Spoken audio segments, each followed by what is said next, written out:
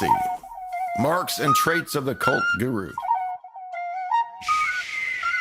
They do not typically like you doing well. What? They are persecuting me. They do not have spiritual eyes to see. Therefore, they must take down what they do not understand. That's that booger whistle, baby. They're energy vampires. That's that booger whistle, baby. I got a booger whistle flute. They're energy vampires. That's that booger whistle, baby. Oftentimes, the communal living that the guru demands doesn't match up to the guru who's driving around in a freaking Rolls Royce. What? How many swamis got a dang Rolls Royce? What? I had vision last night. The ascended masters came down to me. They says, Swami, you are to get Rolls Royce. That's that booger whistle, baby. They're energy vampires. That's that booger whistle, baby. I got a booger whistle flute. They're energy vampires. That's that booger whistle, baby. How many Rolls Royces you got? Get over there in that communal living. By the way, get out of my Rolls Royce. I heard he's got 14 Rolls Royces. And by Monday, he would have 15. That's that booger whistle, baby. They're energy vampires. That's that booger whistle, baby. I got a booger whistle flute. They're energy vampires. That's that booger whistle, baby.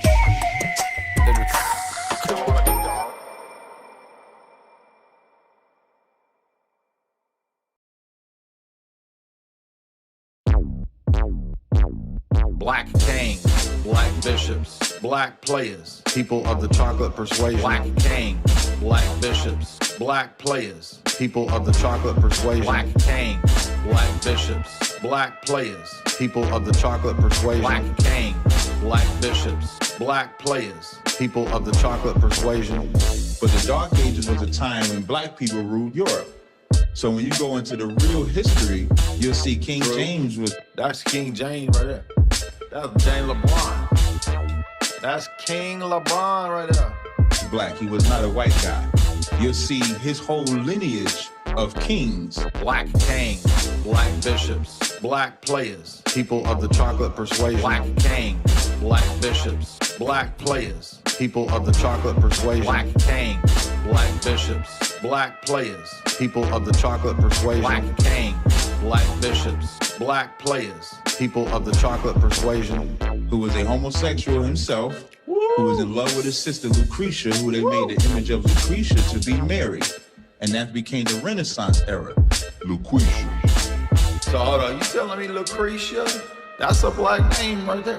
How you gonna say that the people that was framing the black people were also black? That don't make no sense. Lucretia is a black as hell name. Lucretia. The church even allowed it, you know what I'm saying? The church allowed for straight pimping. That have been suppressed. Listen to my brother. In the 1500s, it was legal to be a pimp. Black kings, black bishops, black players, people of the chocolate persuasion. Black kings, black bishops, black players, people of the chocolate persuasion.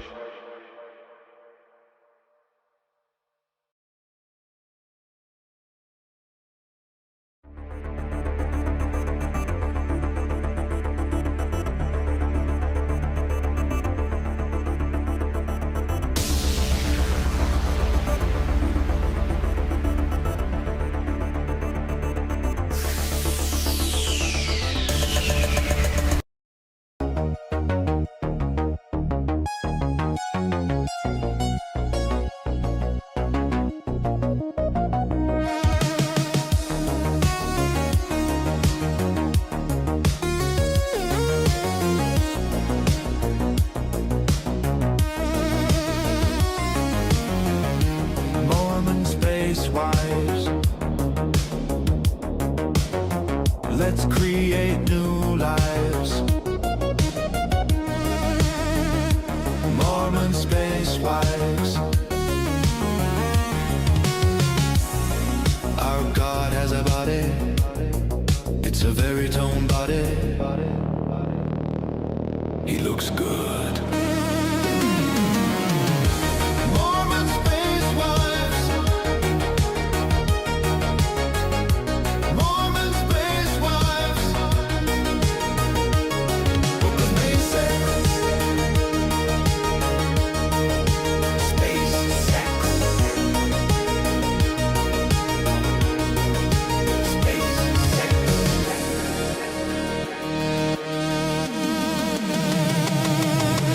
Magic underwear fitting tight.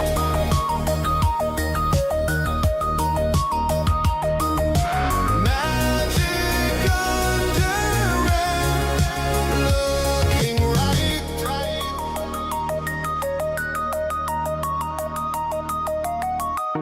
Mormon space wives.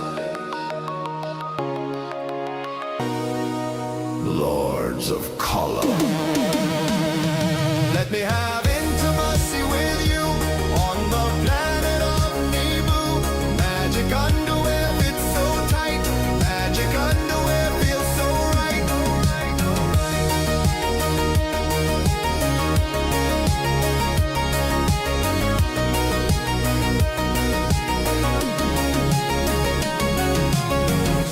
Mormon space wives.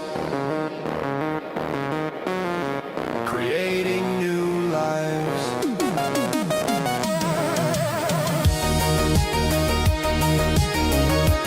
Mormon space wives.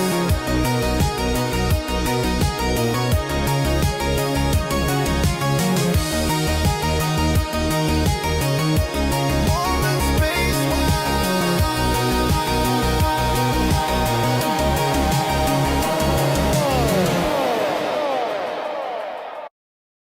You may think I'm being mean to you.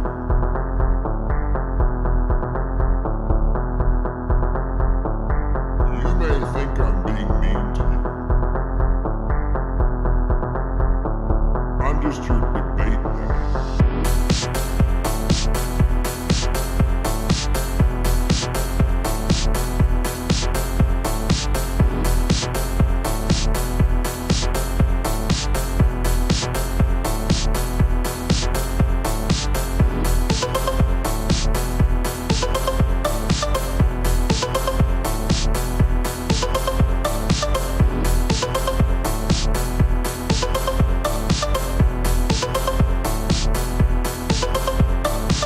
You may think I'm being mean to you.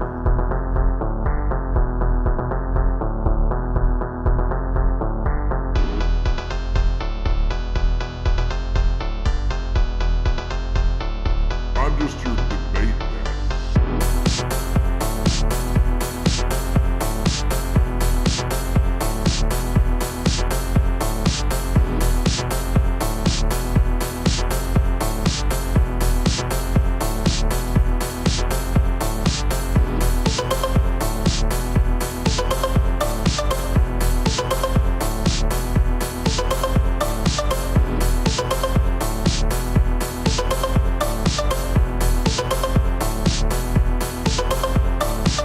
You may think I'm being mean to you.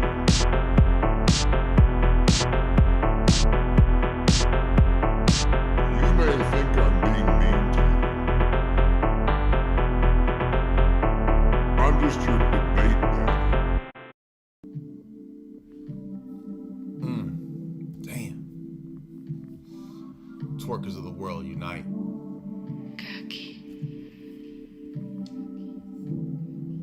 Twerkers of the world unite. I want to live forever. Damn.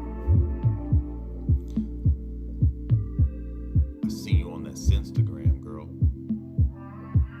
In them yogurt pants. Made me think. Damn. Sexy little communist. Sexy little communist.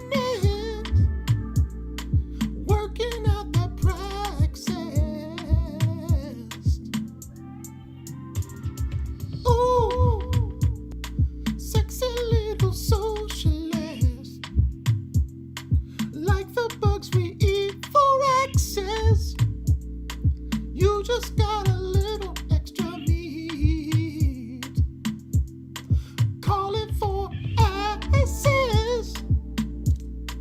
You own my heart and the means of production. Let me show you my means of reproduction.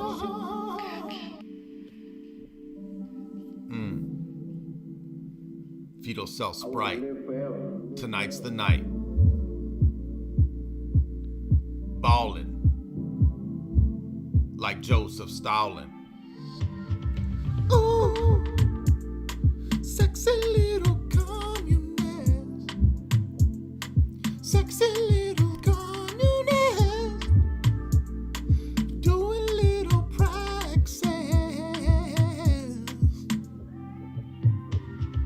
Ooh, I seen you on my Instagram. You made it my Sinstagram. Sexy little socialist. You gon' make me Marxist. Big girls need their loving too. You expose the big booty industrial complex. Big booty industrial. All right, what's up, nerds? Welcome, everybody. It's time to do it up again. We're going to open it up, open forum. That means you can call in and put me in my place. That means you can rebuke me, correct me. You can prove me wrong. I forgot to start the, let's start the beep boop. Beep boop, beep boop, beep boop, beep boop. Beep boop, bop boop, beep boop. Hope everybody's in a good mood today. It's a nice, balmy, freezing sort of day. Ready to get my butt handed to me, ready to get refuted, ready to get in a large-scale intimacy sexual scandal so that I can finally be popular. Apparently, the only way to be listened to is to have some sort of big scandal, because then everybody will pay attention and you're actually vindicated. So I said, what did I say? I said, I guess I'm at that weird stage where I need a giant sex scandal to actually grow the audience, to have people pay attention, because actually being correct over the last 10, 15 years really is irrelevant. What you actually need is to touch butts. So who wants to touch butts? Let's arrange a giant touch butt festival. I'm thinking Daytona. I'm thinking at least 10,000 bikers and biker skanks. What do you guys think? Then we'll have an audience. What do you guys think? No? PSA and tag. Let's go to our first caller, True Bird. Now, the topics today, you guys, are basically pretty broad. You can call about anything related to Jeff Stein McEffery. You can call about, that's within the TOS, obviously. You can call about biblical theology if you want to debate that. If you want to talk about your theological issues and disagreements, we can talk about church history. We can talk about tag. We can talk about atheism. We can talk about all of those. The first room that I made, Twitter space, whatever, for some reason it froze up and it kept crashing. So I had to remake the link. So there's a new link. It's in the show description. And it's also at the top of my profile. So we're going to start it up now. Welcome, everybody. We got our first caller. Again, the subjects are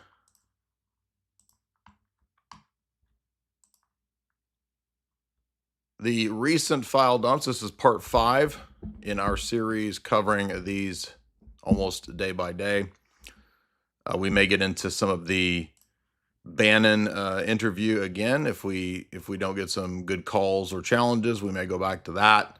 We may look at some of the updates in terms of the information that's come out or that's been discovered in the last day or two. True Bird, what's up? What's on your mind? Hey Jay, how's it going? Can you hear me? Yeah, what's up? Hey, I wanted to ask you two questions, if you don't mind. They're both process-related questions. Yeah. So the first question is, with all of the information coming out in the Epstein documents and a lot of it seeming to confirm a lot of what you've been saying for years now, what do you do to kind of winnow expectations when there's a lot of ambiguity in some of the emails, like the one with all the code words? How do you prevent from over-interpreting? I think I had the approach of being very measured. And so, for example, the email that's discussing the crazy person's account of being cut on their feet with no scars and that George Bush was humping them in the butt. I mean, I think you look at that and you can tell that's obviously just somebody's tip or story. A lot of that doesn't make sense. So use a lot of common sense with these.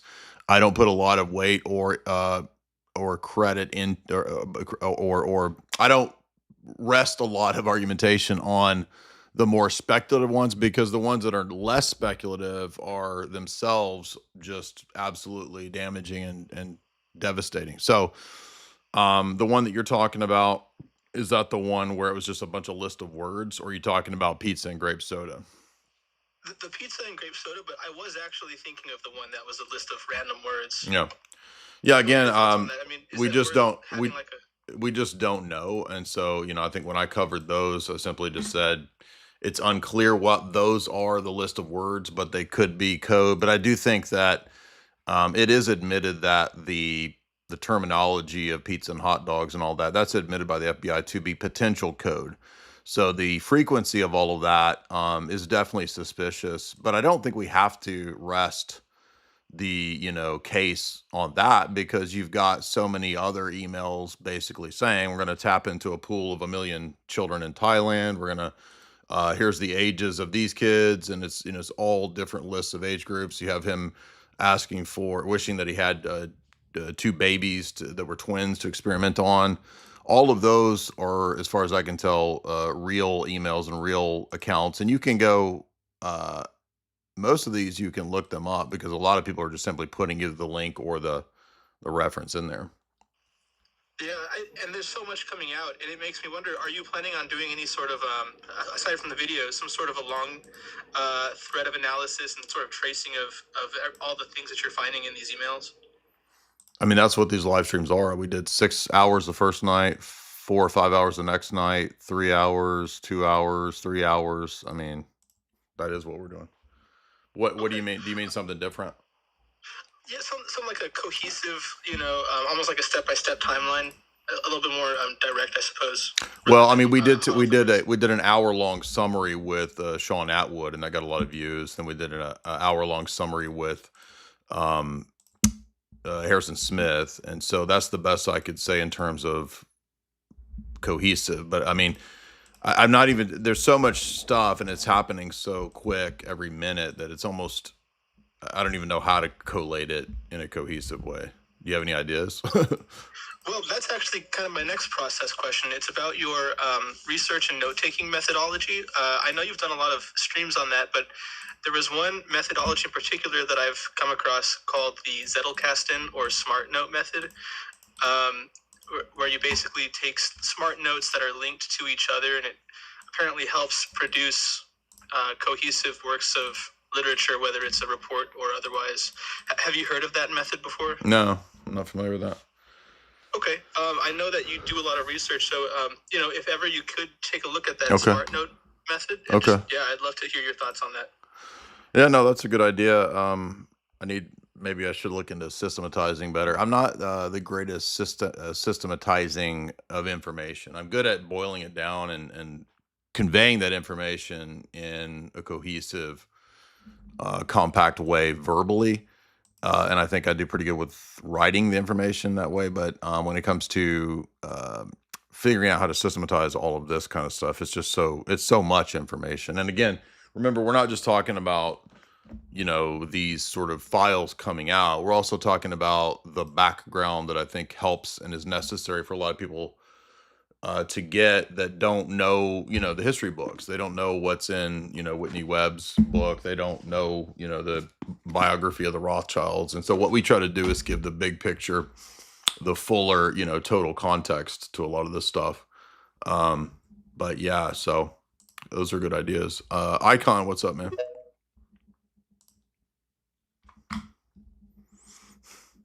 Am I up? Yeah, what's up, dog? Hey, what's up? What's up? Okay, so I'm gonna try to keep this real quick. So the first one, it's a little bit funny. All the Muslims was coming out and, yeah, we did this in Sharia law. We would do X, Y, Z, and meanwhile their prophet is literally in hell because he's a PDF murderer, rapist, all of this. I thought that was hilarious. You seeing all the Muslims posting that on Twitter, but the most important one I wanted to ask is about the information drop of all of the Epstein files. I was looking at somebody's page. I think it's John. I don't know if Jonathan Pajot has a brother, but He does, yes. Oh, yeah, okay, yeah. So I seen his page, and he was saying that why do you think the government published the Epstein files? I have several theories, not mutually exclusive. Here Yeah. are three. So they're really quick. It's really three quick sentences. It's part of the blackmail operation to publish samples. It's part of a plan to replace human government by AI government. It's part of a plan to create confusion. And I was looking at some of the things he was saying, and I think I agree with, like, we're just going to post the sample, and if you don't cooperate, then we're going to put the rest out, because I thought it was weird how they put out all this information that they had for years. It's not like they just collected this yesterday. And yet nobody's went to jail. Nobody's being investigated. Nobody's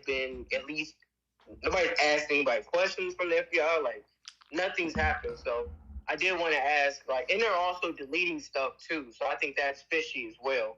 So I wanted to ask, like, really quick, what's your thoughts on why this information is coming out, but yet nothing's happening? And just at this time, why is it, why now? So that's all I want to ask. I mean, somebody asked that the other day. I don't know the timing, and people can speculate. I mean, they might have, it might have come out because they thought it would damage Trump, and then you had a lot of Democrats saying, "Oh wait, no, actually, don't have this information come out.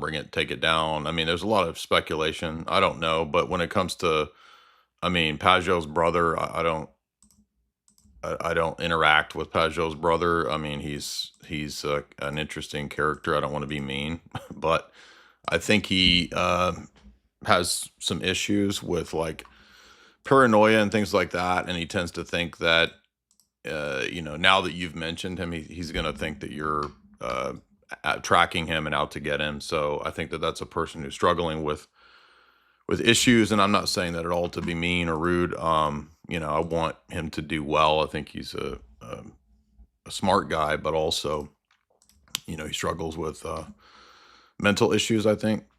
So I don't know how he factors into this, other than, I wouldn't really pay much attention to that. Pep Jax, what's up, man?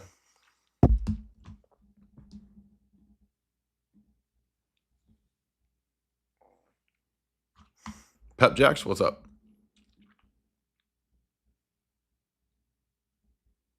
You want to unmute? Okay. Nikon, what's up?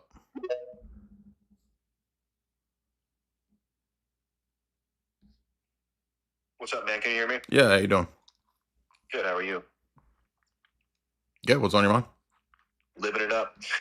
Okay, so I feel like this is perfect time for, you were mentioning you were going to be doing an interview with Kubrick's daughter, or some kind of collaboration or something with her. I was just curious, like, when that's going to happen. I feel like, I wonder if she would have some insight, on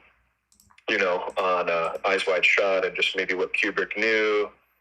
I don't know. I was just curious, like, if it'd be cool if you got her on soon, right? It's like perfect timing for that. Yeah, except that she just simply doesn't really want to talk about that stuff. So she wants to talk about Zionism and Islam, and she has issues with both of those. I did get her. She did say she would talk a little bit about Kubrick's films, but I think, a lot of times the children of directors, they get sick of talking about their parents' films.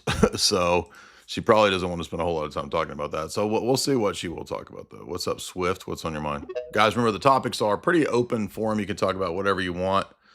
You can bring it to the fore. If you disagree, you can make your argument. If you want to talk tag, if you want to talk about PSA, you want to talk about Epstein, geopolitics, history, church fathers, you name it. Cool. What's up? Hello.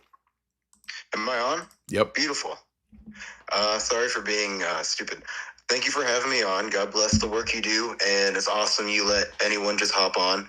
I have been kind of, I don't know, I've been following your streams the last week, and I've been kind of, I don't know, I've been toying with the idea that they wouldn't necessarily need to have farms. Like, I know they have the farms and the factories and the human mills, but I feel like eventually they would try to move away from like actually having a physical location. And with the way that everyone's already monitored and the way everyone is tied onto their phones, I feel like they'd be able to groom anyone into being whatever they want. And since they'd be able to track them, they'd probably just be able to, I don't know, be anywhere that they want them to be, or set up opportunities for them to be at the right place in the right time. Yeah.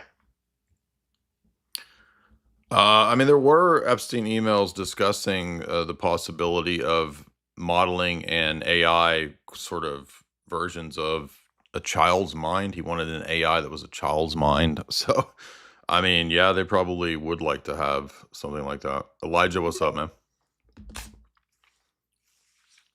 By the way, if you disagree, or if you'd like to ask a question, or if you'd like to call in, you can call in through the Twitter space link. I had to make a new one because for some reason that other one just kept crashing. So here is the new link. If you're an atheist, if you're something else, if you disagree, feel free to call in. What's up, man? Swift, or excuse me, Elijah, you want to unmute? Hey, Jay, I was going to ask about epistemology. Can you hear me? Yeah, go ahead. I was going to ask, what's your tip for it? I hear you talk about it a lot, but I don't really understand how to get into it or understand it. I would read the book Epistemology by W.J. Wood, and then I would read the Bonjour text that's green on epistemology. So that's where I would begin reading-wise, and then, there's lectures and people online who have tons of epistemology talks, including Father Deacon Dr. Ananias. But do you want to be more specific? Like, what do you mean when you're saying getting into it? Well, I'm sort of just trying to understand, like, I guess, just a foundation, or just a foundation, I suppose. Yeah, I think those books would probably be the best route. I mean, they're pretty easy and accessible if you begin with the Wood book, and then I would progress to the other one, because the green one is more of a grad school text, so it's going to be a little bit of a challenge. But I also have my philosophy course, which you can get in the show description here, and it covers all three of the basic, areas of philosophy: ethics, metaphysics, and epistemology. And I think we had Father Deacon Dr. Ananias on for the epistemology episode. It's a 12 lecture course series, kind of a masterclass type thing. And that is in the show description in the Autonomy Agora Marketplace with Richard Grove. Caliora Velta, what's up?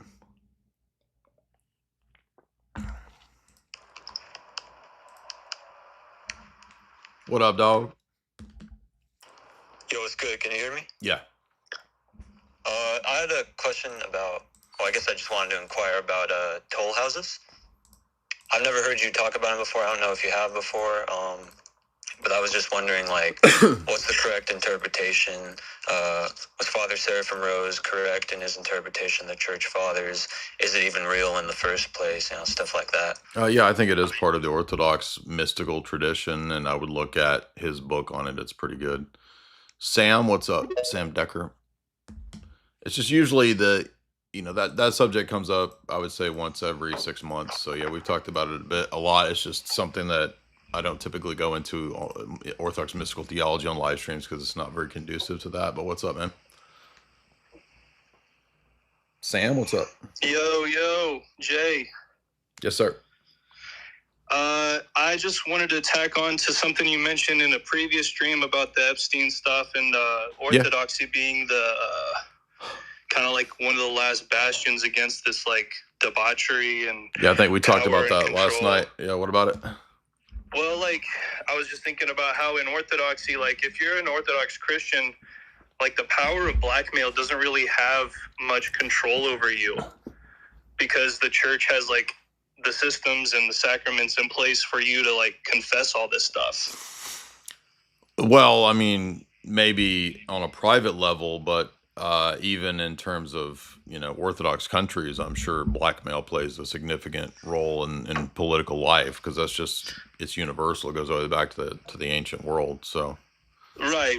Yeah. As like a tool for power. Sure. Mm-hmm. But yeah, I mean, and then I had a question on Bitcoin in terms of your views on it. Yeah, go ahead. I've just been following the markets the past few years and, I haven't really done much investing or anything, but are you a Bitcoin maximalist in the terms of like, it's the only crypto or you're just like in general, like that's the main investment for the future? I think it's the only thing that's money. The rest of that stuff is just essentially gambling or some form of, tokenized application. And if you want to play with that stuff, you can, but I think that ultimately they're not really going to pan out unless there's, something that ends up being like a stable coin or something like that. But I mean, outside of that, no, I don't. I call myself a Bitcoin supremacist, but if people want to gamble, they can. But no, I only promote Bitcoin. And by the way, you notice we had the biggest. I don't ever remember one whole day where it went from $11,000 in one day. So that was pretty wild. But go ahead. Yeah. So like, I could see Bitcoin probably going down for like the rest of the year, maybe hit a bottom, and so it's like that's why I'm like excited because it's going to be a really good year to like not just Bitcoin, but I mean there's going to be other assets that are going to go down. Yeah, I mean I think we haven't left the traditional 4-year cycles, so we're in the bear market now, and it's not surprising. I think when we talked about where Bitcoin would go whenever it peaked, so we peaked at 120, whatever it was.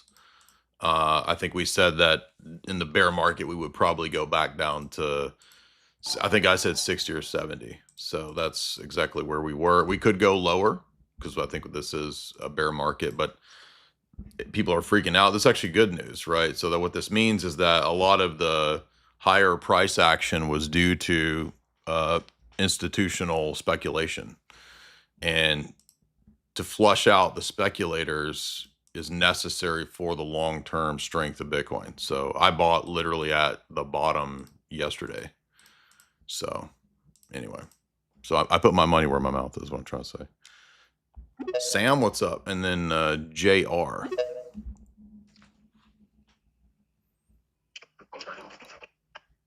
what we actually learned is that Epstein runs Bitcoin and is a Russian agent.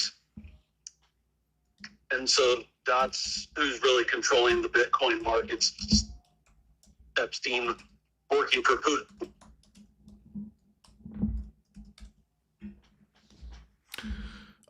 There we go. Dan Pena, the great boomer. And I got to mention this because Mike Benz went on Benny, what's that guy's name? Benny Johnson. And they did this interview where you believe that Benny Johnson. Now we're not going to spend all day on Bitcoin, but this is interesting. Jeffrey Epstein created Bitcoin. You have this Daniel Pena clip that's going so viral, and he's like, "You won't be able to sleep at night." I'm sure you've seen it. Yeah. You find out who created Bitcoin. You're not going to be able to sleep at night, and it's going to effing zero. Now they don't play the clip, right? They don't play the full clip. It's an edited clip, and I've been complaining about this clip now for 2 or 3 years. But who does Dan Pena, the screaming, cussing boomer, say that was the creator of Bitcoin?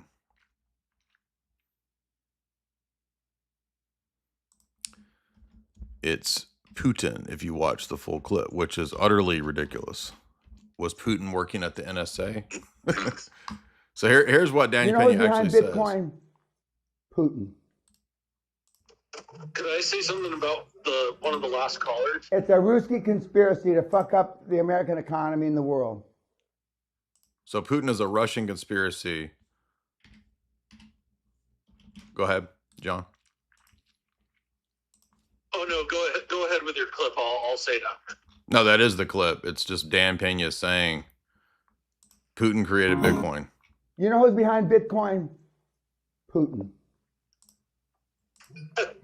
I was going to say the guy who was asking about AI. The goal is to make you more predictable. So if you're more predictable, it's a symbiotic thing between the mathematician stuff behind the AI, but it's not really that. The AI is not that smart. So the goal was always to engineer you to be more predictable. Absolutely.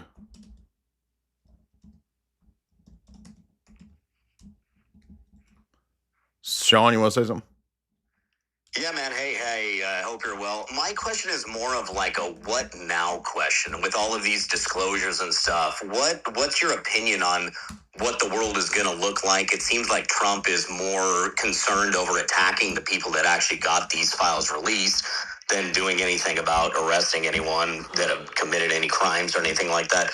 There's been some stuff overseas with people stepping down and stuff, but do you think we're going to go to war? Do you think there's going to be more volatility, in the markets because of it? I'm curious on your opinion. We did a catechism live stream last night, and that's all anyone wants to really talk about, is what's going to happen now. So I'm just curious about your opinion. Does the world get more volatile? Are there more disclosures? Do people go to jail, or is just life as usual? I don't know. I mean, I have no idea. I wish I had better answer. I mean, people were asking this last night. I don't know I don't know. We have like hierarchs in town, and we were asking, them this question. And the one thing that they said they kind of like stuck with me is that the Orthodox Church is the oldest institution in the world today. Rome fell, Byzantium fell, all of this stuff has fallen, all of these empires have fallen, but the church has stayed. So I think if you're in the church, you just do the work of repentance and do all that stuff and, carry on as usual, while the world gets more chaotic. So, we have that solace, I guess, being in the church, but I was just curious your opinion, I don't know. I mean, there's people saying that they think that this was leaked to demoralize people because it shows that, I think Father Spiridon said that it shows that no one will get in trouble. So it's a demoralizing thing. I mean, it could be, but I mean, to me, it demonstrates the reality of good and evil, the demonic and the angelic, of, God and the enemies of God, those that hate God. They really do live their lifestyle. And most of us, I guess, are mediocre. We're not on either side. We're kind of thinking that we're good, but we're probably lukewarm.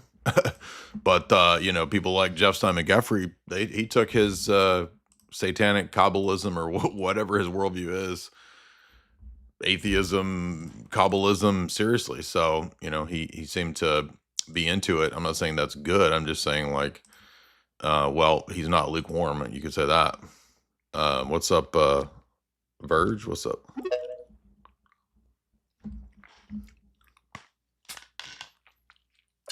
Jay, what's going on, man? Hey.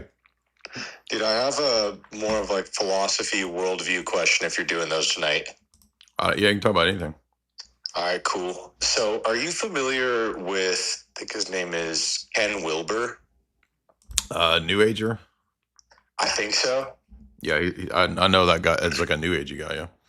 Yeah, I had a buddy who was like, hey, you should give this a listen. I think you'd be interested in that. And I'm always willing to at least listen to something, but I think since I became Orthodox and since I actually started listening to your stuff and diving more into philosophy, I got just a lot more skeptical whenever anyone sends me something that's like a worldview. Like I had a buddy who was trying to send me a book that was some sort of Hindu Veda book. I was like, I'm just not interested, man. I just don't really care to spend any time in that at all.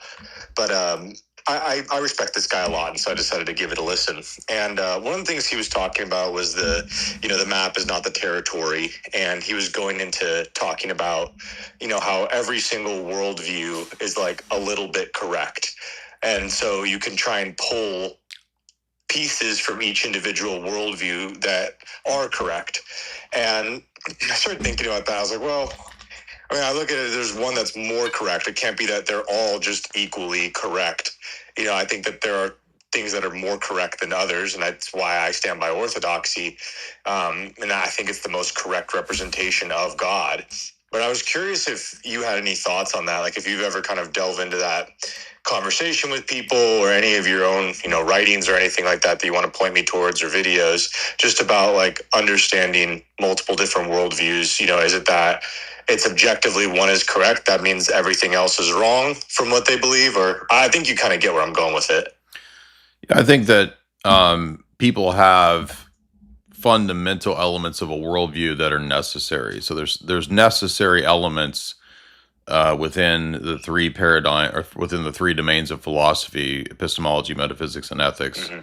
And you can't have a worldview at all if you tinker with or reject the fundamentals within that paradigm, or within your worldview.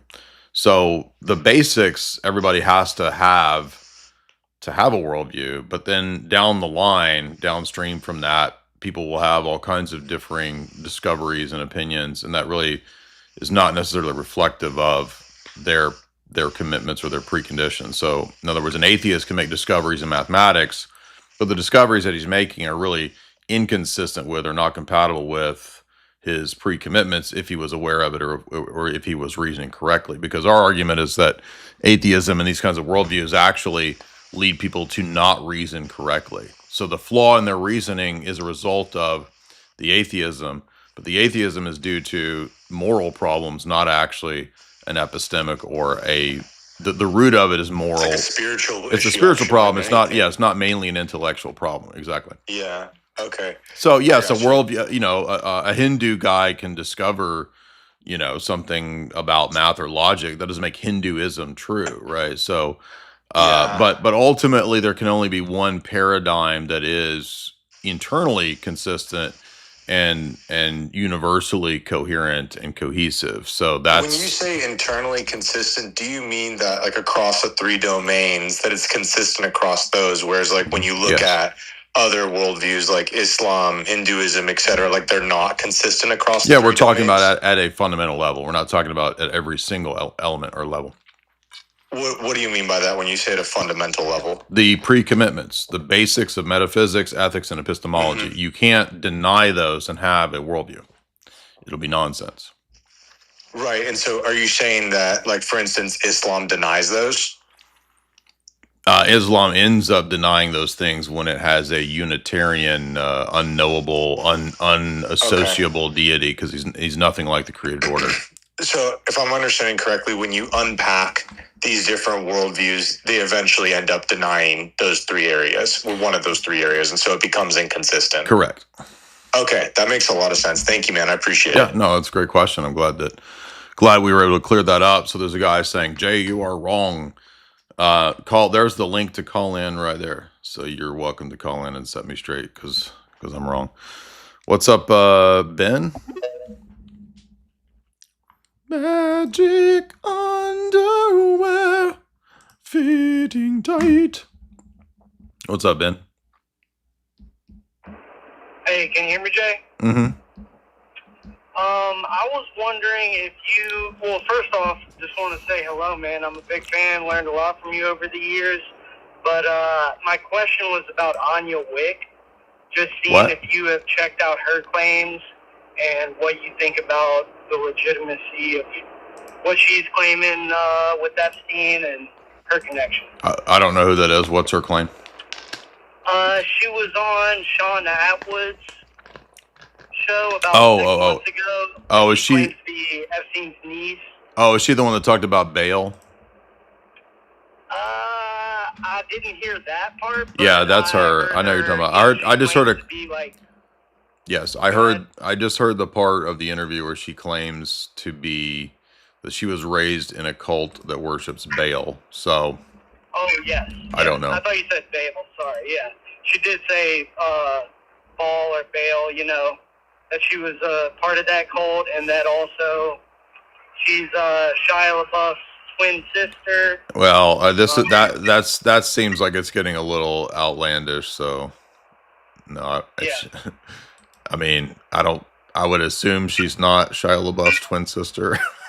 So, you know, not obviously not an identical twin is what she's claiming, but I was just curious if you had checked her out at all. I hadn't really made up my mind fully on her, but just curious. I would be skeptical, and the reason is because, unfortunately, a lot of times when these high-profile cases come out like this, suddenly everybody is connected, and actually Bill Clinton is my father, and David Rockefeller was present when I was being satanically ritually abused when I was 5 years old at Disneyland in the underground tunnels, and it's like, there's just no way to know or confirm any of that. It's just all hearsay and assertion. And I'm not saying there aren't actual cult people that are abused. It's just that I've been reading and studying. The first ritual book that I read was 2003, and it's William Kennedy's book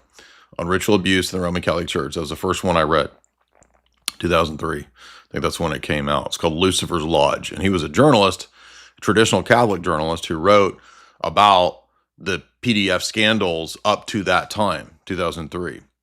And I was, shocked. It was very difficult read. I think a lot of people perhaps right now in 2026 are feeling what I felt in 2003 when I read that book.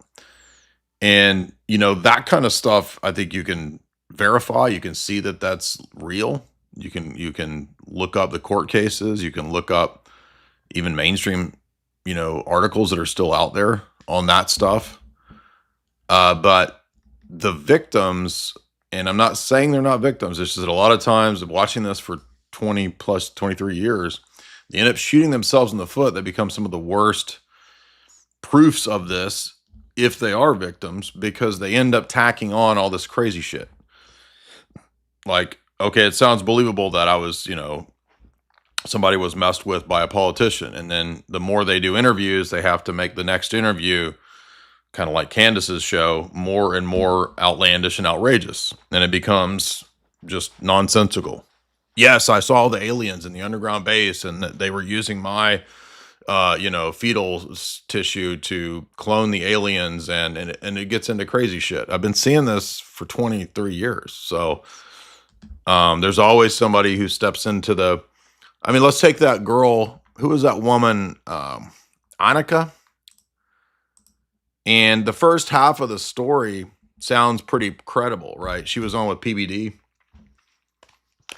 And I'm saying she wasn't messed with. But like the first half of the story sounds credible. And then Patrick Bet-David says, so wait a minute, you were a New York socialite hanging out with the elites in New York for all these years, and you get invited to David Rockefeller's party, but you had never heard of David Rockefeller. Yes, I had no idea who he was. Never heard of him. It's just, that's very, it's not plausible. Like the most famous New York wealthy elite guy, and you're in the socialite circles and you're about to be trafficked to him, but you've never heard of him. You don't know who the Rockefellers are. It's just bizarre. And then when Annette Lucas, that's it. And then when Patrick Bet-David starts asking her questions, she gets really mad that he's pressing her on the details that don't make sense. Well, I'm sorry, even if you are legitimately a victim of things, people are going to press you on the details. And it's not everybody else's fault if your details don't make sense. For example, that crazy guy's story that when I was getting pumped in the booty by George Bush Sr., they cut my feet with a scimitar, but it was a special knife that doesn't leave scars. Nobody's going to listen to that because it just sounds like bullshit. And guess what? What are we learning from media? People bullshit all the time. People love to bullshit. They lie all the time. Duper's delight. Have you heard of duper's delight? People actually get off on duping people. That's a real criminal thing. And a lot of people make up stuff, especially with the Rockefellers, because remember back in the day there was that guy who said he was the Antichrist and he was David Rockefeller's son. Yes. It was the Rockefeller. Right. Good point. And that's what partly, by the way, makes a lot of this stuff look retarded. Right. Again, by the way, we got another hit from Candace today. Another greatest hit from Queen Candace. So let's go over here and I'll show you what I mean. So here's the Annette Lucas PBD podcast. And then, okay, there's no chapters to this. If you want to show, there you go. Face, I see my daughter. I got an 8-year-old girl and a 3-year-old girl. I'm not okay with that. There's a part of me that is naturally, my entire life I've been very protective since we lived in saying, let's have men compete against women. Where that has become the thing, the biggest issue. It is not. Every woman would know that being a mother, survivors of what I've been through, would not really say yes to that. I agree. I'm trying to find the part in the interview where she gets mad at him over this, and I know it's later on in it. Are alive, and I went. Who is missing those children? I want more attention to it. They're all singing about pedophilia. I read the lyrics. Here's the like lyrics. It says she's just 16 years old. Didn't survive. I had an extremely big near-death experience. I'm disappointed with our politicians that they don't spend enough time. Period of. Sometimes it's just boom. When he died, it was immediate, and I immediately got the memories, and there was no question. Okay, so but here's another thing that's odd too is she didn't know any of this until she heard David Rockefeller dying. That's what it was in mainstream media, and she didn't know who he was. This is it. So listen to this. This doesn't make any sense. Animal. So that's what was being sold. So that's how these powerful men would then fall for me. And then I could maybe marry a president, that's possible. Whatever it was, but it was really Rockefeller who was behind it. Okay. So when you're spending time with Rockefeller, you said you didn't know it was him until he died in 2017. Yeah. So how is that this is very unbelievable. How would you be in these circles? And by the way, it's not just that she didn't know it when she was young, allegedly being abused. She says she didn't know who David Rockefeller was until he died in 2017. And then she got back all the memories of the abuse. Okay, well, that just does not make sense. I'm sorry. Possible. If you're going to these events and these parties and they're mentioning his name, don't they say David Rockefeller? But the name, I never heard the name. I know him as David. So they wouldn't say, please help me bring up the great David Rockefeller. If I saw his face, I probably would have seen it, because the thing is, I would have not done. So again, it's not just that, okay, yeah, maybe when you're a kid, you don't know who this person is.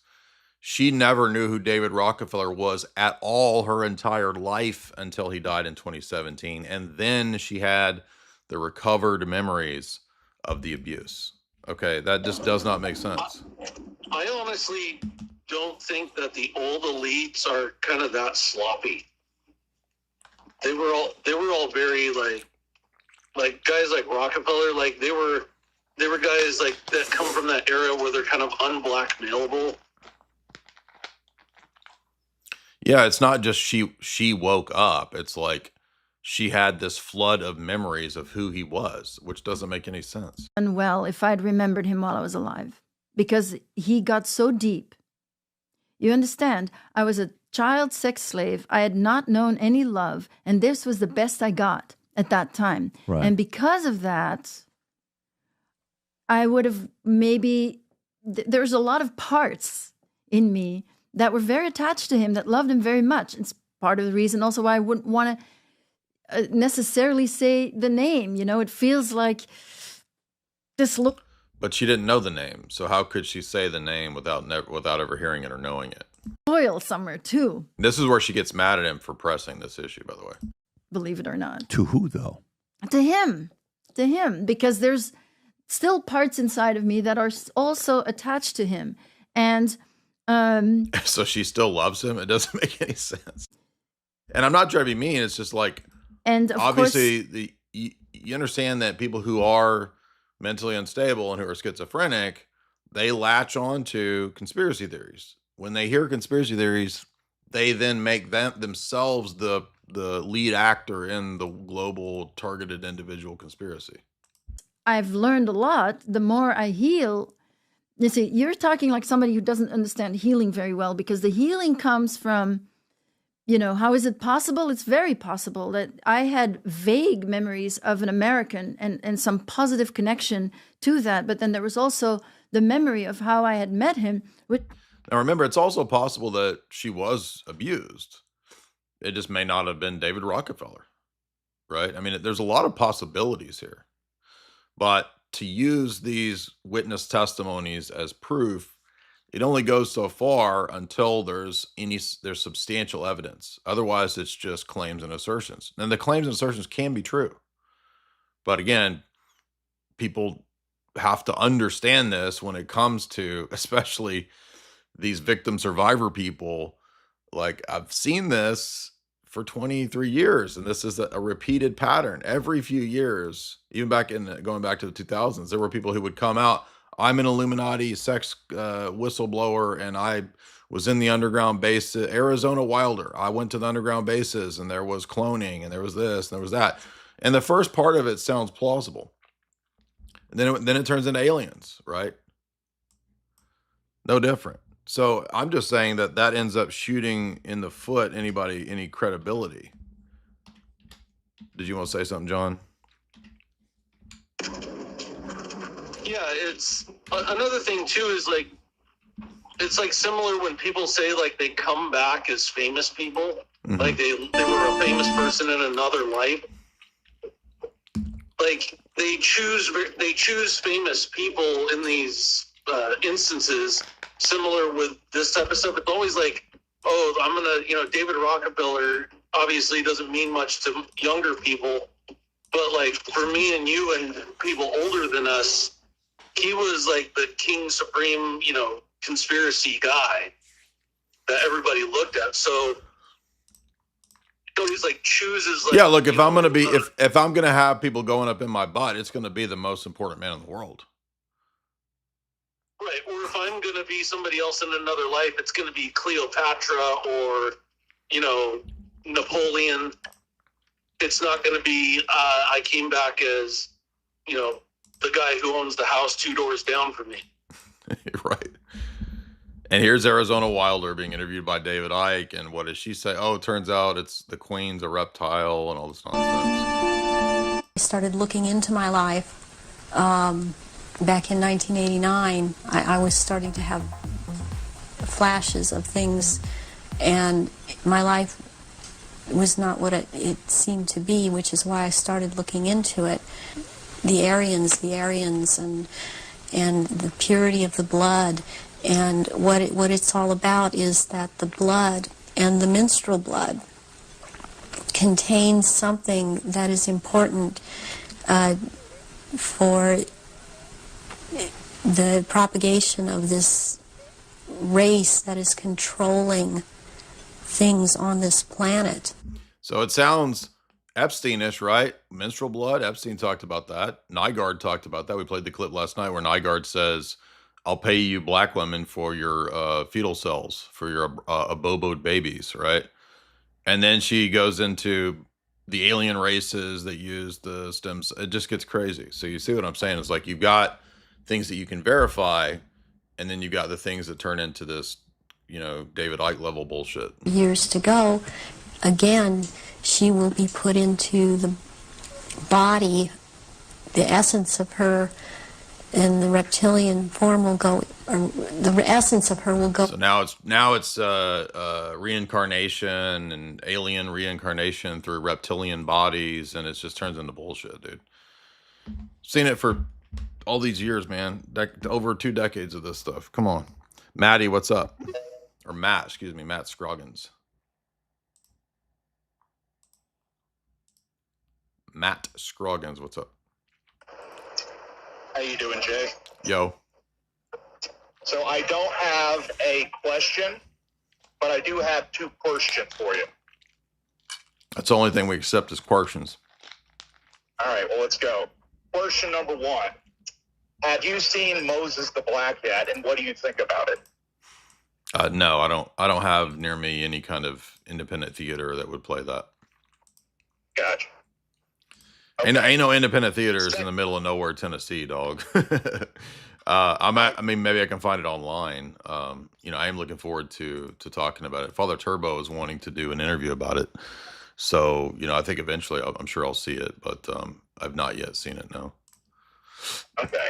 Have you seen it? What did you think? I have not been able to see it yet. I've talked to a few people in my parish back in Birmingham. I'm a truck driver, so I don't really get a lot of free time. Mm-hmm. Hey, Jamie, could you make me a coffee day or before two you if do I'm your podcast? somewhere. I'm Say sorry, that I'm again? listening. Go ahead. Okay. If I have some time in the next day or two, I might try to get to a theater, but I gotta make miles for a bit. But anyways, my second question, excuse me, for you. What do you think about Ryan Dawson? Not a huge fan of Ryan Dawson, honestly. I mean, I tried to, debate. We tried to have a debate on atheism, and it didn't go well for him. And I don't think he's ever talked to me since then. Have you seen the debate? I have not checked out the debate. It's funny. It's an amusing debate, but also, he tends to, just kind of hop on and align himself with all of the Muslim influencers. And it's just kind of, to me, there's a lot of red flags there where I just don't even pay much attention to it. I gotcha. So I brought it up because he was on a podcast with Clint Russell that dropped maybe today or maybe yesterday. Yeah, the libertarian dude. I was on Luke Rudowski's podcast with Clint. I'm familiar with him. Yeah. He brought up a interesting idea on why the Epstein files are dropping now. And his theory was basically that so Trump basically ran his 2024 campaign like very heavily on releasing, JFK, RFK, and Epstein files.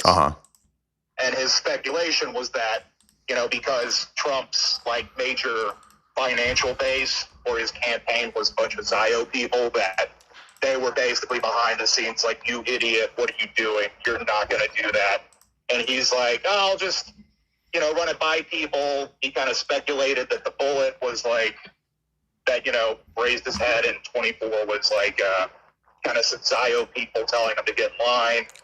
He gets into office. He assumes he can just do the thing that public event with all those influencers with the binders, and then kind of sweep it under the rug. And that the reason it's happening now is that shot, like basically his pig-headedness in the campaign about this, and shining a light on it, basically just ramped his base up, and then got in.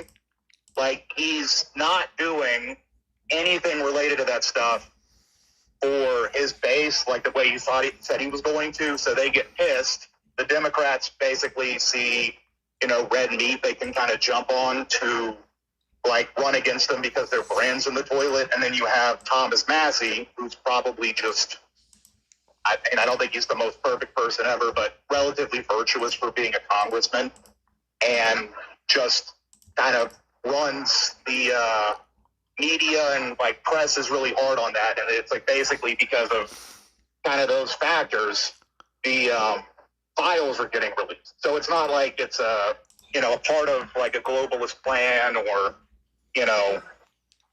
I mean, I don't think they wanted this information out there. That's why they're running cover. I mean, you see, Netanyahu, Ben Shapiro, Bongino, like all of these top people are saying, it's nothing. Don't look at it. You know, the UK police are saying don't share this information or look at it. Remember, they did the same thing with WikiLeaks. Remember what was it? The Acosta guy went on CNN and said it is illegal to look at WikiLeaks. Well, they don't do that when it's a fake leak. I mean, you know, in my experience, usually over conspiracy theorizing is wrong. Sometimes it's a, you know, deep weird thing, but most of the time it's not that deep. It's like if you see all these, you know, Zio people running point for it, trying to cover it up, they didn't want that. Like, why would they? Right, exactly. Why are they all saying? I mean, Laura Loomer's over here saying there's an email where Epstein says he doesn't like Israel at all, therefore he's not working for Israel. The email says I don't want a meeting in Israel. It doesn't say he doesn't work for it. It's just so stupid. Right. Yeah, it's like like the idea that Israel's not involved with this when looking at the totality of how much they come up, and you know, there's just, the entire mainstream media is saying in unison it's Russia and he works for Putin, and none of them have covered or mentioned anything about the real issues, which we've been covering for 5-6 days straight, a week straight. No, what it is, Jay, is what you don't understand is that it's actually that's a like that email that he's going back and forth with Zelensky on how to like basically screw over Putin. That's just they knew before the Epstein files were going to come out. This is going to come out. So that email was set up to run cover for him actually being a Russian. Yeah, so now they're Q-tards again, right? That's Q-tard level argumentation. I'm serious. Because every time Q would get debunked, they would say, oh, this one was in here on purpose to make it look like it's being debunked and Trump's leading people off of the trail. And yeah, it's just totally retarded. Like anybody with common sense should be able to like get the basics here, right? I mean, I understand people don't know the history of Nathan Rothschild and Waterloo. And, you know, I get it. People don't know the background. They don't have a context, but like, come on, man. Like a lot of this stuff is not even that. Look here, Ted Cruz. Epstein is not working for Israel. Ben Shapiro, no ties with Israel. Epstein works for North Korea and Russia. I mean, this is so retarded. This should totally discredit these people. But I mean, man, we got really dumb people out here.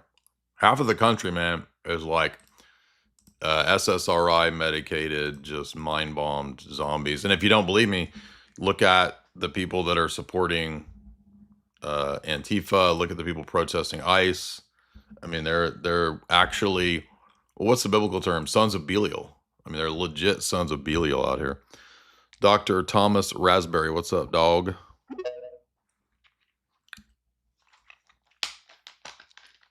Hey, Jay. Yo. Hey, I have a question. I'm sorry, I wanted to ask something that's going to change the topic just a little bit. Sure. It's anything's on topic. A couple of young men at both at church and just in general in my life who are coming across real problems with women. And it's starting to be sort of like the same kind of presentation whenever they approach me and ask me for advice. Like either they're young and they're talking about women who kind of fit the same profile. Like they are, you know, they're looking for women who are under 35. And they always find these women who are into tarot and they believe in, you know, New Age nonsense. They're far left.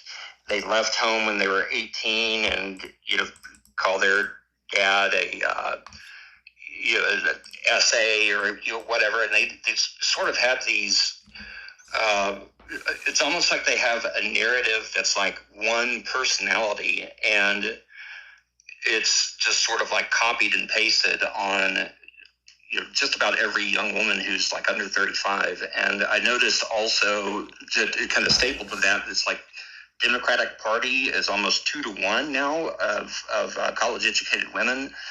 And I just worry about young men now who are coming into the church and just trying to find somebody, and they're, you know, having these sorts of issues. And I don't know what to say. I mean, I think it might come from like social media influencing, but yes, the last hope, as I've been saying for dudes, is you're going to have to go to the local evangelical Christian coffee shop, or perhaps even your Starbucks or whatever, and you're going to have to take your Orthodox study Bible, this thing right here, and you're going to go and you're going to sit in your Christian Baptist coffee house, and you're going to sit and read your Orthodox study Bible, and you're going to strike up conversations with the Baptist girls, and you're going to convert them to Orthodoxy. That's your best hope. You're not going to get chicks on TikTok or witch talk or whatever. Like, that's the only avenue left, is like, if you're in the Bible Belt, and if you're not, like, you can still find these enclaves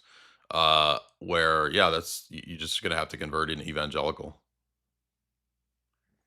Yeah, I just think it's frightening. It is frightening, and it is that bad. This is what boomers don't understand. Yeah, just get out there and work hard and get a job and show that girl, buy her some flowers. They don't. I hate men. They're already brainwashed to hate men. So, when somebody said convert a Roman Catholic girl, I mean, that's possible, but I mean, Roman Catholic girls are probably a little.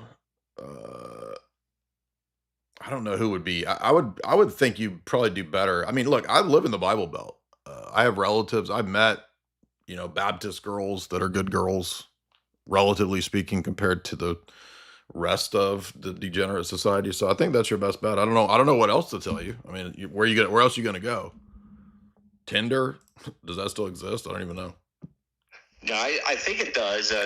They talked to me about getting on these websites that are still dating websites or something. They can never find somebody because all the women are approaching people who are rich or 6 foot 300 inches or something like that. Like it's like the women themselves have unrealistic expectations, and I don't know. I don't understand like where this is coming from and how I can advise. Like, it's social media. You're absolutely what do I right do about this.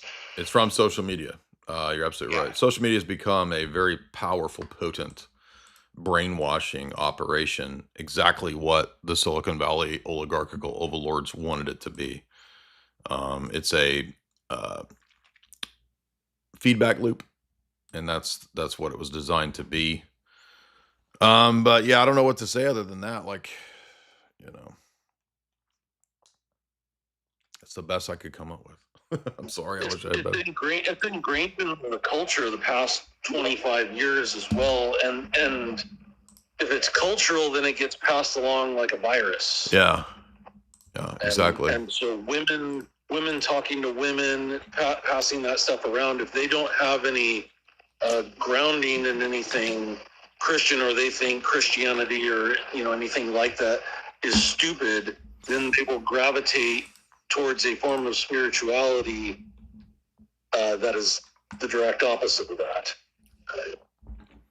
Yeah, I haven't rizzed anybody in a long time, but I mean, I know that human nature is still human nature, so there's still going to be some baseline things that are still going to be true with women, but you're also dealing with pretty heavy, social media brainwashing. So I'm sure it is tough. The Force, what's up, man? I'm mute.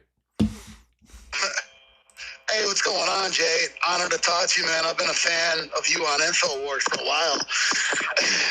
Here's my deal, man. Like, what are we doing? What are we talking about? First of all, I just posted in the comment section, who did COVID-19? Forbes article cost us $24 trillion. We're bankrupt. Trump printed $8 trillion from COVID. Who did COVID-19? That's pretty important, right?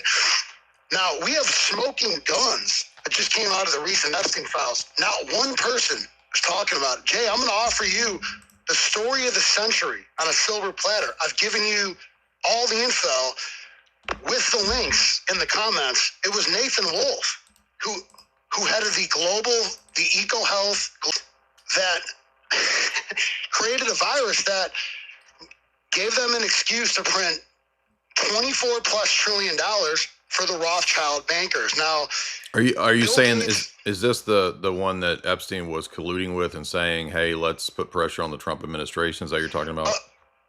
Nathan Wolff is the virologist who headed the EcoHealth Global Viral Project. He works for EcoHealth, DARPA, and Bill Gates Foundation. Now, EcoHealth former VP, Andrew Huff, he was on Alex Jones. I mean, he had a CIA guy or something come to his house and try to, like, scare him or shoot him. He was the guy who revealed that Peter Daszak of EcoHealth told him he was working with CIA. RFK Jr. on Jimmy Dore said, yeah, the CIA did it. Well, yeah, Dennis Carroll of USAID, he's on the Global Virome Project as well. But how do I know that Nathan Wolf headed it? Well, he was boys with Epstein. We have the email where he says, let's meet to plot. That's in the comment section. I have the link to it as well. So they planned it in 2010, 2011. You have Boris Nikolic, Bill Gates' top science advisor. Yep. He's at the WEF meeting. He's there in 2010 in January. We have the smoking gun email. It's in the comment section. I posted it. He said, let's set you up, Epstein. He's emailing Epstein, his boy. Let's set you up with Nathan Wolf, this virologist. They're planning. So let me read the exact text. So Boris Nikolic, Bill Gates' top. And remember, there's the famous photo from 2011, I think, of Bill Gates, Boris Nikolic, Epstein, and then Jess Staley, right? The J.P. Morgan banker, the Rothschild banker, and somebody else. What were they planning in 2010? What were they all just chilling there meeting about? It was COVID-19. Now we know this from the files. We have, let's see, Sunday, January 3rd. I'm looking at the email in the comment section right now from Jeffrey Epstein to Bill Gates' science advisor, Boris Nikolic. What time Monday? I have Nathan Wolf, the virologist, here. It might be beneficial for you or Alice to tell him what you guys are up to. So what the hell was Boris Nikolic, Bill Gates' science advisor, and all these guys up to? Well, they were planning COVID-19. And then we have an email from Nathan Wolf, again, the virologist, to Jeffrey Epstein in 2012. You in New York City this weekend meet up to plot? I mean, we have the smoking gun emails. This is the guy who headed the EcoHealth Global Virome Project that created COVID. Now, as you'll see in my infographic, he began working with Wuhan bat lady Shi Zhengli. Now, her job was simple, to go out and find wild bat coronaviruses out in caves in China that would never evolve in a million years to infect us. But as Dr. Richard Ebright of Rutgers pointed out, I mean, in 2018, you got Peter Daszak, who told Huff he's working with the CIA. He says, he proposes to DARPA, let's graft on an activated fear and cleavage site at the S1, S2 junction of a wild bat coronavirus that would never evolve to infect humans. They did that. So in 2018, he proposes it. 2019, that exact virus comes out. That's what Ebright said in the great article by The Intercept. And Nathan Wolf began working with Wuhan bat lady. It's on the Wuhan Institute of Virologists' own site. It's right there in the infographic in 2013. So they planned COVID. They wanted a virus that they could, manipulate to do whatever they wanted. This one killed a lot of old people. I mean, anyone over 70 or 80 had like a 4% death rate. If you were healthy under 50, it barely affected you, especially if you had high vitamin D. It only killed people with low vitamin D. That's why Fauci never mentioned it. It's just so we have the biggest story, and I'm just sitting here stunned. Why not one major influencer has hopped onto this, the biggest story of ever. Forbes article, 24 trillion this cost the world. This bankrupted the whole world.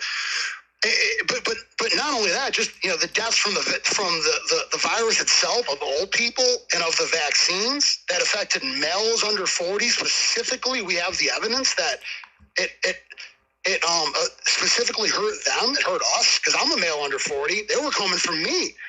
And so when they declare war on me, that's when I had to wake up and say, what the fuck is going on here?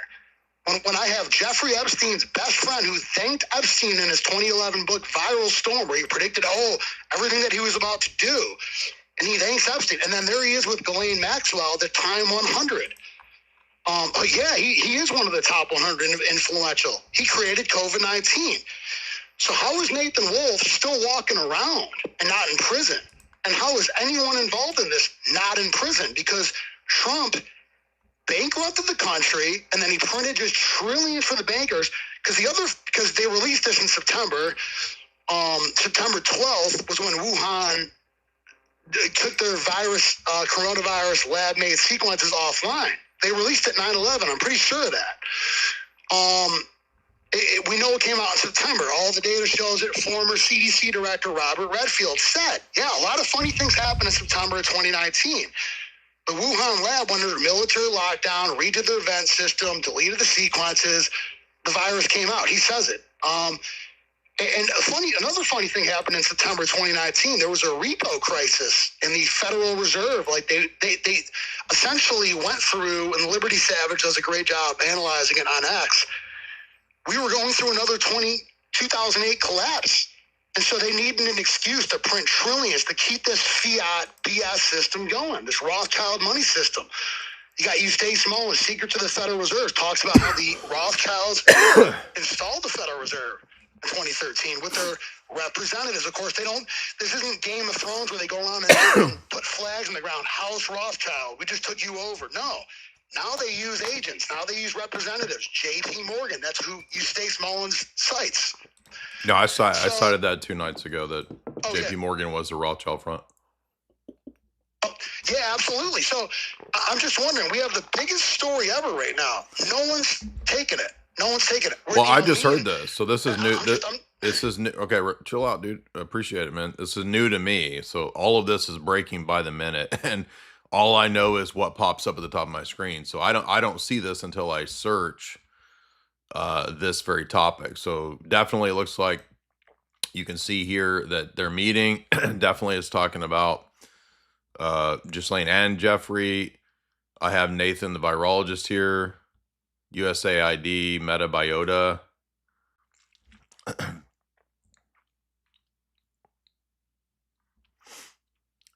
This one says, I wish they would link yeah, here's the link here. We'll see.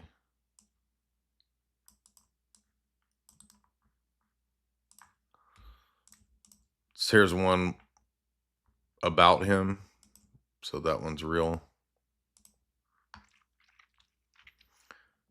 Here is Let's Meet Up to Plot. Yep. Looks real. Yeah, well, I'll mention this to Alex because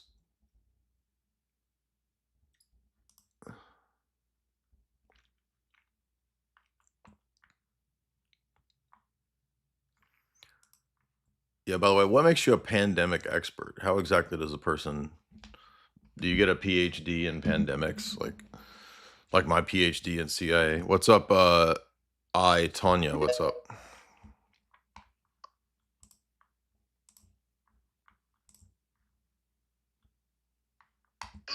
Hello. Yeah, what's up? What's on your mind?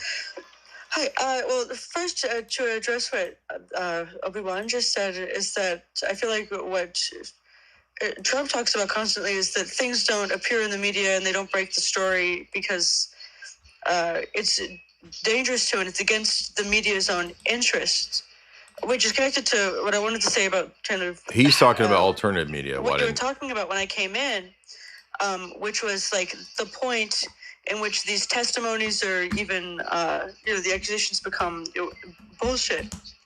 But I mean, to say What becomes bullshit? What are you talking about? What? well, like when it comes to like David Icke, who obviously is full of bullshit, he does it because he genuinely believes the bullshit, but to insulate himself from what's true. Okay. And I think when you have these children who can be 3 years old and are being bombarded with incredibly even just violent imagery at that age and like connected to whoever it was that was abusing them, it's kind of harsh to say. I mean, if they think that there were aliens involved, they could have just been around adults that were talking about immigrants. Well, I mean, a lot of these that can't be tracked because they don't have documents. Okay, thank you. Appreciate that. I mean, a lot of these interviews don't say that, though. They don't say maybe this is illegal immigrants. A lot of these interviews, the women go on to have these really outlandish, wild stories about it being actual aliens in underground bases. Again, I've been seeing this for 23 years. Door, what's up?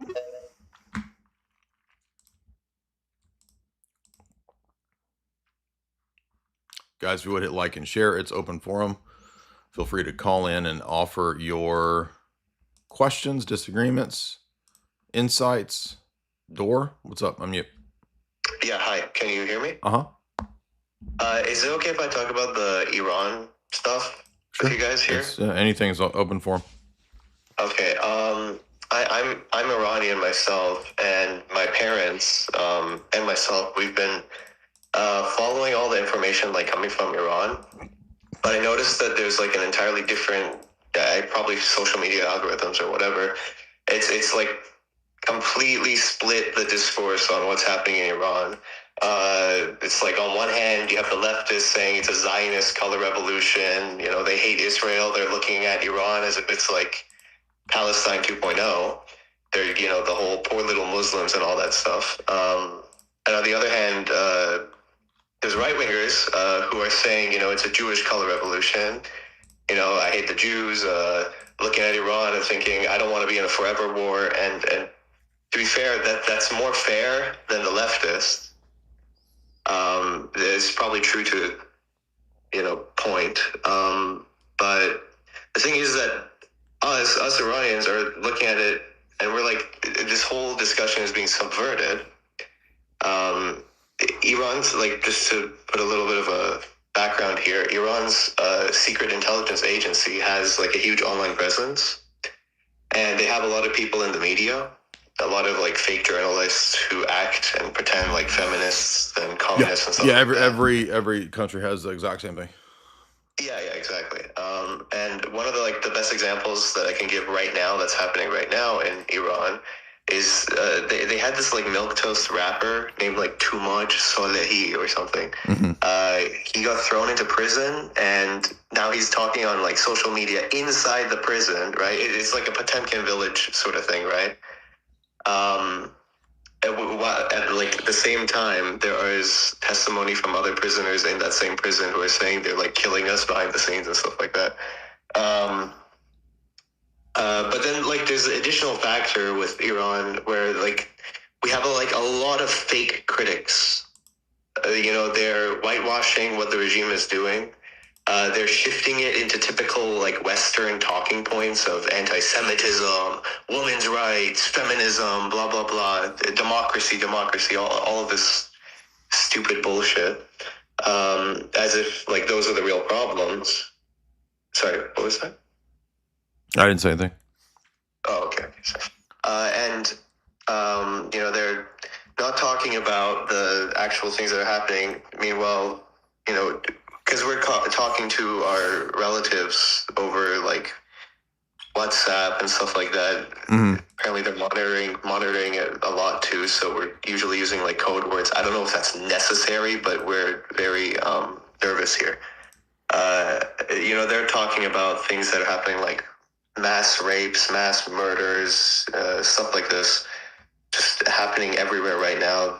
The whole stuff about like the body bags, I know that showed up in like the propaganda, pro-Iran propaganda, not the regime, but the people. That stuff is true. That's actually happening. They are even saying that you have to, you know, pay for the bullet and stuff like this. It's anyways, just to get the body back is what I mean, to bury it. But, you know, they're using fake prisoners to make it seem like that's not happening. They're using fake protests to make it seem like it's not happening. And the one thing, and I don't imagine that what I'm saying right now will change anything, because I think Iranians are kind of like too stupid to get their heads out of 1970s level activism. They think that if they appeal to the media and they say, I want Western talking points. I love, you know, maybe if I cram enough Western talking points into a short interview, Trump is going to send a bajillion missiles and people over here to free us from the regime. They're stupid. They don't get it. I don't even, like, they weren't even that violent in the last protest, which is, frankly speaking, an indictment on them. But I don't know. Well, use your platform to say that, but yeah. Appreciate that. Yeah, I don't really know what to say, or I don't have a whole lot of input there. I mean, clearly I think Shia Islam is an insane cult, but also I don't want a regime change and war, so I don't know what to say there. Right wing, what's up?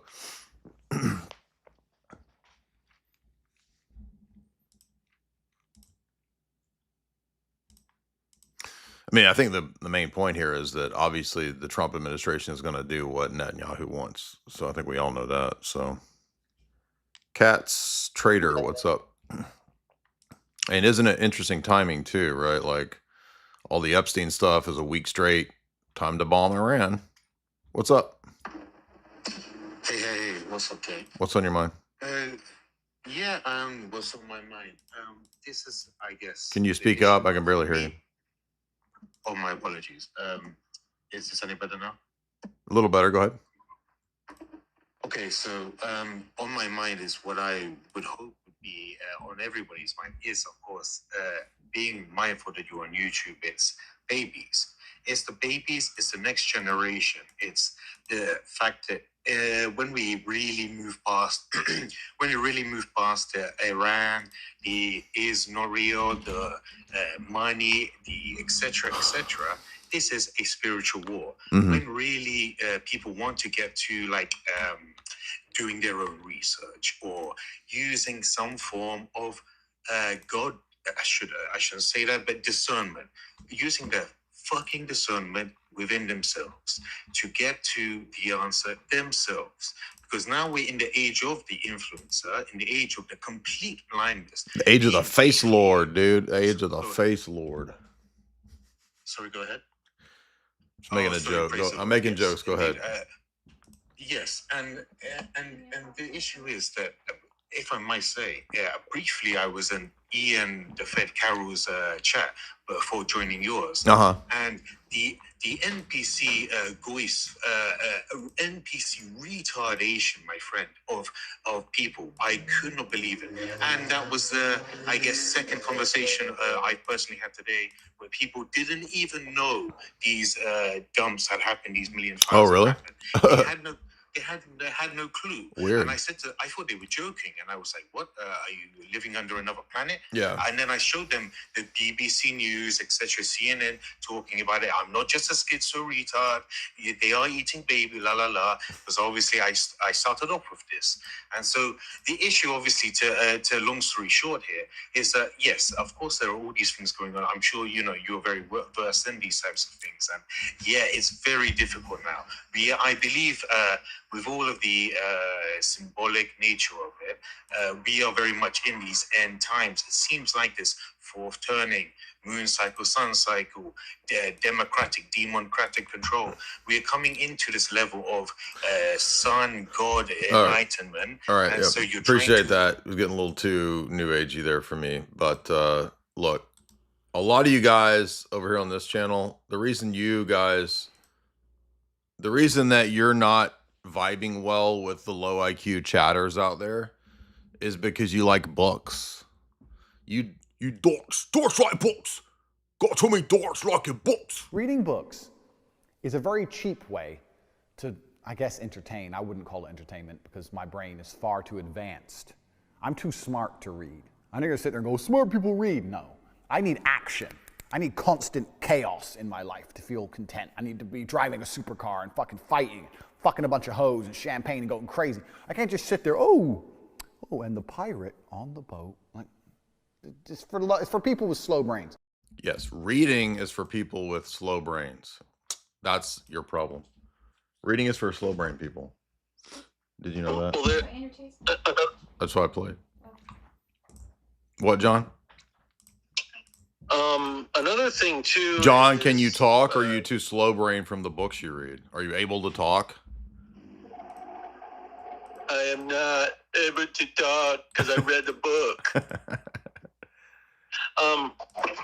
Another thing that the guy who was just on here, one of the problems is we have gone from like a world in the 20th century of mass media, mass communication to, a lot of people thought, not you and me, but a lot of people thought like, hey man, when the internet comes in, man, we're going to take control of everything. And they don't realize that they themselves built their own digital partitions in their own isolated universe.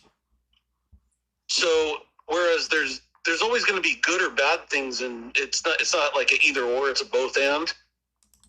but it seems like they're succeeding with partitioning off certain amounts of information that would get out into Normieville. Right.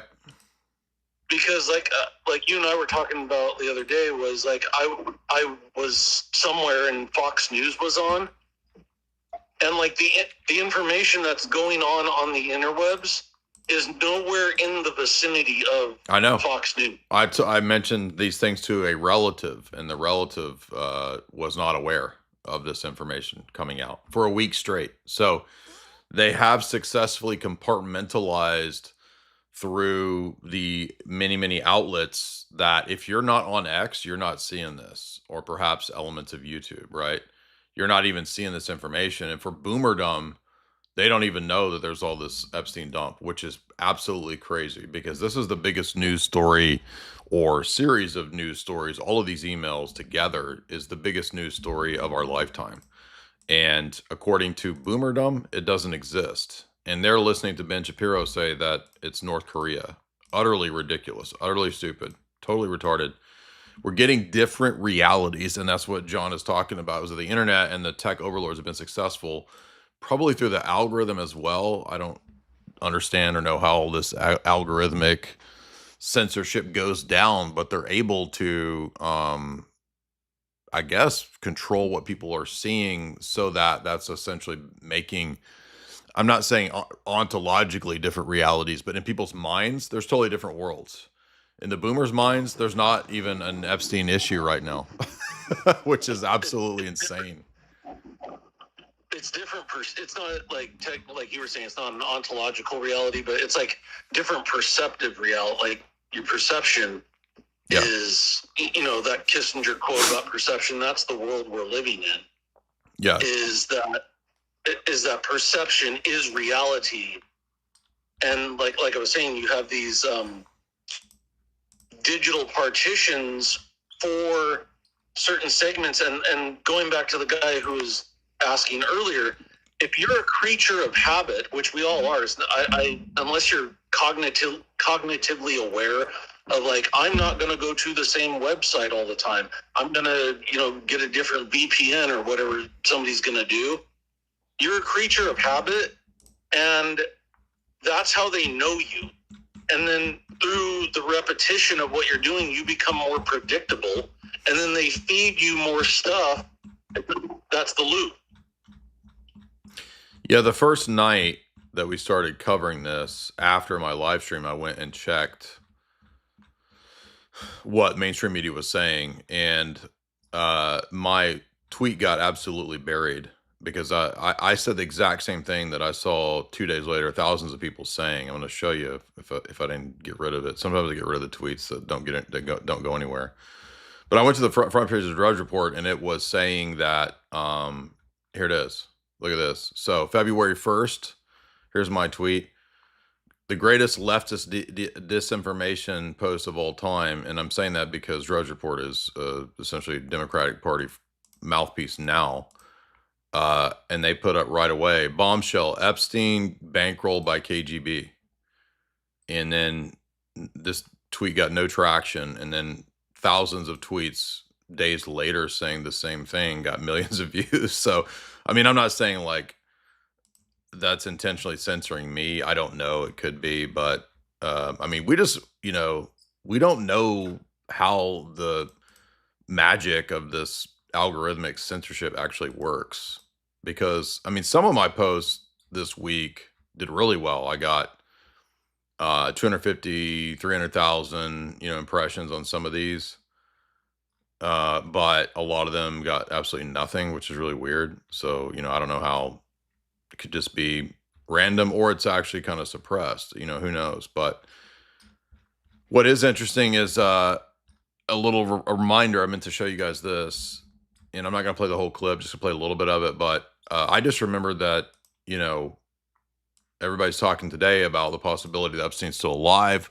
I don't have any set opinion on that. I've not seen anything convincing necessarily to that degree yet, but nothing would surprise me. They do have the ability to, if they can go down and exfiltrate Maduro and arrest him, although they can't arrest any of these people. So Maduro can be arrested, who I'm sure he is a socialist scumbag, but like, what about all these scumbags? Oh, none of these people can be arrested. We don't, it's that they're all blacked out and protected for national security, but we can go exfiltrate some socialist leader, which is retarded, right? So, reminder too, I did multiple podcasts with the most famous living hitman. Okay, so Sammy the Bull, I know Sammy the Bull. We've had many, many conversations.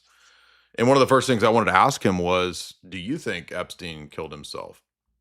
And we had multiple discussions. This is just one clip of the 5 or 6 lengthy podcasts that we did. So here's what Sammy the Bull said. And the reason that he matters is because he stayed in the exact same Supermax. So Sammy spent, I think he said, several months in that Supermax prison. He said he claims it's the same area that Epstein was in. So is it plausible that he killed himself? Let's see Sammy's opinion on this.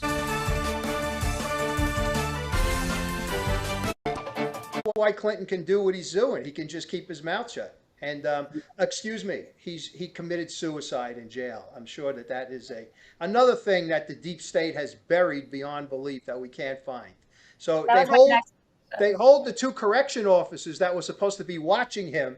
They fire them, they discipline them. By the way, this clip is from a year ago, and YouTube buried this clip when I put it up. But that's it. That's as far as the investigation went. But that's a total joke. Epstein. That's a joke. Sammy did time at MCC, right? In that same area, in the hole. I was in the same exact area. And there's cameras, there's guards, there's everything under the sun. There's so many questions with that. Now, he had a cellie. So a lot of times when you're in the hole in MCC, the place is packed. You got a cellie. Right. He had a cellie. Why would they take his cellie out? So now he's alone.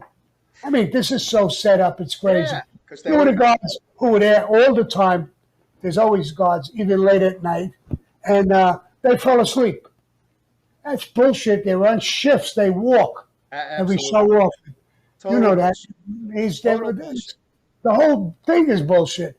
So, again, if it's all bullshit, then he didn't commit suicide. Just killed him. No, I agree. I don't think he did. Sure, that answers to it. Now, if you watch the clip, he goes on to say that it is very difficult in that Supermax to actually unalive yourself, because if you try to do that, they will strap you down and force feed you. So they don't let you try to unalive yourself in the Supermax. And he says typically what happens is people that try to do that, they do it through not eating, right? So they do like a, prisoner's fast or whatever, hunger strike. And that, he says, ends up usually not working because they'll force feed you too if you try it that way. So he says if most of the time the prisoners have to resort to hunger strikes, then how less likely is it that he was able to obtain implements to, quote, hang himself? He said it's very unlikely. He said it would be very, very difficult. I couldn't tell if he was joking or being serious, but he said he actually tried to get out of that Supermax. He said that it was very difficult. He failed. He wasn't able to sneak out of it, but I mean, maybe he was joking. I don't know when he said that, but quite a few people were sharing what I thought was obviously an AI image. They were like, look, we found Epstein walking around Tel Aviv. It's like, come on, dude, that's obviously fake. But then again, they wouldn't be flooding the information zone with all this fake crap. I mean, there's not that much fake stuff. Actually, to be honest with you, I'm actually surprised there's not more really, really silly fake stuff flooding the zone, given how wild this is. I also suspect they might think that the population is debased and demoralized enough that they don't care really that this is out. I mean, that's me speculating, but I mean, I see people who basically are saying that who cares? It doesn't matter anymore. Who cares about Epstein? Boomers are saying, who cares? We're tired of talking about Epstein. They're just repeating what the mainstream media is saying. But it's like, you don't care about the biggest news story of the freaking century? I mean, Epstein, you've got emails of Ghislaine being asked to be on the shadow 9/11 commission. I never even heard of a shadow 9/11 commission. I read multiple books on the Big 9 event. So, I mean, I don't know what that is, but like this should, 10 years ago, assuming that the media was a real fifth column, you know, to hold people accountable or whatever. Fifth estate, I should say. It's supposed to be a fifth estate. It's actually a fifth column of subversion. But, you know, I mean, the mainstream media is pretty much dead. And basically what happened was all of the mainstream media people basically just became alternative media people. And these are all the spin doctors and the bullshit artists and the people that are like turning it into just total ridiculous nonsense or covering up. You know, Ben Shapiro's probably the greatest example of all. I mean, this over and over and over, you know, doubling down, saying the stupidest stuff. I cannot believe anyone still follows these people. But then I have to say, well, people are dumb. I mean, like that one caller said it, we've really got people that are super dumbed down. Coattail just did a stream the other day, and assuming the statistics are right, Coattail was saying that there's people going into college who can't compose sentences and have never read a book. Now, how do you get to college without ever having read a book? I don't know. But you've also got Tate over here saying reading is for idiots. I mean, I don't... I mean, look, I deal on a daily basis with a lot of people.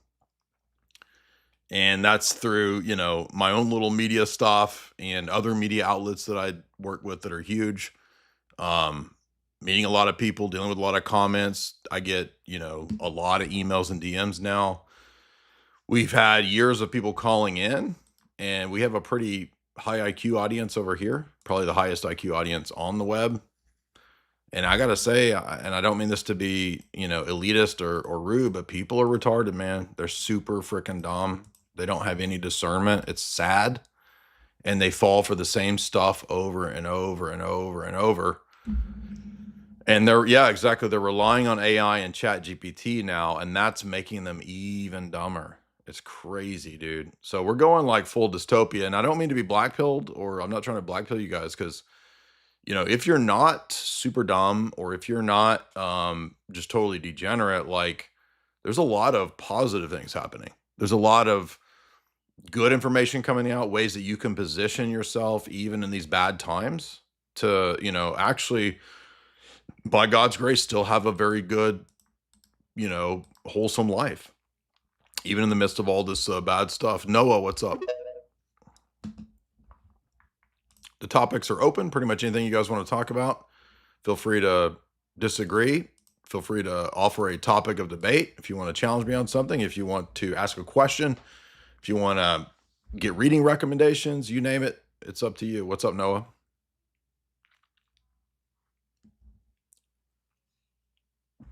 Hello? All right. You there? Lucas, what's up? Lucas, unmute.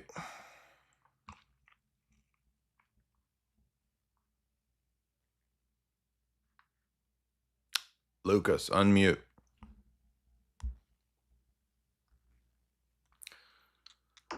Aries, what's up? You know, a lot of times too, Jay, is like with something like this happens with the Epstein thing, it black pills people even more. Right. It has the opposite effect, but then like they get to the point to where, you know, because nothing ever happens, so then they're like, nothing ever happens, it's not going to change anything. I've been there myself, so I'm sure that there's a lot of people who know that this, you know, has happened, but they're like, yeah, nothing's ever going to happen, nothing's ever going to change, as if that's up to us anyways. Yeah. Aries, what's up, man? Hey, what's up, Jay? Sorry if y'all can't hear me. I got the flu this morning, so I'm kind of on flu medication. But I was wanting to talk to you about this new term, woke right.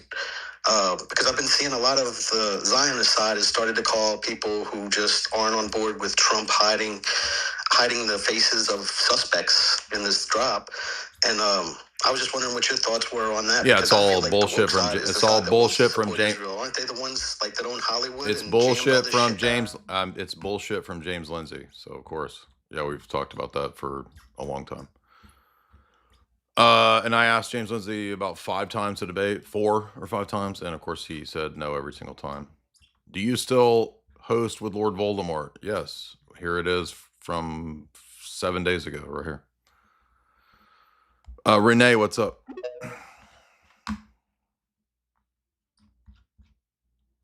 By the way, are we all going to overlook who's really Jeff Stein's handler? Are we all seriously going to overlook this when it's right in our face? What's up, dude? Renee, unmute. Hey, Jay, thank you. Well done on all the breakdown of Epstein release. My question this evening, please, is what are your thoughts on the future of the Vatican? I mean, via Gladio, via the Vatican Bank, and really getting out in the public now. I'm really curious to hear your thoughts on its future. Thank you. Well, I mean, you know, I don't really have any different analysis other than what we've commented on and covered for many years, which is that the Vatican continues to be 100% on board with the World Economic Forum Davos globalist agenda. You have, since Vatican II, Nostra Aetate teaching the radical ecumenist line, which is a violation of the exclusivity of the gospel in John 14:6. You have the Vatican being at a geopolitical level compromised with Gaudium et Spes teaching Marxist Fabian socialism explicitly. And so we shouldn't be surprised that ever since the 1960s in Vatican II, the Vatican has continued that official dogmatic policy, even to the point of working hand in glove with the intelligence agencies. I'm making a joke, obviously, with this image here, but he actually did visit the island and was reportedly getting it on. We don't know how, right? I'm talking about Stephen Hawking here, but yeah, I mean, I don't. The future of the Vatican is obviously to 100% continue on as it's a functionary of the octopus. You know, an element that I've highlighted that no one else has highlighted ever, that I'm aware of. Now, there could be some people in the Tradcat sphere that probably highlighted this that I'm just not remembering. Maybe Michael Hoffman did, but I stumbled across some really interesting information in Gordon Thomas's book, which has been vindicated in a lot of these Epstein releases, and that's Gordon Thomas's Gideon Spies book about Mossad. You know, we covered that years ago. I re-covered it in the last year many times. And pretty much the controversial aspects have been vindicated, particularly connections to Princess Diana. That seems to be there explicit with Epstein, as we saw a couple days ago. But the chapter on John Paul II, I've seen no one else cover this. And he mentions that Mossad wanted, I think, to bug the Vatican, and they weren't. I think they were not successful in that. But what they did was really establish closer and closer relationships with John Paul II, which led to the recognition of the nation state of Israel, and that happened under John Paul II. And Gordon Thomas's book is essentially detailing how that came about. Who else has talked about this? Now, why is that relevant? Well, it's relevant because that explains the close relationship between John Paul II and Jeffrey Epstein. Clear as day.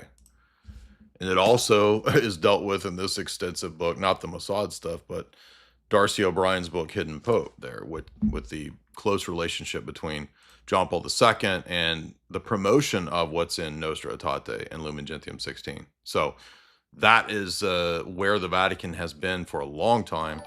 And you might even consider it older than that, given the fact that there were 5 loans back in the 1800s. Now, I remember the first time I noticed this, it was actually at the Jewish Encyclopedia, and it said something like the Rothschilds have been the official papal bankers since the 1700s.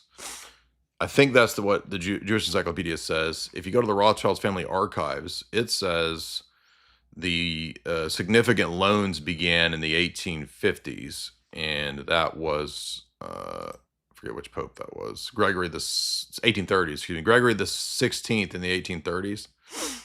Significant loans to the papacy in the 1830s, 1833, 1837, 1832. And let's see if we can find that original reference at Jewish Encyclopedia and find out exactly what it says. And I think I saw this as a trad cat, and I was kind of taken aback because I didn't really know what to do with this, because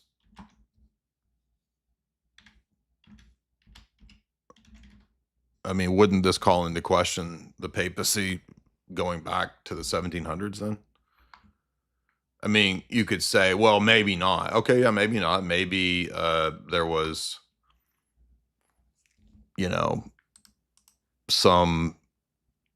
maybe the papacy was in dire straits and they had to resort to a Rothschild loan or something like that, and it wasn't necessarily compromised at this stage. I mean, perhaps, but let's see.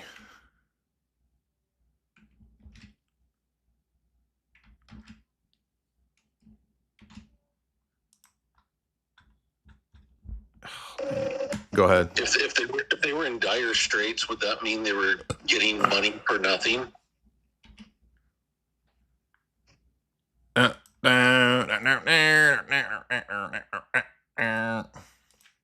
here we go. Papal.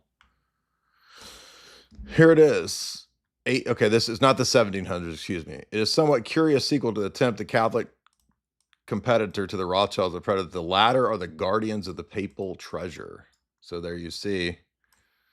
And that is in the 1800s. So it's not the 1700s. It is the 1800s in the Jewish Encyclopedia under the Rothschild entry right there. England was a century-long competition with Barings and Rothschilds, culminating in the failure of Barings. But in this case, the Rothschilds came up to the rescue of their rivals, and they prevented a universal financial catastrophe. It is a somewhat curious sequel to the attempt to set up a Catholic competitor that at the present time, the latter are the guardians of the papal treasure. So I don't know if this is saying at the present time of the 1800s, you could read it that way, or is it saying the present time of whenever this entry was written, probably 50, 70 years ago. I don't know the exact the date of the publication of the Jewish Encyclopedia, but regardless, it is known and admitted that the significant loans began during the papacy of Gregory the 16th. The first known loan was 1832, after the Napoleonic Wars. And this was James Meyer de Rothschild and Karl Meyer de Rothschild gave a loan of £400,000, equivalent to 4.5 million in 2023.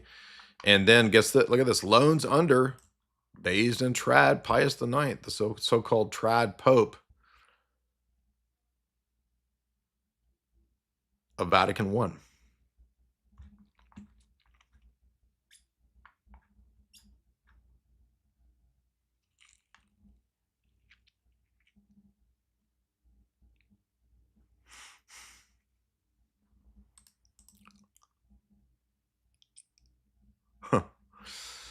So, you remember back in the day too, Jay, when people used to laugh when you'd say all the banks are like one big conglomerate. Yeah, it's called the Bank for International Settlements, and like it's admitted when you get into the high-level books, right? Well, even, you know, what's funny is there's a small little paperback from the 60s called The Merchant Bankers, because you were talking about like the British banks. Uh-huh. And even in that book, they kind of do admit, and the reason that jogged my memory is because when you go into like Jewish encyclopedias, sometimes they say the quiet part out loud, you know? Yeah, sure. And so, yeah, so sometimes in these hagiographies where they're like, you know, talking good about certain things, they say the quiet part out loud. And in that 60s book in The Merchant Bankers, they basically admit, they're like, oh yeah, like each one of the banks bails each other out on a daily basis. Yeah. Well, remember, did you hear, John, what we covered yesterday with the first 25 minutes of the Bannon Epstein interview? No, I haven't listened to that yet. Oh, man. Well, guess what he says the first 25 minutes? Can you take a guess?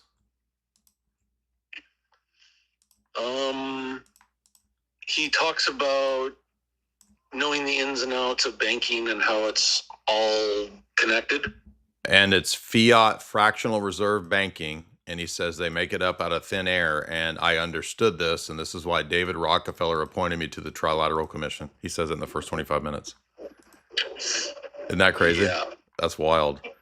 Now, guys, remember, we covered this last night, and that one is now a member stream. But yes, within the first 25 minutes of the Epstein interview with Bannon, Bannon says, and what's funny is that when Bannon's asking these questions, it seems like Bannon doesn't understand it.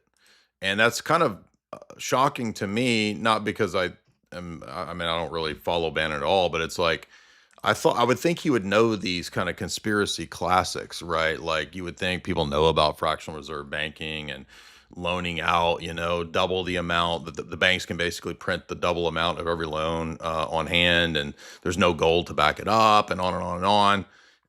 And Epstein, much like with Larry Summers in the Vatican Bank email, is like having to explain these conspiracy concepts to people like Bannon or Larry Summers. Let's not forget the Vatican Bank email, which, why is this the case? Well, remember, in the Rothschild's official biography that I have right here, the Morton one, you can see that according to the biographer, the famous Waterloo story, they brag about it. They say, yeah, that's true. We got advanced intelligence on Waterloo, and then we were able to short the market, collapse it, and buy it up on an engineered panic in one day. There it is right there. That's the official biography of the Rothschilds by Morton. That's why I put it up here. By the way, this got 250,000 impressions, so that one did good. And there's another biography too. Is it's by Amos Elon, and it's called Founder, mm-hmm. and it's about Amschel, the first Rothschild. Mm-hmm. And if you read in there, and once again, it's a hagiography, so it's presenting it in a positive light. Yes. And it says that he became a banker for like one of the dukes in Germany, and that he figured out, because the duke didn't like know anything about his money, he didn't even know how much he had, mm-hmm. and so he would make loans with the duke's money, and then keep all the profits from the interest that he was charging the duke's money. And that's how he became richer than the duke, was through the interest that he was using by loaning out the duke's money. Yeah, well, this was a lot of people theorized for a long time that they were, keeping the heads of state kind of in the dark, because heads of state are, usually there's just these degenerates. And what's funny, John, is that's actually what Epstein says at the beginning of this interview to Bannon. Bannon says, so are you saying that the politicians aren't really running the countries? And Epstein says, look, politicians are there because they're popular. They're like the popular kids in school. That's what they're interested in. They don't know how this stuff works. He's like, but when you got somebody like me, he's like, I understood high finance and that it's fractional reserve banking. And he says that was very useful to David Rockefeller, and that's why he in 1990 appointed me as part of the Trilateral Commission. And Bannon's just still kind of like, what? What do you mean? And he keeps asking, he asks him like 2 or 3 times, like, so you're saying politicians don't know what's going on? It's like Bannon doesn't even realize that politicians don't know what's going on. But I wanted to remind you guys of the Vatican Bank. Go ahead. Bannon never read David Rockefeller's memoirs. No, he didn't. And so you don't know how those guys talk, even in their own books that are like New York Times bestsellers, where he says, yeah, me and my family are part of a cabal of people who are looking to, working against, he says specifically, working against the best interest of the United States, and I'm proud of it. And note as well that this shows that it's not do you want to be with the WASP or do you want to be with Israel and the Zionists? For David Rockefeller, he's above that. It's a WASP Zionist alliance, and by the way, papal as well. So it's all of the above. It's the elites working together, and that's why Rockefeller would recruit and bring him into the power structure. And so it's not like, oh, wait a minute, you're saying it's David Rockefeller and it's not the Israelis? No, it's both. That's what we're saying. Now, here is this Vatican Bank email.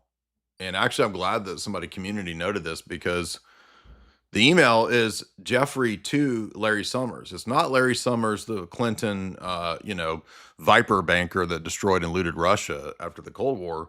It's not Larry Summers explaining this to Epstein. It's Epstein explaining shadow banking to a banker, to a public economics so-called expert. And he says, look, the reason that Benedict XVI stepped down was because of the Vatican Bank. The Vatican Bank is a sovereign country. It is exempt from the transparency rules, not only of Italy, but also of the European Union.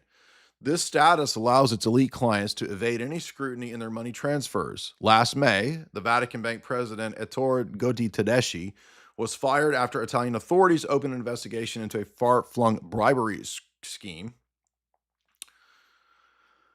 and in which he was alleged to have been involved. The 47 dossiers, including the compromise about internal enemies, so here's compromat, of his enemies in the Vatican were searched. I remember when all this broke, by the way, because we were covering and talking about it back at the time. They had instruction on how to use this in case something happened to him. Tedeschi intercepted calls, further revealed by his concern that he would be assassinated because he knew Vatican Bank secrets. By late 2012, he was cooperating with an Italian investigation, but at this point, it was the all-powerful College of Cardinals. In one of his last acts, that Benedict of the papacy appointed German lawyer Ernst von Freiberg as the president of the bank.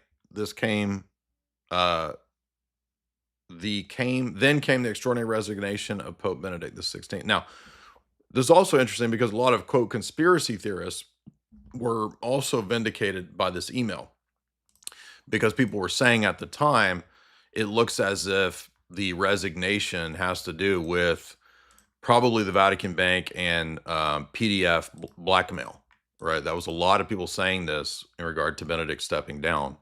And although this email doesn't mention PDF, it obviously suggests it, because you have like the PDF blackmailer extraordinaire here with Jeff Stein McEffrey, admitting that the Vatican Bank is the world's most secretive bank, probably as well with the BIS. They're both pretty much kind of doing the same thing.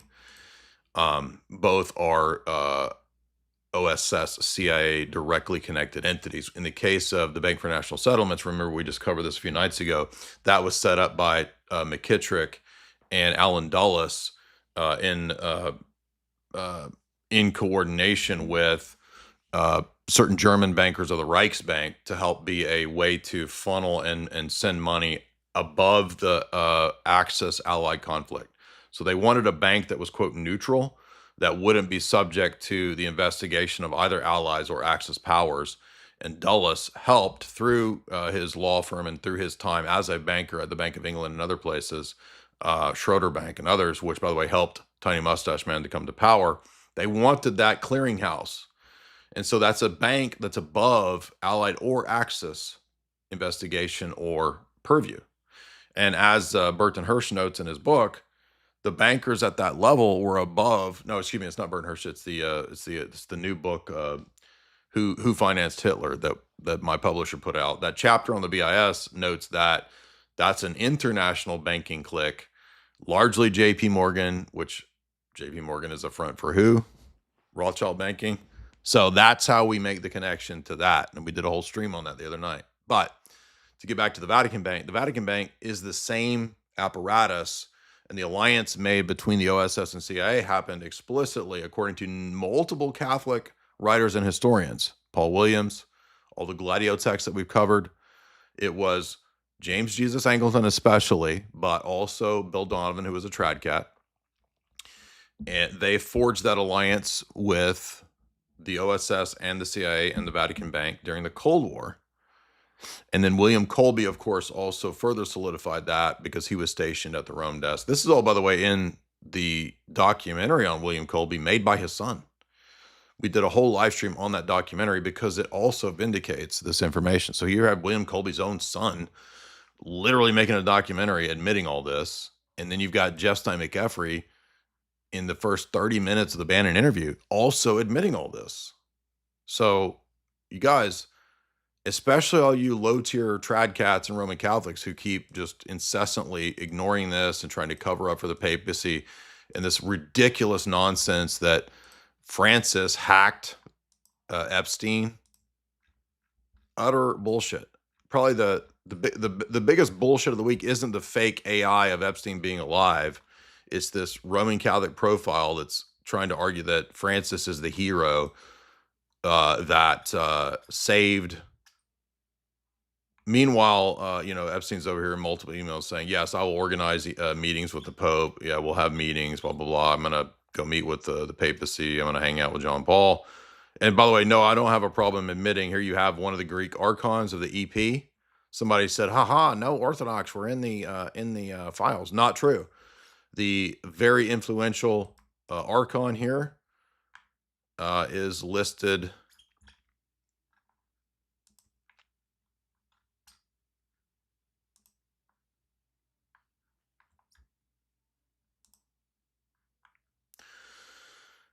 I think he's in the Black Book. Yeah. I don't know who this person is. John Katzimatidis, Greek billionaire and archon behind Bartholomew. So you want to understand how Bartholomew pushes all the nonsense that he pushes is because these are the people behind Bartholomew. Duh. So it is not true. And by the way, I'm not afraid to say, oh, you won't talk about Orthodox. Well, there you go right there. There's one right there. But you got to understand how ridiculous this is. When you actually read the email, or excuse me, it's an FBI informant report.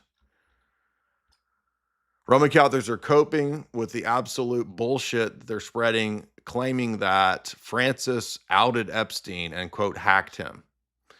And it's wild to me that no one actually read this email, because this totally bullshit thing here got 4.2 million impressions, 16,000 likes. Okay, this says nothing like that anywhere. There is no indication at all. In fact, the indication in this FBI informant report is the opposite. The hacker has a Vatican passport. This is Epstein's hacker, not the person who hacked Epstein. Epstein's own alleged personal hacker, you idiots. And this person is giving a confidential informant report to an FBI agent is what this document is. And it says this person's report, informant says, Epstein had a compound in New Mexico.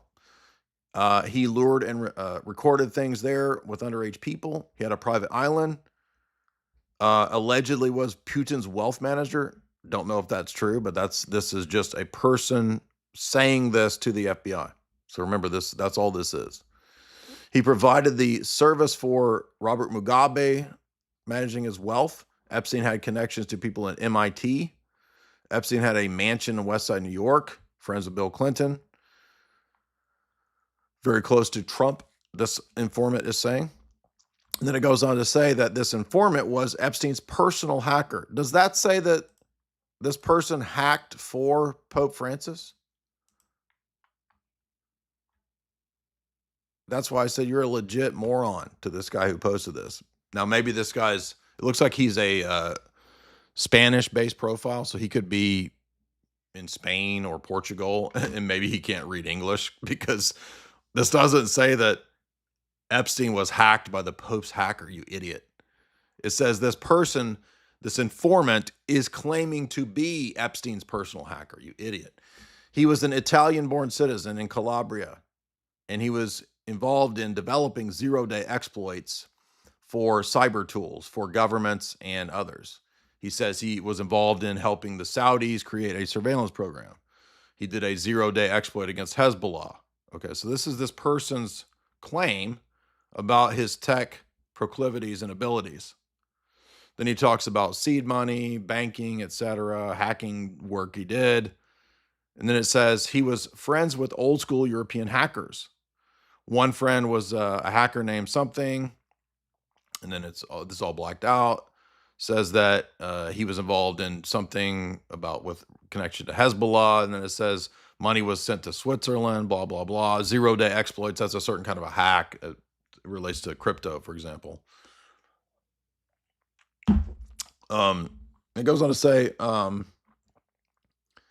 the Italian government asked blank for help, presumably this person, but he declined because he felt that the government was incompetent. Calabria was mob-controlled area in Italy and did not have much loyalty for his own country.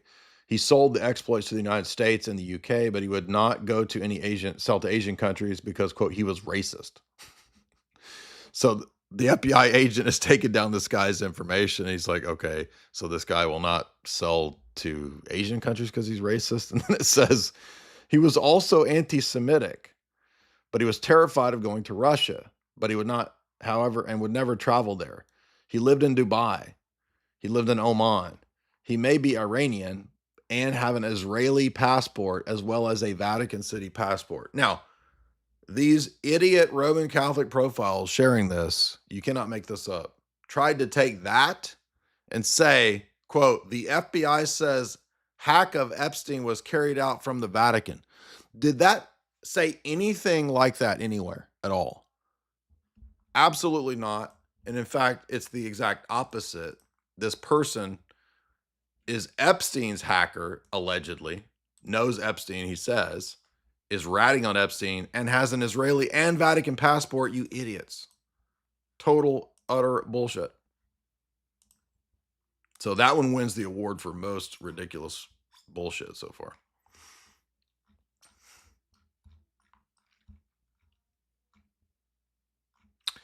There was something else I was going to... Oh, by the way, as you guys know, a little side note, I suspect, by the way, that it's not just the Vatican, the BIS. There are other places that apparently work this way.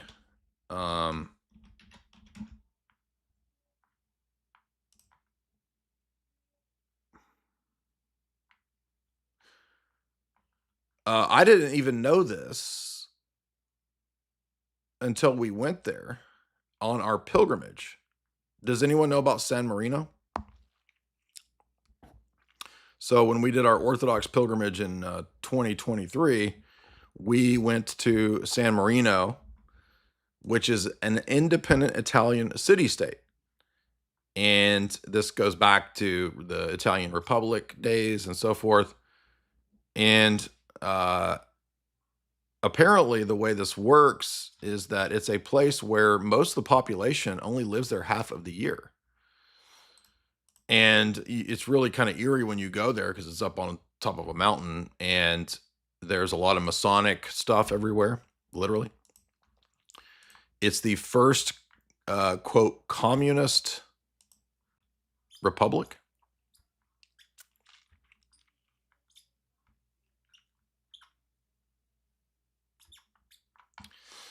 Let me show you what I'm talking about here.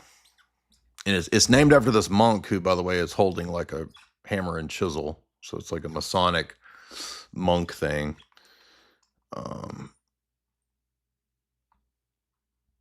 Because he was, let's see, this has a stonemason connection, and that's how it relates to Freemasonry and the mafia.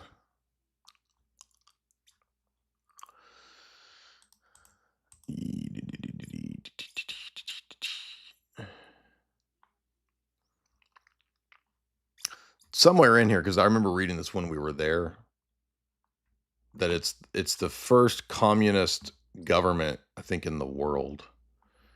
There's somewhere in here where it says that. First communist socialist constitution.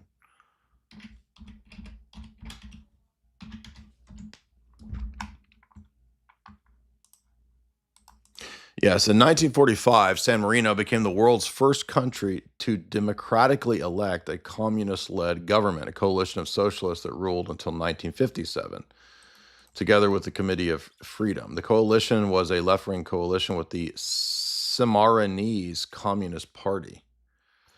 Now, what's interesting is that this place functions as a international it has separate laws as a city-state from the Italian government. So, for example, you can actually buy like guns and crossbows in San Marino, which are illegal in the rest of Italy. But that's nothing compared to the fact that actually San Marino is, I would suspect, a hub of international money, criminal stuff, precisely because it's one of these independent city-states that's not related to the rest of the country. Is Jay homosexual? Yes, I am a homosexual married man. He says, hello from Tel Aviv. This man is gay. So that's what the Tel Aviv people are having to say here is that, yes, Tel Aviv is the gay capital of the world, but I'm a gay dude. Sure. Mm-hmm. You guys have seen my beautiful wife, but that's all they have. That's all they have. The Roman Catholics and the Tel Avivians together. It's the only insult they have. Chunch, what's up?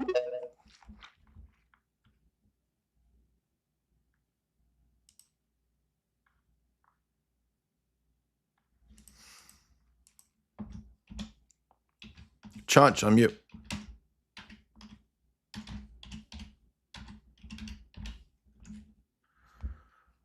I don't understand why you would wait all that time and then not talk. Kenzo the Buddha, what's up? Oh, we got the actual enlightened Buddha here with us. Financial crimes. Mafia groups utilize San Marino as a front for money laundering. Dude, what's up? Can you guys hear me okay? Yeah, you're really loud. What's up? Let me step outside for a second. So, I've worked on murder cases before. I was going to be an attorney. So I'll just bring this kind of to the forefront. Are you guys familiar with Power versus Force, the hidden determinants behind human behavior, and Anatomy on Consciousness by Dr. David R. Hawkins? No. Okay, so it's a very powerful book. Basically, as most people know that have studied quantum physics, that the universe is conscious. So I'll kind of give you an example on how this can be used in multiple ways by everybody listening, so that way they know from their own self the truth of Jeffrey Epstein being alive. I know you guys were reviewing that AI photo. Yeah, we're not doing New Age retarded bullshit today. Jack, what's up? Hey, Jay. How's it going? What's up? One thing I studied, I was a physics major at a college in the United States that did the first X-ray in the Western Hemisphere. I studied quantum physics for multiple semesters. There we go. This guy is a total moron, and I'm sick of hearing this nonsense. One thing, I kind of wanted to go back to Epstein, and if you don't want to do that, go to somebody else. But my uncle's best friends was one guy named the White Rhino, and the other one was Nicholas Tartaglione.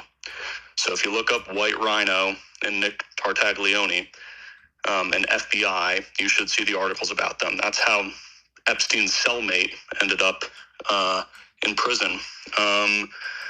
One thing I will say is that you're totally right about a maximum security prison. There's absolutely no way, from what I've heard from family members, that you would be able to kill yourself. It's comical, and it goes back to, I guess, what was said earlier. No, it's not me. It's Sammy the Bull. It's it's not me. I don't know anything about Supermaxes, thank God. It's Sammy the Bull from his time at Epstein's Supermax. And those were amazing interviews, and I think you're totally right. Jay, honestly, the fact that you've been ahead of the curve, and been in the ears of people like Sam Hyde and Alex Jones for years, and you only have, you've done tremendous work, and I want to thank you. Thank you. Appreciate been listening to you for a while. One thing I want to ask you, though, and I don't want to daddle here. Fine. I want to get your thoughts on this. So since Epstein was an agent, as you've clearly demonstrated, and there were people above him, why was Epstein finally arrested the first time? Why was he arrested the second time? Why was he murdered or allowed to escape? Or was his useful life exhausted? Was it something more sinister? And I guess what I'm wondering, if you consider the fact that we got the documents with enough parts unredacted for us to be confused and yelling and angry at people, but there were just enough things that were redacted that we weren't able to prosecute, or we weren't able to really put our foot down on people. And I just want to, we really can, but it's just not overt enough. It's somewhat oblique.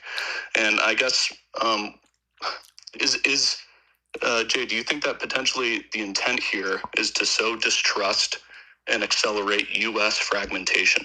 and you have Trump, who I think is a buffoon. Maybe people disagree. He's the fall guy.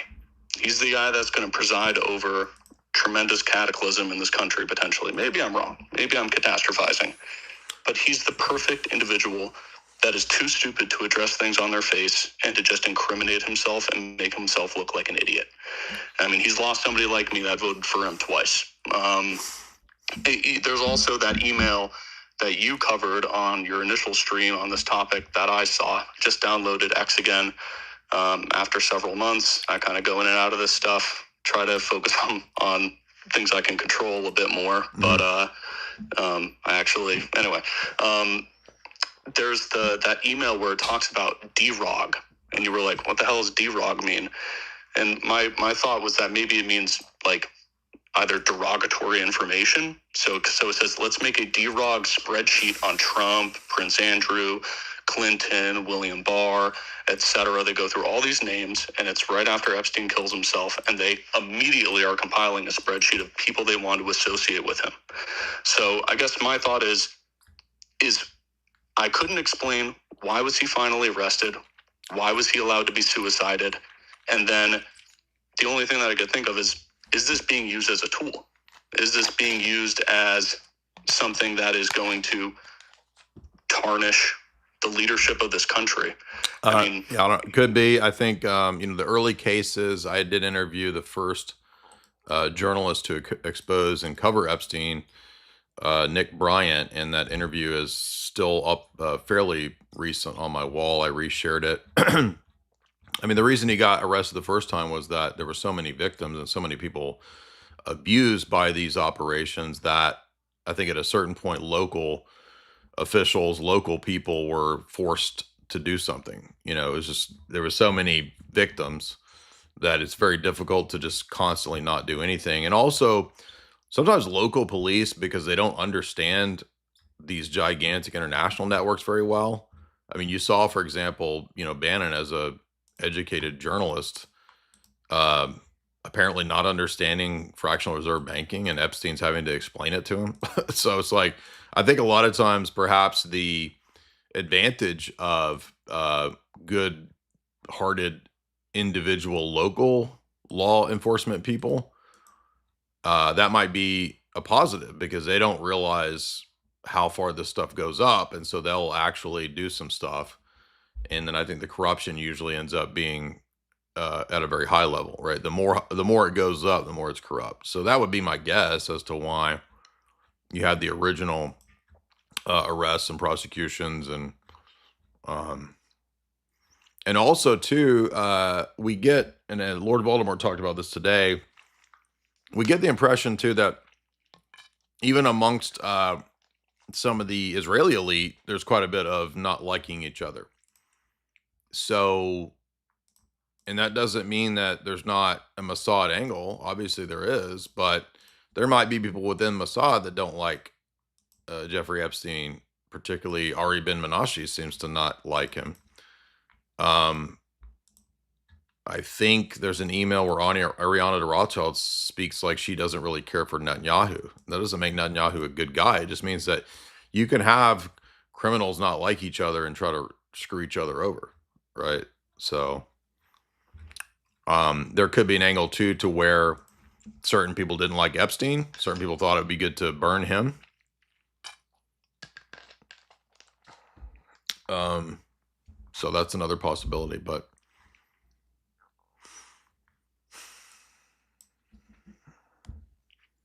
Count 8, what's up?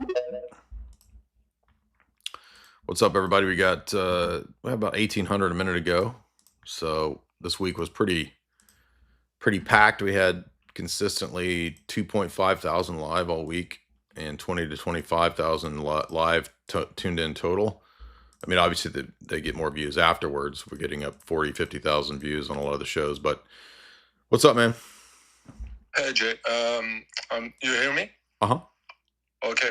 So a lot of us, they are not especially versed in geopolitics or economy or that kind of stuff, especially before seeing this Epstein file release and after watching the the Epstein Bannon interview. I don't know if he was bullshitting or if he was talking seriously the whole time, but we had an image of these high-profile elites, like those high-level influential personalities, as some ultra sophisticated, high IQ, high discipline people.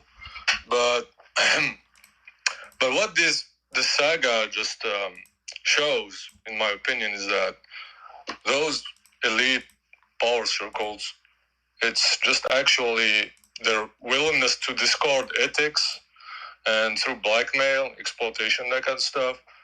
That's what gives them an edge rather than superior intelligence or sophisticated. Yeah, I don't get the impression that Epstein is actually a great intellectual. He just seems to be very adept at organizing, facilitating, networking, bullshitting, yapping. Even in this Bannon interview, it's a lot of yapping, and it's a lot of words, and it's a lot of citing things to sound smart. He starts talking about Leibniz and Leibniz's philosophy, and I don't think he really understands a lot of philosophy, but it sounds, really, really high IQ, high tier to normies. But like you're saying, what he does have a very adept understanding of is criminal networks and organizing crime. That's what he is very good at. That he seems to excel at. And he wouldn't excel at that. He wouldn't be put into the Trilateral Commission position, according to the first 20 minutes, as he says, by David Rockefeller, if he wasn't good at that. What does that tell you about the Trilateral? This is high-level criminals, high-level con men. Exactly. They're professional grifters, but not just like, Instagram influencer grifters, like high-level blackmail, almost Blofeld types. Mm-hmm. Also, what's striking is it's not just not especially high IQ. It's also the striking absence of self-discipline. They cannot get themselves to not be PDS, let's say, or they believe in a lot of low-tier spiritual stuff. Yeah, it's like New Age Kabbalistic gibberish, is what he says. Yeah. Epstein doesn't really sound any different than like an Instagram yoga chick. Like the stuff he says is like the same level of that kind of stuff. So it's not like he's this, savant, polymath or something. Like maybe he did. I don't really know how well he knows mathematics. I haven't looked into that, but I can tell you from philosophy that it's a very, because he wants to play in this interview like he's like really deep into philosophy, and it's like, it's really just normie level stuff. It's not, it's like, sounds like a sophomore year philosophy student is what it sounds like. So, but you can be a kind of a Blofeld and be very good at criminal organization. I would say he's kind of he's an evil genius at criminal organization. I don't know about mathematics or anything else, but that's where he did seem to excel. Puny, what's up?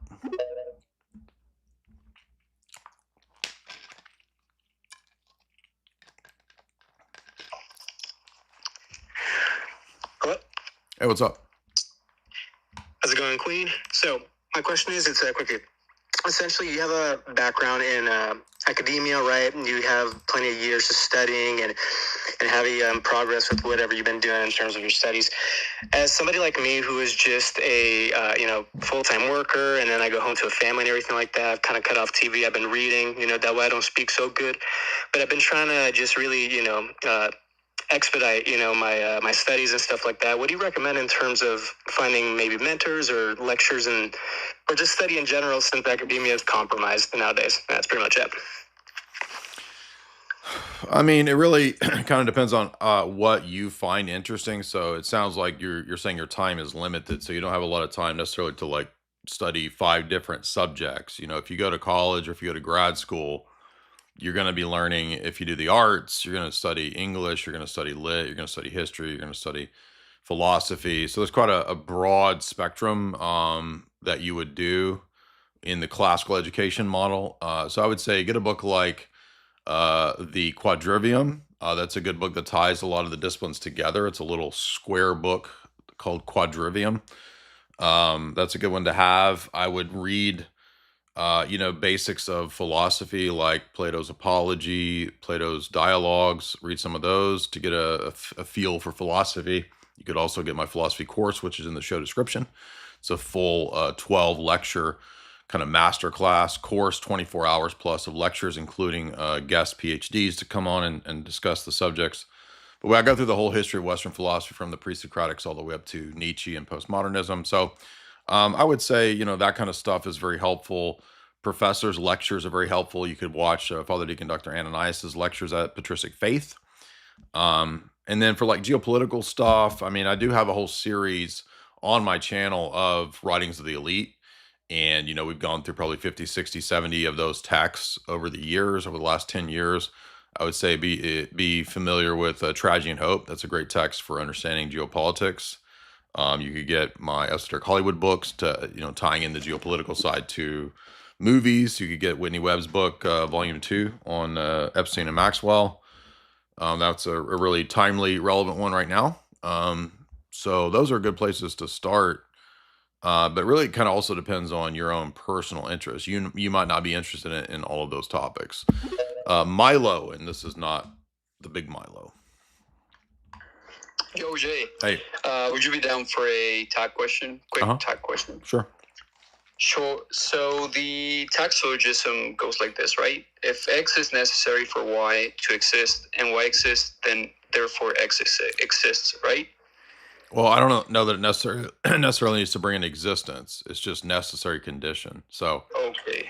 Some forms of logic remove the existential element or the ontological quantifier. So, for example, X is the necessary condition of Y therefore X, and that doesn't have any ontological weight kind of built into it.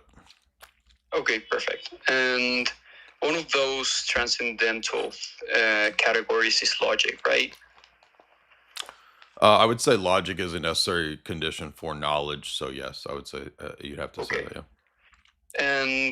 And seeing some of your debates, I don't know if I got this right, but I kind of understood that the only thing that could make logic, like from your position, the only thing that could make logic possible is God's existence, right? Ultimately a divine mind, yes. Okay, so it wouldn't be possible in, for example, like in a purely just empirical worldview, right?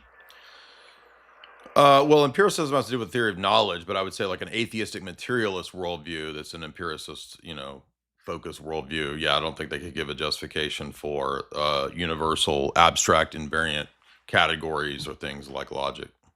Okay, so here's my question.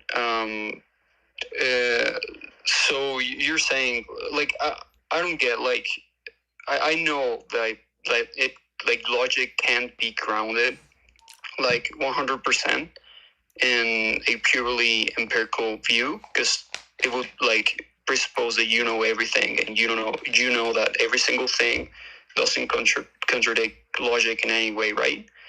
But it doesn't mean that logic is not possible, Like, I don't know if you understood what I'm trying to say. I'm not following you there. Can you clarify that? What do you mean? Sure. So, from a purely empirical view, it wouldn't be possible to ground logic, because that would presuppose you being able to know every single thing and know. Oh, I see. Yeah. So basically, right. So basically, because right. So yep. So because logic has this universal quality about it for it to work, right? We can't have a world where, okay, everything on Earth is logical, but if you go under the Earth, there's no logic down there, right? So it has to be universal at all times in all places. And if you're an empiricist, there's no way to justify any universal claim.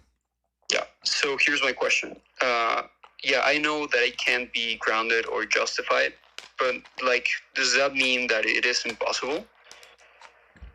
Say that again. So I know that it can't be grounded, but I don't know if it not being able to be grounded, it means therefore that it doesn't exist. Like maybe it can exist. Okay, but the problem is that there's like from what that would mean. What that would mean is that there's no good reason to believe it. So if you give up grounding or the necessity to give an account for to justify it, there's no good reason to believe it. So if there's no good reason to believe it, then there's no good reason to believe it or its opposite or any other position. So it really undercuts the whole point of saying, well, maybe it just is the case, but we can't know it. Okay, well, then it's kind of worthless to bring it up in a debate at that point. I'm not being dick. I'm just saying that's how it goes. Somebody said, Nick says he will do a massive Epstein stream.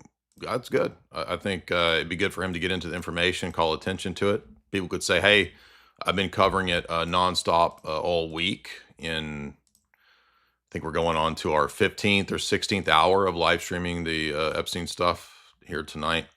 And also, too, so, there's been a lot of kerfluffle, to use Sweet Candace's terminology, kerfluffle this week over here on X with all of the influencers and face lords and commentators and whatnot. So I want to make it clear that we responded to the jokes that Nick makes and so forth. I'm going to respond to jokes. That's fine. But again, I want to say, I don't have ill will towards Nick Fuentes. I'm not an enemy of Nick Fuentes. I've always tried to be friendly, and I want to see people flourish. I don't hate Candace. I don't hate any of the people. I want them to do well, but I don't like to see people get deflected into bad ideas or whatever. So I appreciate, for example, that when Nick was on with Joel Webbin, he said, you know what, I have to concede that the papacy has gone in the wrong direction when it comes to immigration and some of the stuff at Vatican II. So I appreciate Nick conceding that. So, that was one of the main critiques that I had. I would say probably, I'm guessing, I don't know, but if Nick gets into the information and he looks at a lot of the information, I hope he comes to this. I think we would come to the same conclusions here. So I reached out to some people and I said, hey, here's an olive branch. I realized that when the Clips channels put up the stuff months ago that were old Fuentes debates, because somebody super chatted Nick about that old debate. The Clips channels put the debate up. Somebody said, are you going to debate Nick? I said, I will debate Nick. I would like to have another debate.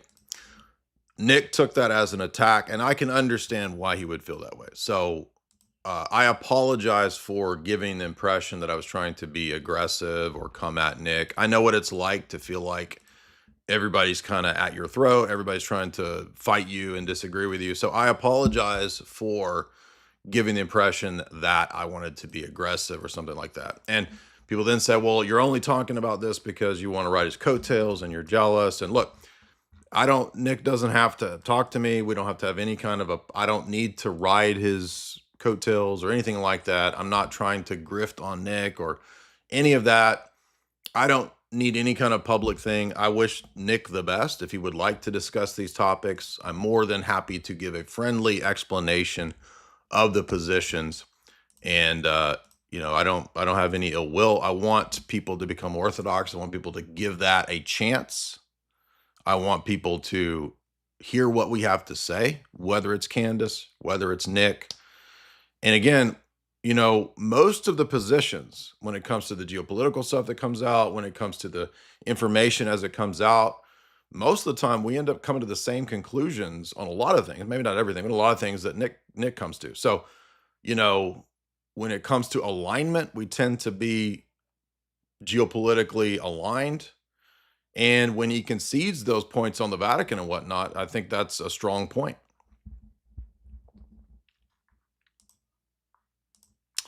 Did the stream cut out? Or are we still here? I'm making sure. It looks like it might have just refreshed.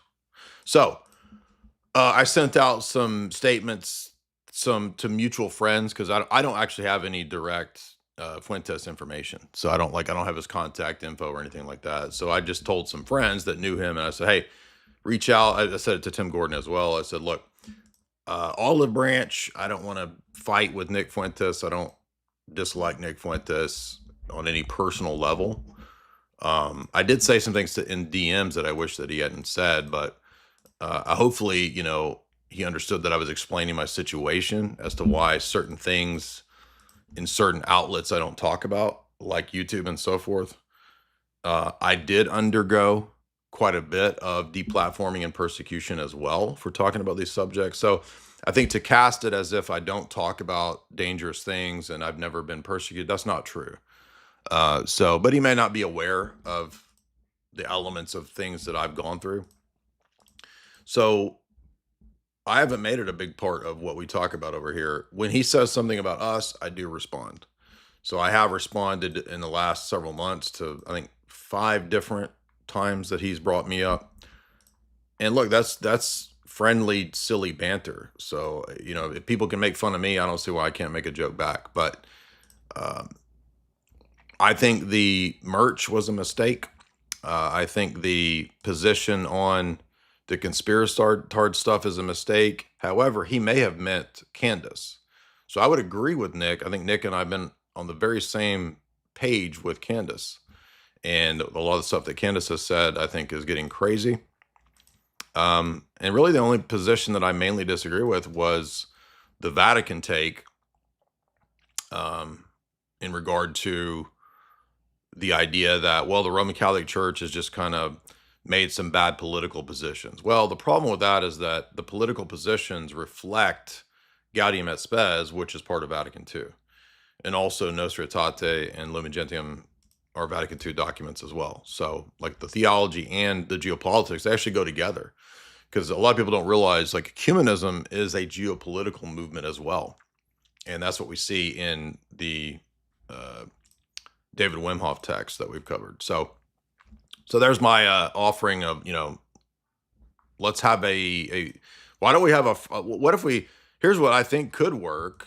And again, I'm not saying this because I'm trying to get attention. I would be happy to have a private conversation that nobody hears. We could have Tim Gordon there as well, other Catholics as well.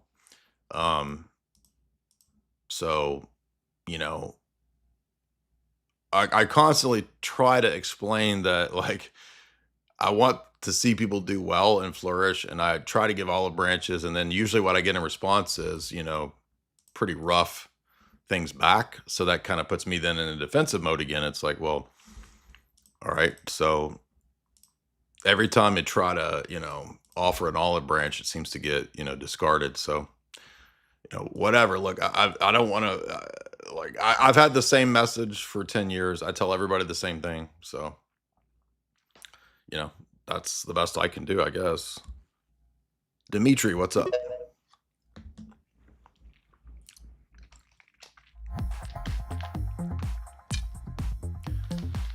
I think that it's important for us as Orthodox to handle all of these situations in the most righteous way. And so I don't go after people's private drama, never done that. I only talk about the issues where I disagree. I'm not going after, I don't talk about Elijah Schaefer's issues and Sarah Stock's issues. We don't do personal drama over it. We stick to the topics and the issues. A lot of people do the drama streams. I've never really done that. So I would think you guys the people would appreciate that we only talk about and specifically go against the issues of the areas of disagreement. And I'm Spurgy like that. Like, I don't go after people's personal lives. We don't ever do that. What's up, man? Oh, hey. What's on your mind? I have a question. I'm a big fan of your show, and it's about what are your thoughts on Donald Trump? I mean, I've always had pretty much the same position about any politician. If they ever rarely do something good, then I guess that's great. Most of the time they don't. I've been post politics for a long time. I never really had huge expectations, so I don't know what people are out looking for with that. I mean, kind of the same way I view Putin. Like, I don't worship Putin. If Putin does something good, that's great. But trust not in princes and sons of men, as Scripture says. What's up? I mean, we sing that every time in the liturgy, right? Every liturgy is trust not in princes and sons of men. What's up? What's up? So I have a question. So regarding tag. So I watch like the videos on tag to Trinity and everything, but I still don't get how that gets you to the Bible and Christianity in specific. Okay, but the Bible and Christianity is the only religion that even posits a personal triad. So what other personal triad trinity would it get you to? Well, it could just be like in deism, just like a generic No, God, again, you know? it's not, deism wouldn't work because deism wouldn't ground any of the universal categories, because deism is a religion it's a pseudo religion, it's an atheistic position where you don't have any connection to the deity. The deity is not related to this world, so it wouldn't do any of the grounding work. Aiden, what's up?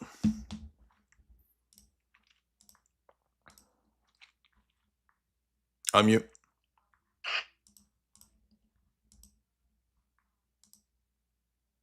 Aiden. Can you hear me? Yeah. There we go. What's up, Jay? I have two questions for you. The first one, I'm really curious if I think you would say that you at least hope for. I personally believe that America will become Orthodox. What do you think that looks like? Do you think that this will be You cut out, man. I can't hear you. Kind of. I mean, we're a long time from that, so I don't know what you mean by what does that look like. I hope so. JB Peltier, $5. You're doing a great job. The internet is spazzing out, and this is a hot topic. Thank you. You're talking about Epstein, yeah. Pajama Pill, $10. I'm a traditional Catholic. I'm sure you've been asked this many times. What is the straw that broke the camel's back for you as a traditional Catholic? Nick says he will do a super stream on Epstein. Well, there wasn't like one thing. I think for me, it was a long journey. It took me a long time to come out of tradcatism because I was really into it. I was wedded to it for most of my 20s.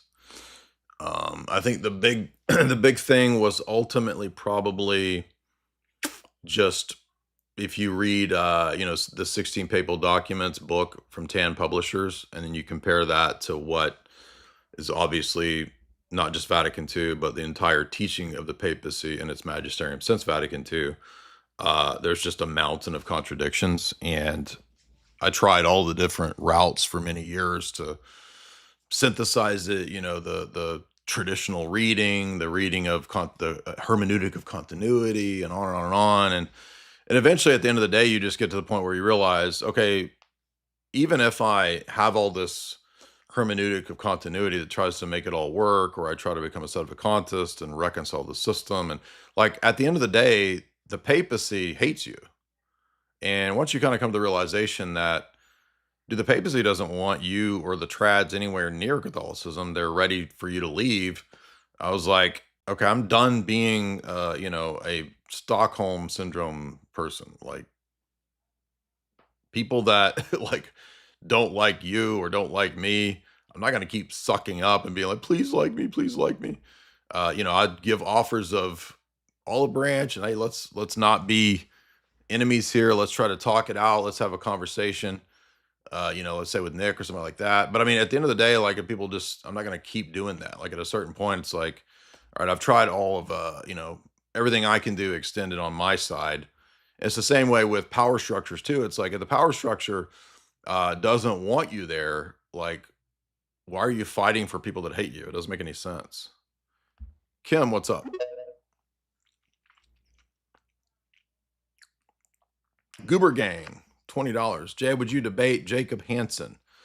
I think we've asked that guy to call in many times. I don't know if he'll ever call in, but I mean, I don't think we're going to get, maybe down the road if there's some high profile podcast to do that or something.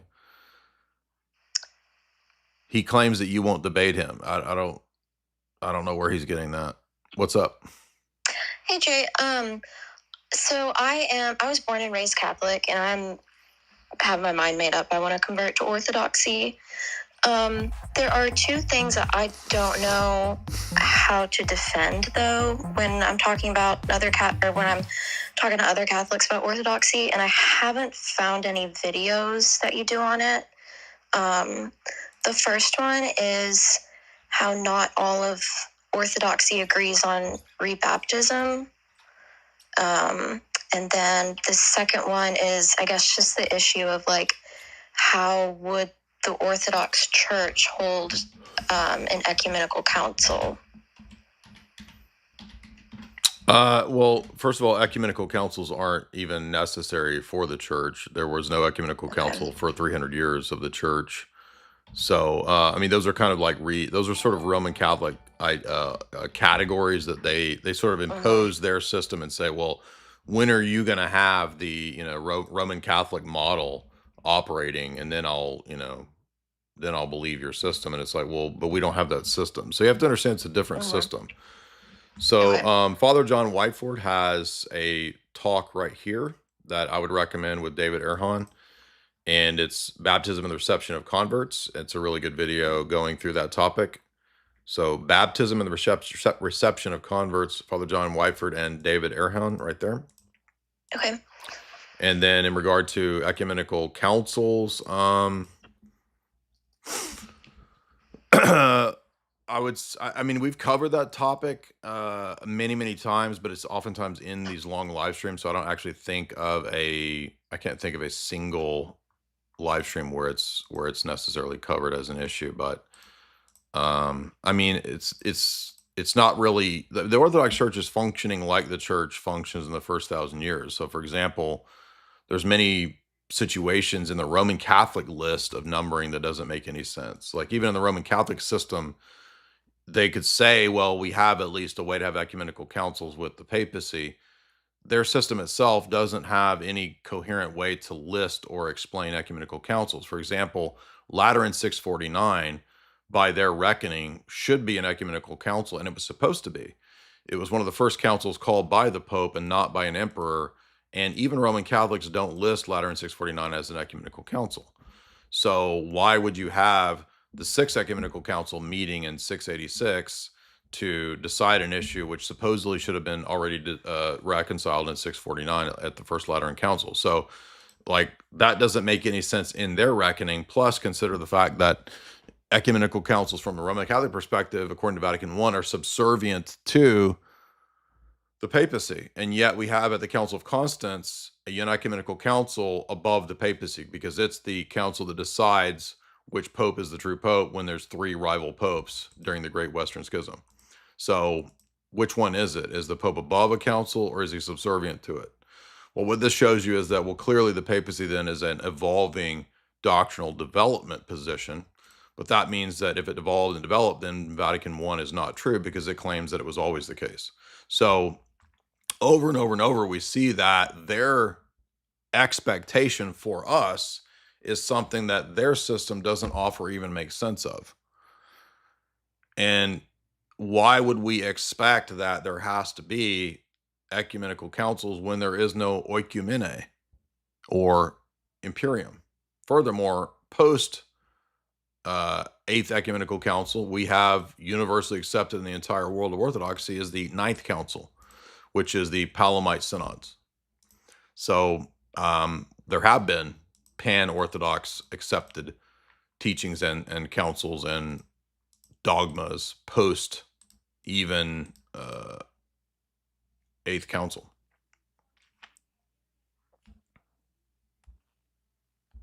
Jack, what's up?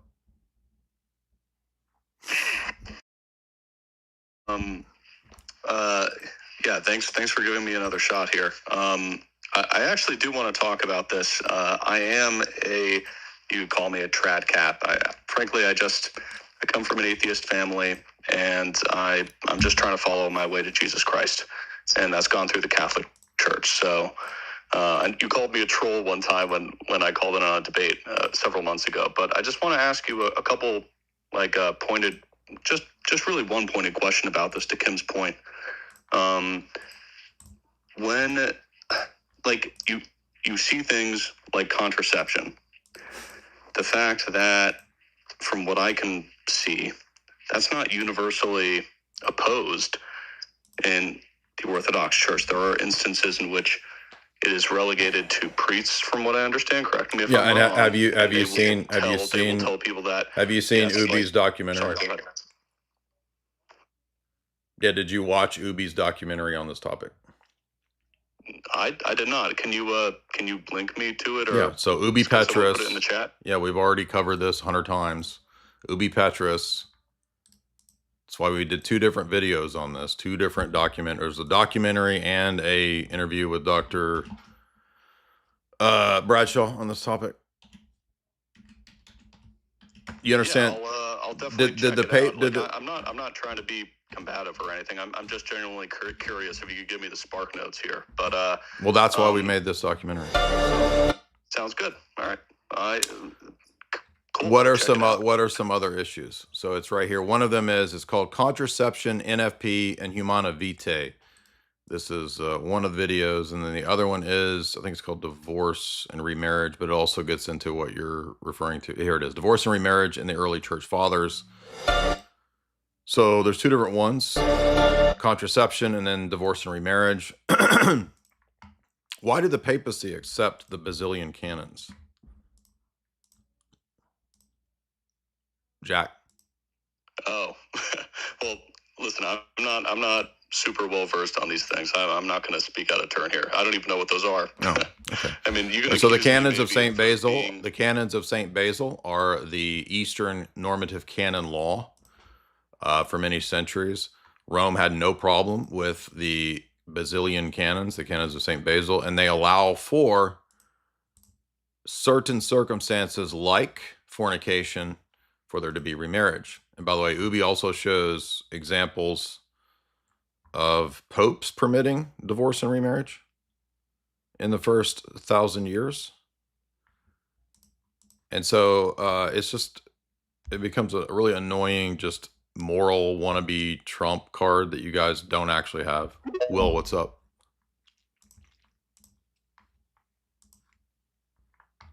Hey, Jay, what's up? What's your question? Hey, Jay. I've seriously been enjoying the streams this past week or so, especially the one when Epstein's trying to figure out how to get the kosher pigs. That one was hilarious. That one was a funny one. I wanted to know if you have heard or seen any evangelical leaders mentioned in the files or corresponding with Epstein. A really good question. I don't even know if anybody's even thought to look at that, but they should. That's a great question. Really good question. One name comes to mind, Jerry Falwell, as a Liberty University student myself. That really does interest me. I know that he was down in Miami a lot. That's where he met his wife's boyfriend. And it would not surprise me, him being in that upper echelon of society. Interested to know if his or any other big names are mentioned. I did have another thing I wanted to mention, and it was a caller that called in either earlier this week or later last week. And that one, my question revolves around the forthcoming Bethel scandal that has recently popped Yes. I don't like Mike Winger at all. I don't know anything about Mike Winger other than that people are saying that he is covering this well, which I don't even know what this is. He did a 5-hour live stream. Yeah, he's clearly a goober, but Bethel is the powerhouse for pumping out the trance-like worship songs that a ton of churches around the world use, especially in the U.S. Okay, even if they don't subscribe to the charismatic thing. Okay, can somebody give me the TLDR? I'm not gonna watch a 5-hour Mike Winger stream. What's the basic idea here? Well, as far as I know, it revolves around a prophet type guy that It's already off to a bad start. So I know, right? Yeah, but he was endorsed by Bill Johnson, who I believe knew of his, shenanigans. And who is Bill Johnson? Help me understand. Who's Bill Johnson? I don't know these names. Who are these people? Bill Johnson is like top man at Bethel. Okay. And is this a mega church or like a mega church that makes music like Hillsong, or what exactly is it? Oh, Bethel is identical to Hillsong in that they're an international, multi-campus, charismatic, crazy cult church. Oh. But the majority, a ton of evangelical churches of all denominations have to subscribe to be able to play their music in their churches. On top of that, they have like a college of some sort. You don't get a degree, you get a certificate, and supposedly by the time you graduate, you'll be able to do all of these superhuman feats like praying people back to life, praying people, to have cancer cured and what have you. But anyway, Bill Johnson has he has supported this prophet type guy who is a sexual deviant under the surface. But he's a prophet, supposedly. Yeah, he's a prophet. He was brought around to different conferences that Bethel would put on. He'd come and visit different campuses that Bethel has, like a paid-to-play type of guy. But he would prophesy over people that were in the crowd. And all his prophecies revolved around was easily accessible information on people that he knew were in the crowd. So he'd go on their Facebooks, he'd go on their Instagrams, he'd scrape up some corny info from that and then use that in his, live prophesying at these events. On top of like being a sexual deviant. Wow.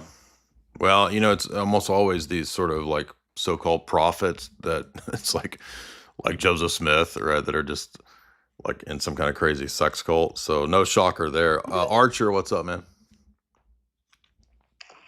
Hey, what's up? What's on your mind? What's on my mind is the Epstein files. I saw you retweeted a couple things, and it kind of seems like you're, I guess, pushing this. There's a lot of misinformation and just frankly fake bullshit, and I saw you repost a few of them, which doesn't really feel intellectually rigorous. Okay, I could have made a mistake. Sure. Which one did I mess up on? Well, there's a few. Most of the stuff that's going around Twitter is this, when it's the screenshots and stuff. But for example, the picture of Jeffrey Epstein has the little girl on his lap, and he's sitting with a Dubin guy, Glenn Dubin. That's literally his daughter. That's Jeffrey Epstein's goddaughter. And then everyone made this insinuation that he's like raping this little girl. It's absurd. Okay, I don't even think I shared that photo. I may have. But then there was the other one of the... Well, first of all, that is still suspect, because what do you mean? Like anybody bringing their children to that guy is immediately suspect. So why would that be disinfo? Even that. Okay, well, it's his goddaughter. So he's obviously friends with Glenn Dubin. So Glenn Dubin will bring his daughter around. Well, so these people don't know who this person is, and like who would bring your children around this guy? Well, yeah, okay, sure, but that doesn't really matter when they're friends. So you know what I mean? Like that's not something. No, it absolutely does matter. In fact, that they're friends makes it even worse. What are you talking about? You're trolling. Well, what do you mean trolling? Yeah, what the fuck? Get out of here, dude. Fuck you. Trash. See, he thinks that's funny to cover up for Epstein. He thinks that's funny. Intellectually rigorous, yeah. What would be revealed or happen in the world for your worldview to be incorrect? Faradin says for $5. Well done with these emails. You seem to be the one covering it. I mean, I think that anybody's worldview would be undone if there's a fundamental, like, paradigm level contradiction. So, but I mean, I don't see how that could be, given that, I mean, that's really what we hinge our worldview on. So, what's up, Hick? Hey, can you hear me? Uh-huh. How you doing? I have a question for you. Yeah, that's why I said, yeah. What's up? You're right, I'm sorry. So you aware of the stream that Ben did yesterday about the Kabbalistic roots and Protestantism? I have heard Anthony Westgate's take on some of that, and I do already separate from, I think Anthony and I did I think we did a podcast on that one time too. So I'm familiar. I did not hear their stream, but I know this material somewhat well. Gotcha. I just wanted to get your opinion on that because I thought that had a lot of roots with memorialism, just because I think you get vindicated a lot, and a lot of the times people just kind of underestimate your opinion, and then, 10, 15 years later down the line, whatever you say just turns out to be true. So I just wanted to see if you had any opinions about those two, or unrelated. Wait, what two? Ben and with Gnosticism and memorialism and the Eucharist, with Protestantism being a pseudo. I mean, there probably is. I mean, definitely there's a connection between just the anti-sacramental approach of Protestantism and the idea of Gnosticism, that it's anti-material, it's anti-sacramental. So that's true. But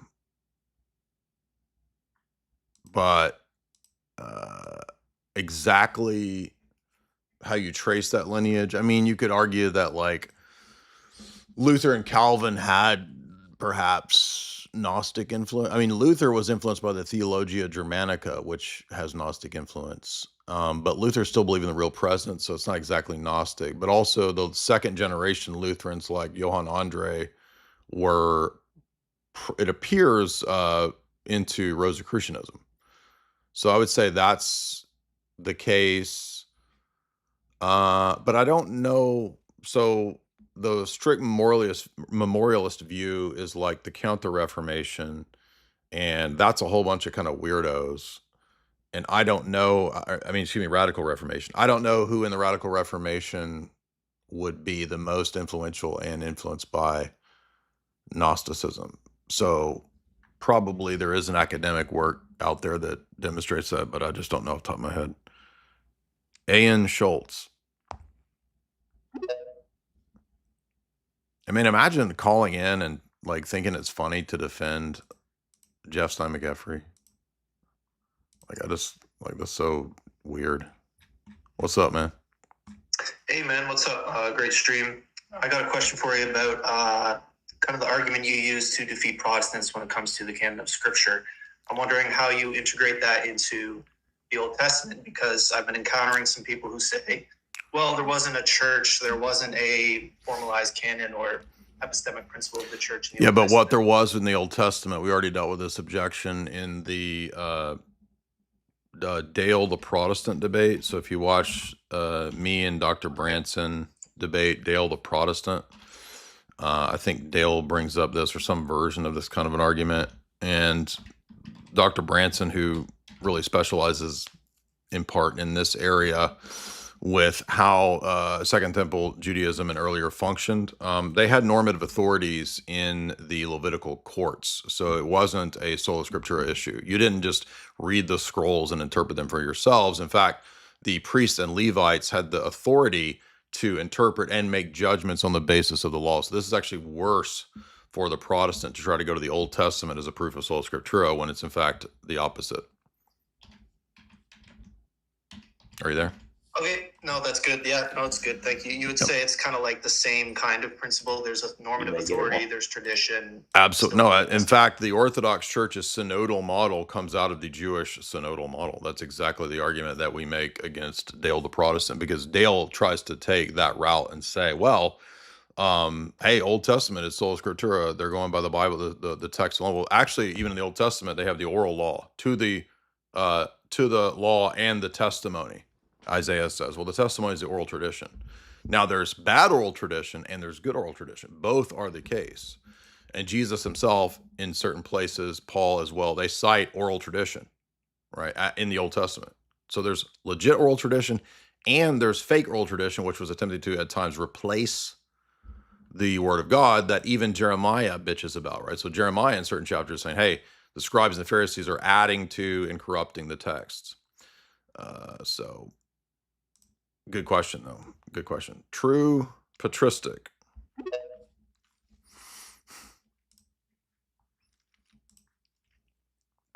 True patristic. You want to unmute? Yeah, what's up, Jay? I have a question on the Trinity. Yeah. So I have heard many times, and obviously the Orthodox doctrine is that the Father is the one God, since the arche is the font, right? Mm-hmm. Now, the difficulty I have is when we say the one and the three, meaning the one and the many, right? So you have the one God, which doctrinally we have to say is the Father. However, the divine essence is what we're actually referring to when we say that, no? Yeah, it's a both and. Okay. Can you explain how it's not a dichotomy, like a false dichotomy there, or like a contradictory dichotomy there? Because that's confusing me. How can it be both and for that? Because the word God picks out different things. It's the same argument we make against Muslims, right? Muslims think that God can only pick out Allah himself or Allah's essence. And then you say, well, but doesn't Allah have 99 names and all these attributes? And doesn't it also pick out the attributes? So you notice that the Muslim, for example, immediately runs into that issue with thinking that God only has a single referent. Well, in scripture and in tradition, God can pick out first and foremost the person of the Father, but it can also pick out a divine energy or operation. It can pick out a divine hypostasis, and it can pick out the divine essence, and it can also pick out angels, humans, and demons. So the word God is used in many different senses.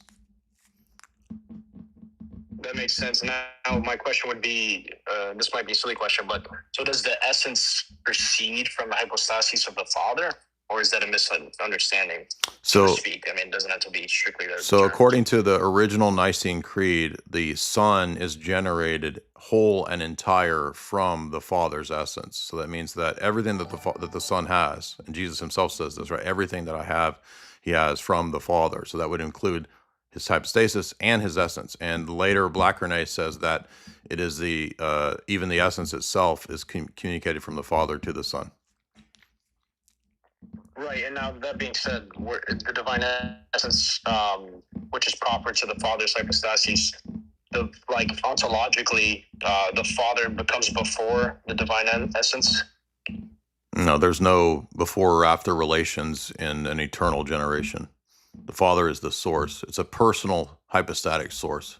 It's not the divine essence that's the source. If it was the divine essence that was the source, then the Trinity would generate and spirate itself, right? The Spirit would spirate himself. Oh, It's the Father's essence, and that's why we talk about inhypostatized. The essence only exists in the mode of the persons that have it. So the essence exists in the person of the Father, and thus the Son is generated of the Father's essence. It's not just he's generated from the divine essence.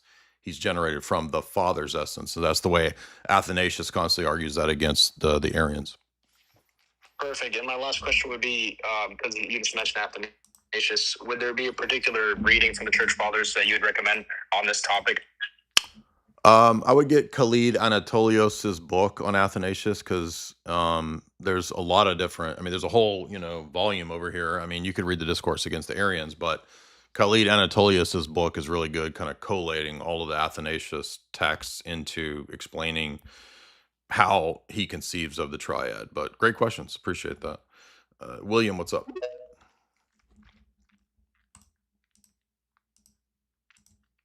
I have Khalid Anatolius' one of his Athanasius books. I think he's got a few, but there's one that I think specifically is dealing mainly with the generation of the Son. William, what's up? You want to unmute?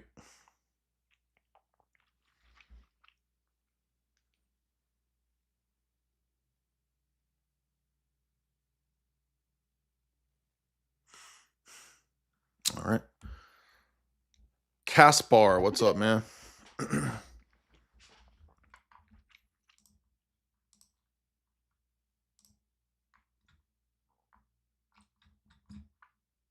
Caspar, you want to unmute? Hey, what's up, man? How you doing? Good. What's on your mind? much. So I was debating an atheist the other day, and they got stuck on this key 5 modal logic, and I kept saying it. I don't see how he's making the jump from, if God's necessary in some other world, he's unnecessary.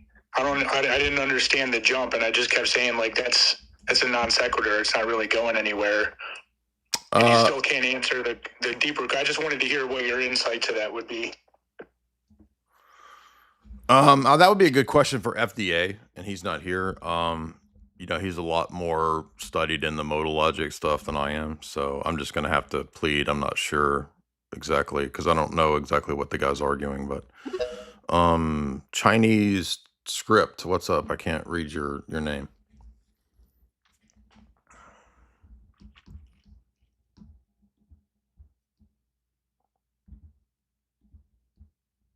You want to unmute? Okay. Alejandro. What's up, Lady Gaga? What's on your mind, Lady Gaga? Hey, Jay. First of all, I just want to tell you, thanks to you and Father Josiah,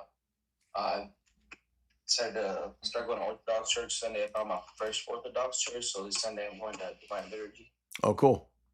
Thank you for that. But also, You're saying you're going? It's hard to hear you. Did you say you're going to Father Josiah's church? Is that what you said? I couldn't hear you.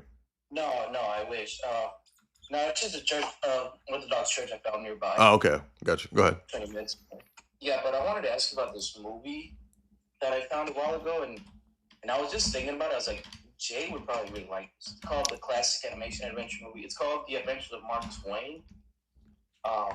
It's like a claymation movie almost. Okay. It's really like weird. A lot of symbolism. You might like it. Okay. Adventures of Mark Twain. Oh, is that weird one that's got all? It's kind of gone viral for having like weird stuff in it. Yeah, it shows Satan.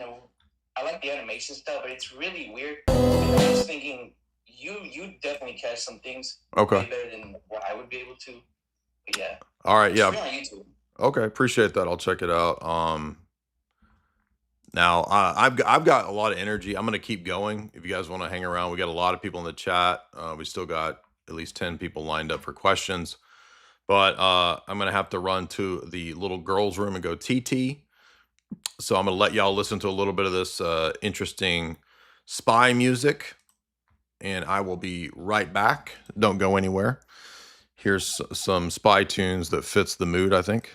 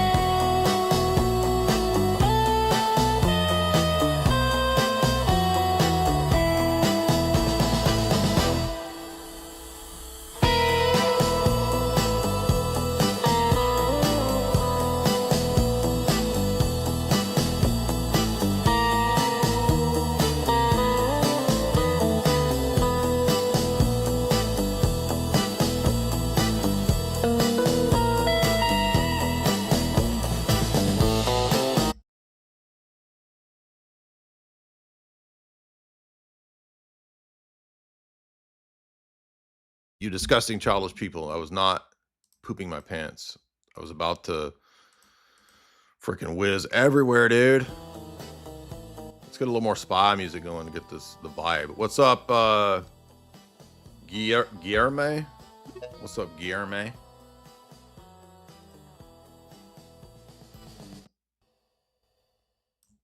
Guillerme, what's up? Hey, what's up, Jay? What's on your mind? Yeah, I would like to ask you a question. Every once in a while, we see this claim, and I want to know your thoughts on it. When people say Jesus was Jewish or Jesus was a Jew, what is how do you evaluate it? What is the angle that you think these people are taking when they make the claim, and how do you respond to it? I mean, if you read the book of Ezra or if you read the book of Zechariah, Old Testament religion is called Judaism. Jesus says in John 4 to the woman at the well that salvation is of the Jews. So there's nothing theologically or even remotely incorrect there. All right. I appreciate it. Thank you.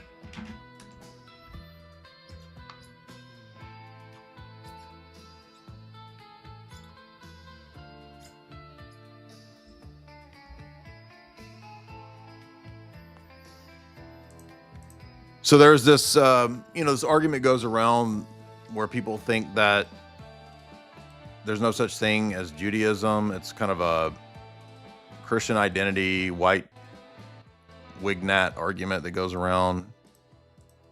No, the religion of the Old Testament is proto-Christianity, and that's Hebrew Judaism. After the split between Christianity and Rabbinic Judaism becomes kind of its own thing that we think of as today's Rabbinic Judaism.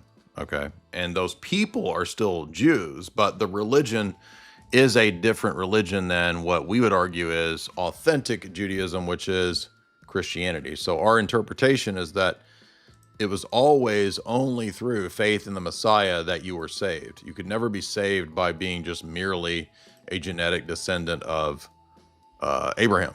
So Galatians 3 is very clear about that faith in Christ and baptism is what makes us a member of the Abrahamic covenant. And that's fulfilled now that the Messiah has come. So when we look at texts in the Old Testament, even the Old Testament notes that there were Jews as well as Chaldeans at Mizpah.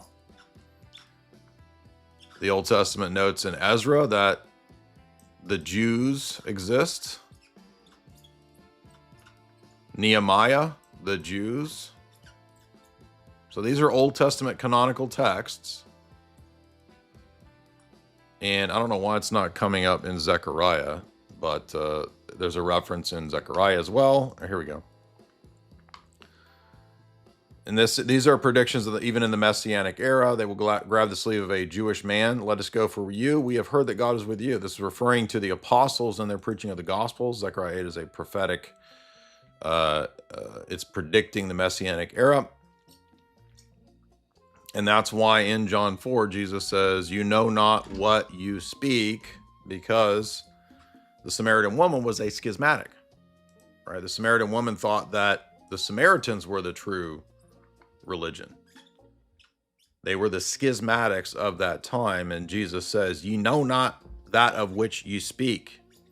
By the way, notice there, being a generic monotheist doesn't get you anywhere. So that refutes Nostra Aetate. The idea that, oh, well, we all believe in God because we all believe in one God. So it's the same God, right?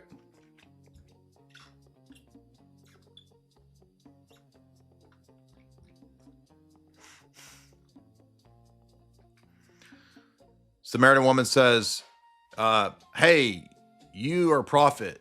Settle my theological dispute question.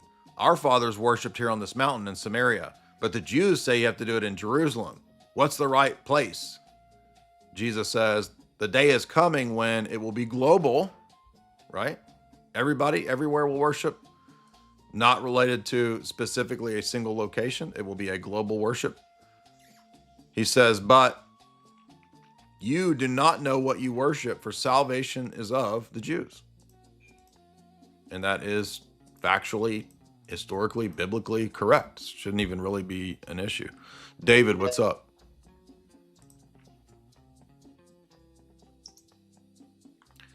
David, what's up, man? Hey, what's up, Jay?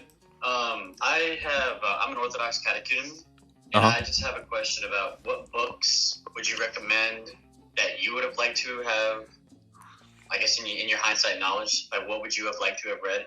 Because I have a bunch, but some of them are, like St. Seraphim's books, they're really complex, and I need to start something smaller. What would you suggest? I mean, I would looking back, I would say it would have been good to have read the entire Pomazanski book, Orthodox Dogmatics, starting out. It would have been good to have read Byzantine Theology by Meyendorff. It would have been good to have read Christ in the Christological Controversy, St. Cyril of Alexandria, the Christological Controversy by McGuckin.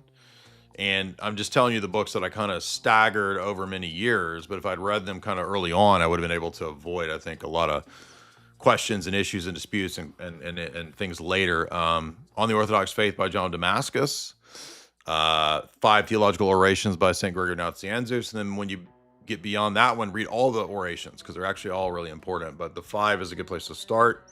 On the Incarnation by St. Athanasius. Those are all absolutely kind of essential, necessary reads. Mystical Theology by Losky. So I would do all those. Habermas, what's up? Habermas? What's up? We got actual Frankfurt School degens in the chat. What's up, man? Oh, hey, man. Hope you're doing well. Nice to meet you. I was curious to know if you were familiar with Stanley Monteith, if you ever collaborated with him or have looked into his work. For me, he was a really influential figure, so I was curious. I mean, yeah, back in the day, I remember joining the InfoWars membership. I was a member on Alex's website in 2006, 5-6. And Alex had quite a few talks and lectures and recordings of Stan Monteith. And I think the first time I ever heard of Carol Quigley was actually from Stanley Monteith's lectures. So I hadn't read the book yet. Obviously, I hadn't read Tragedy and Hope, but I remember him. He was the first person I heard mention it. So over the years, yes, I've heard a lot of Stan Monteith stuff.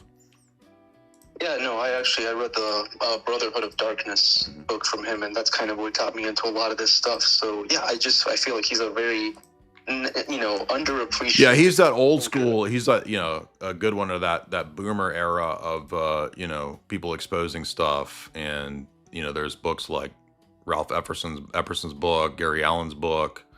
Yeah, I read a lot of those classic ones back in the 2000s. Yeah, and I think what I most appreciate from him is the work he did on Colonel House. He went to the Yale archives and actually looked at his, the diaries. Right, good point. It was just remarkable, all the information he extracted out of that. Yeah, I forgot that he was a big person exposing House as a kind of a front for the, Milner, Fabian, Rothschild elite. That's a good point. By the way, guys, if you want to get a hold of my books, you can sign copies at jasonanalysis.com in the shop there. Dark Hollywood 3 is now out, delving deep into the symbolism in a lot of the films that I didn't cover in 1 and 2. So hopefully you can get your hands on that. And all the copies from the website are signed. You don't have to request it. They come all signed. So, G. Roy, what's up?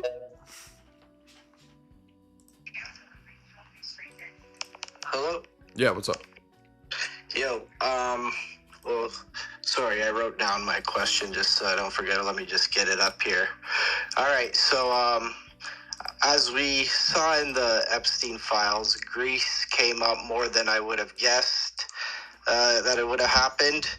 And I noticed in Greece a lot of Israelis and Turks have been buying up property lately, and also Cyprus, which Cyprus has made more headlines for the Israelis buying up a lot of property and whatnot.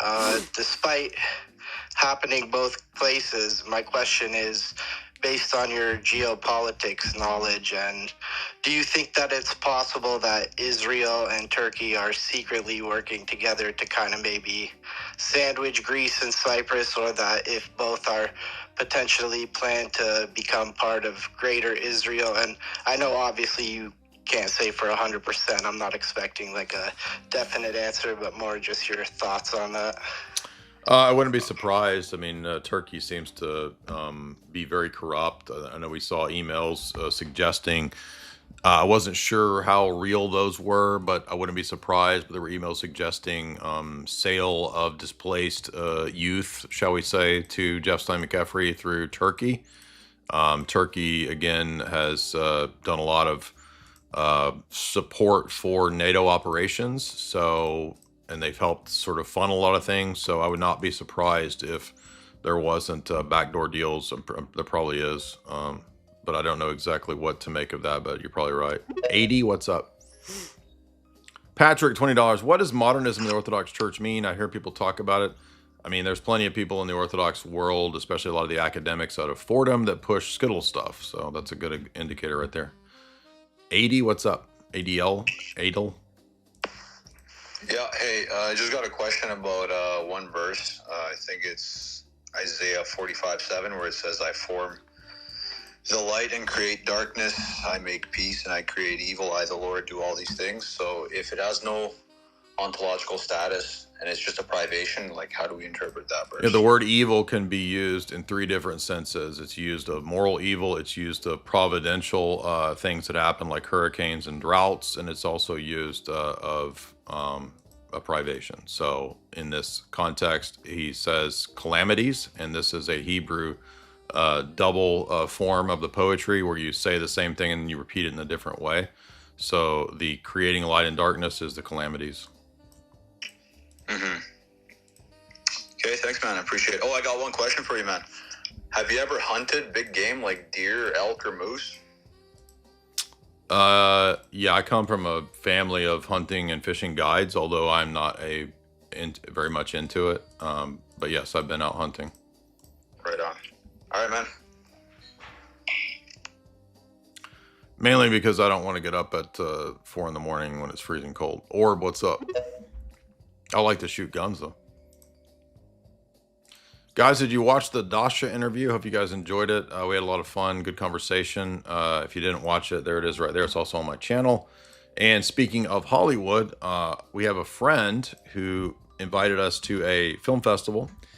And I spoke at it. This is where we got to meet Kevin Sorbo. He did I did a talk at his film festival. It was a lot of fun. He's a cool guy who rejects Hollywood leftism.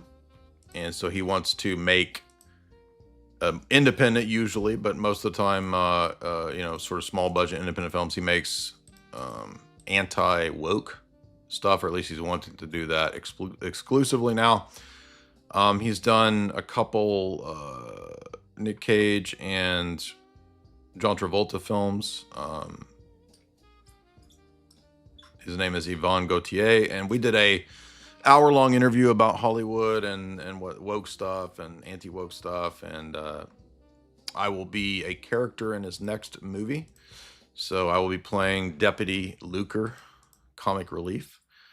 But you see here he's worked on Comeback Trail, Running with the Devil, which was a recent Nick Cage Lawrence Fishburne film, written and directed by a Navy SEAL. And what I thought was really fascinating about this film is the insights into international drug trade. And presumably, I think his name is Jason Cobble, the director. He based his assessment he took all of his history of, operations in Latin and South America and whatnot as a Navy SEAL, and then translated it into a film version of how organized crime and the supply chain of cocaine happens. It was a pretty good film, very insightful for that. Yvonne was executive producer, one of the producers on that. And then he's done some of his own French films that are more art house type films. So we watched a lot of those and we did analysis of that. His most recent one is not on here, but it's the Kevin Sorbo Vampire Project. Anyway, so we will be doing an interview and look forward to watching me in a movie. That's going to be hype. Hopefully it all comes together. What's up, man? Orb. Hey, Jay, how's it going? Big fan. Thank you.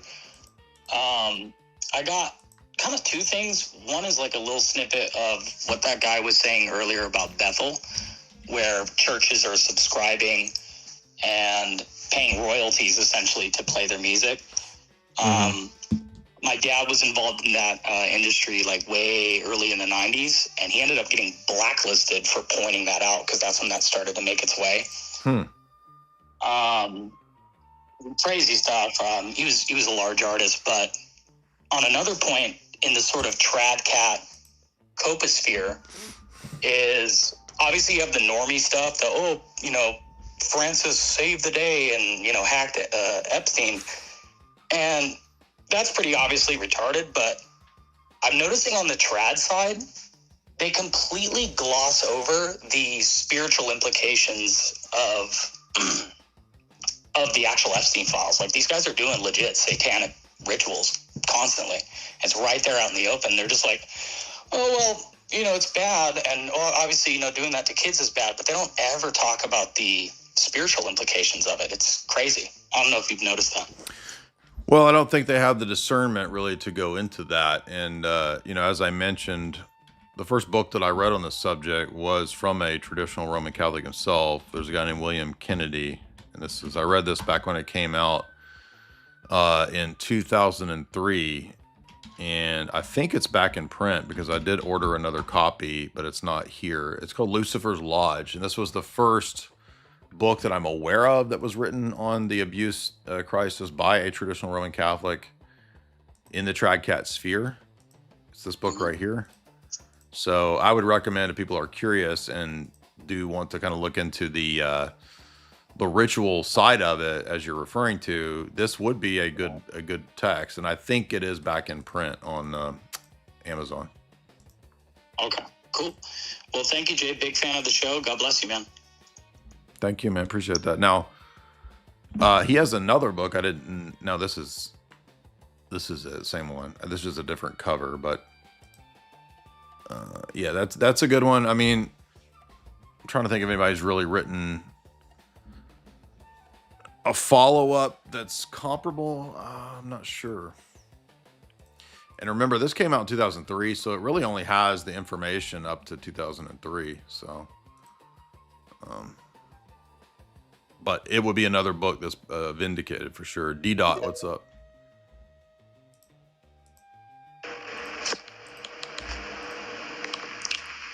Hello? Yep.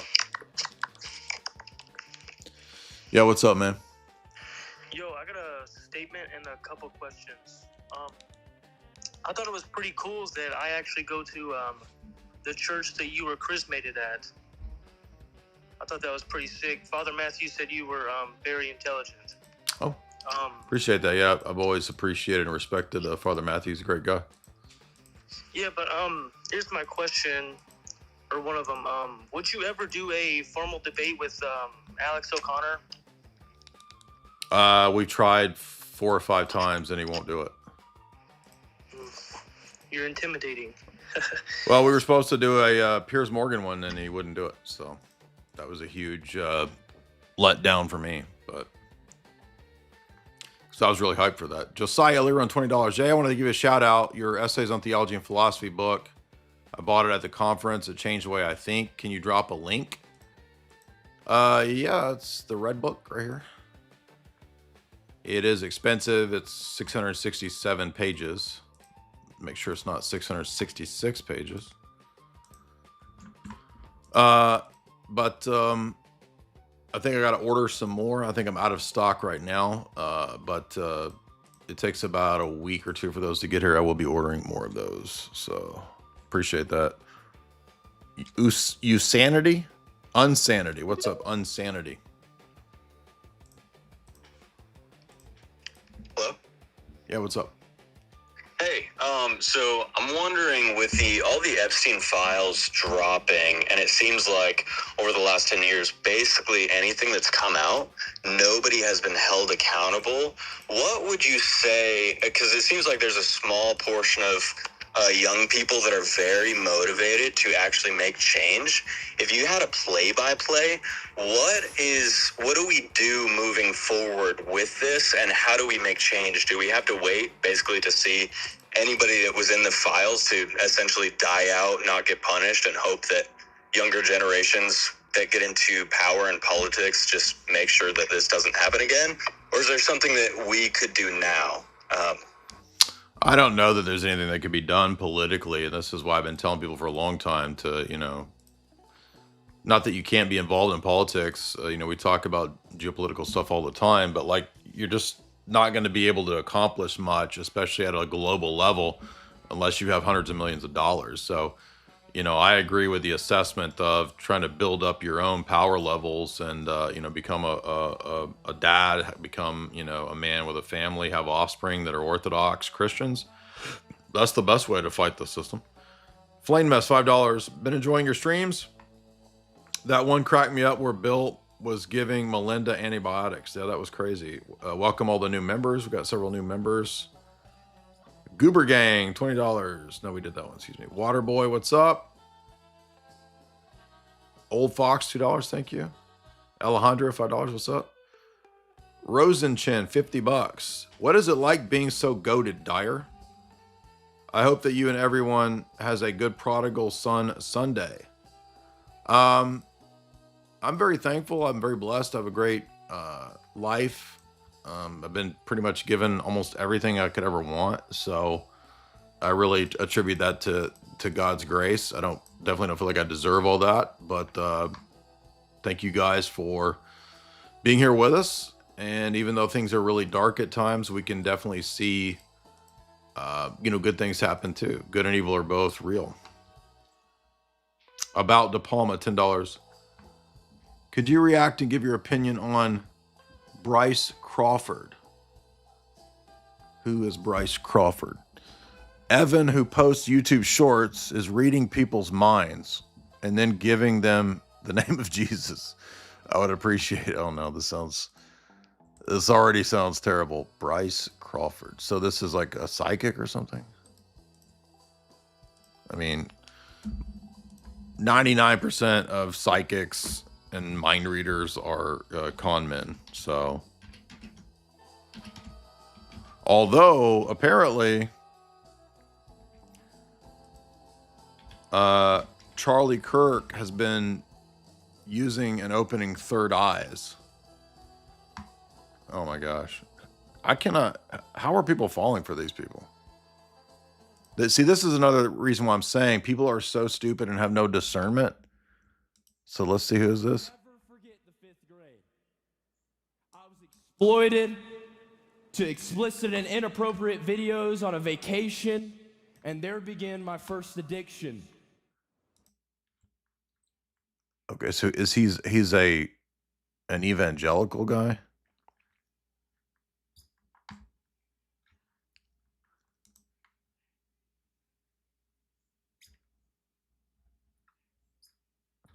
So this is just some emo evangelical bunch of nonsense. What are you saying he does? Evan G, who posts YouTube shorts, reading people's minds and healing them. Evan G. I don't really understand what.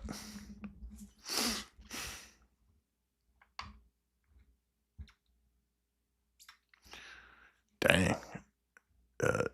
Dude's face looks kind of dried out. Dude need a good moisturizer. That dude face dried out. Wigga got a dried out face. Get this boy a moisturizer. Okay, I don't understand what you mean about reading minds. I don't understand. Alejandro, $5. What do you think about Professor Zhang? Again, everybody asks me this every day. And I mean, as soon as I see somebody talking about Gnostic stuff, I'm not paying much attention. Now I know CONCIL, Dr. David Petricari, our buddy, had him on. I've not watched the interview. All I can say is that dude ashy. That dude ashy, just like Earth ashy. Hey, that wigga ashy right there. But hey, listen, y'all ain't open y'all third eye. Y'all ghetto. Y'all shit ghetto. Earth ashy. And listen, Charlie Court came to me in a dream and opened up my third eye. And what y'all say about that right there?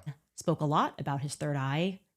That's why that sentence caught my attention in the article. He spoke about the street lamps that would go off when he would run, about the special school that he had to go to. He spoke about a lot of the things that were strange in our childhood, the testing that both of us had to endure. We spoke about the fact that we could both astral project. You know all of this, of course. You have his phone. And how surprised we were when we learned that not every... Okay, are you dumb wine moms ready to give up on this insanity yet? She's astral projecting. Give me a break, dude. Third eye, isn't that also a butthole? Astral projecting? Come on, y'all. This stuff nasty. Earth ashy. Y'all niggas is ashy. Earth ashy. Y'all niggas is nasty.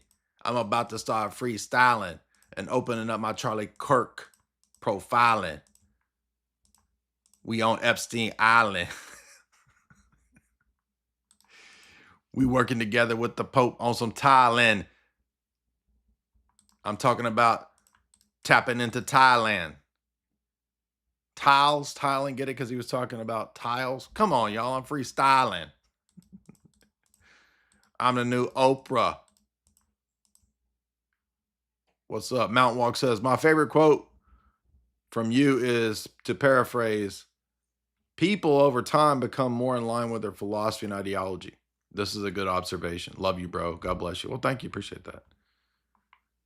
Yeah, I mean, come on, y'all. She over here talking about astral projection, and Charlie had opened up third eyes. Are we just going to admit I'm right? It's okay, guys. It's okay. Just say, look, Jay, you're right. Okay, she's crazy or disinfo or what, who knows? But regardless, this is retarded shit, dude. This is dumb.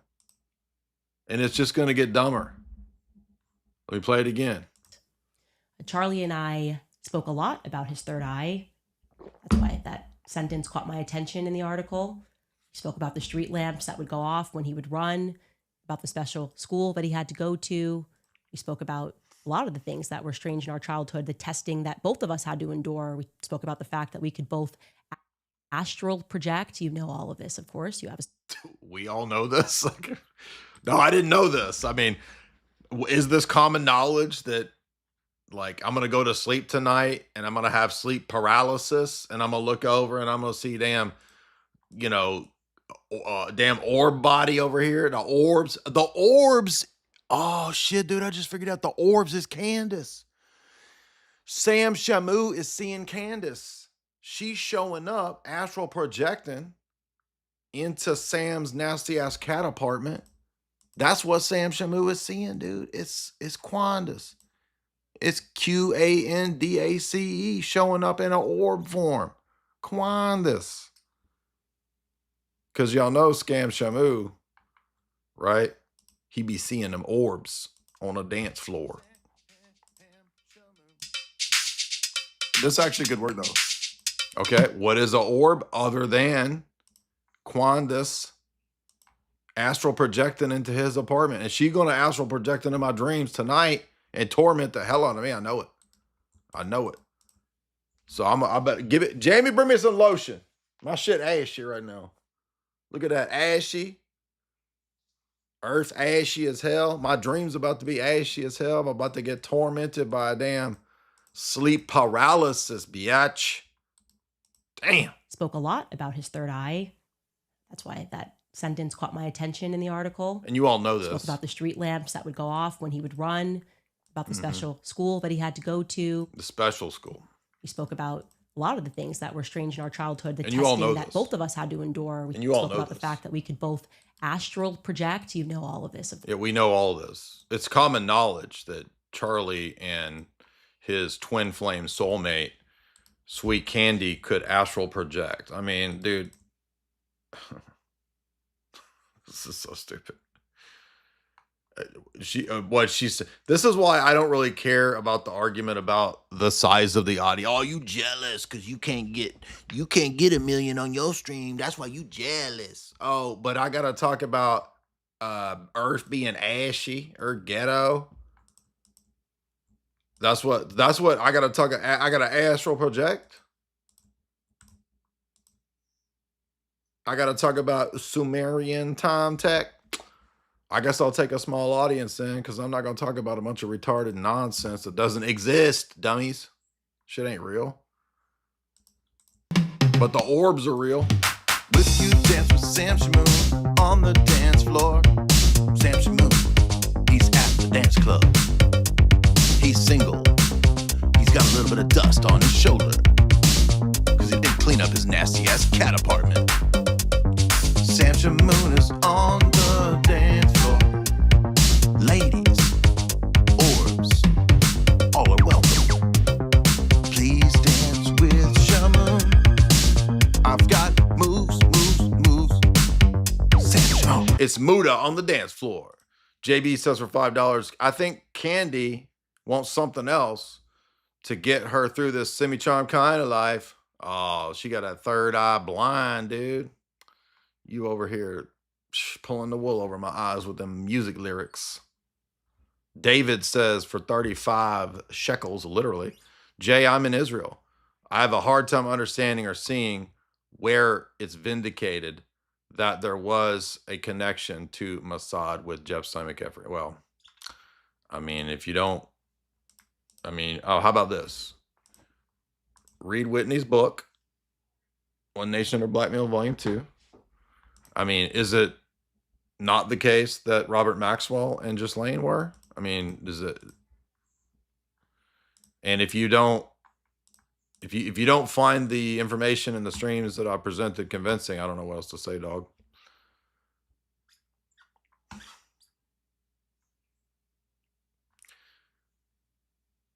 PD Store, $10.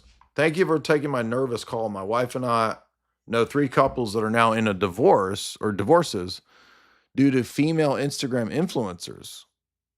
Interesting. I wonder what you mean. Like, do you mean the female Instagram influencers are like flirting with husbands or something? Or what do you mean by that? I'd like to, you should have told me more of the details of that. It sounds crazy. Where can I look for Silicon Valley and the attack on marriage? Oh, that's a good question.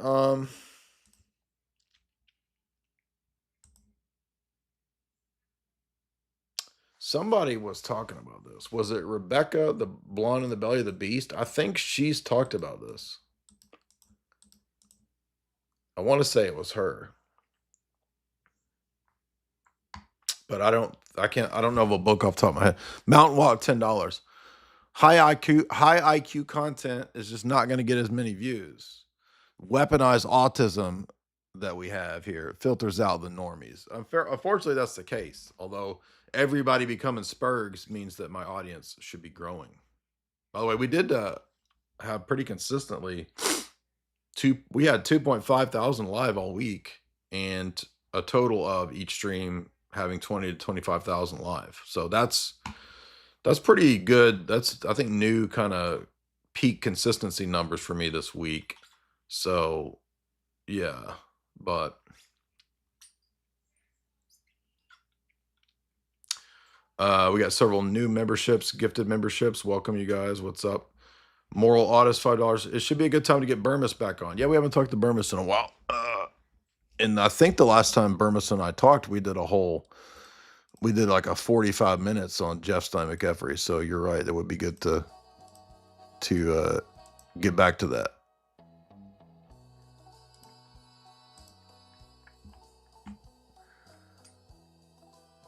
Matt Scroggins, $5. On dating, I live in Salt Lake City. Try to convert Mormon space wives. Exactly. He's got the right idea. All right.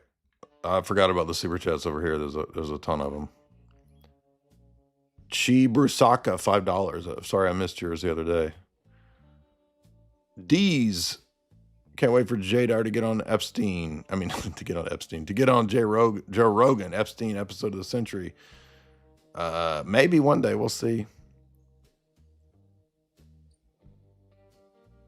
Water Boys. What's up, Jay? What's up?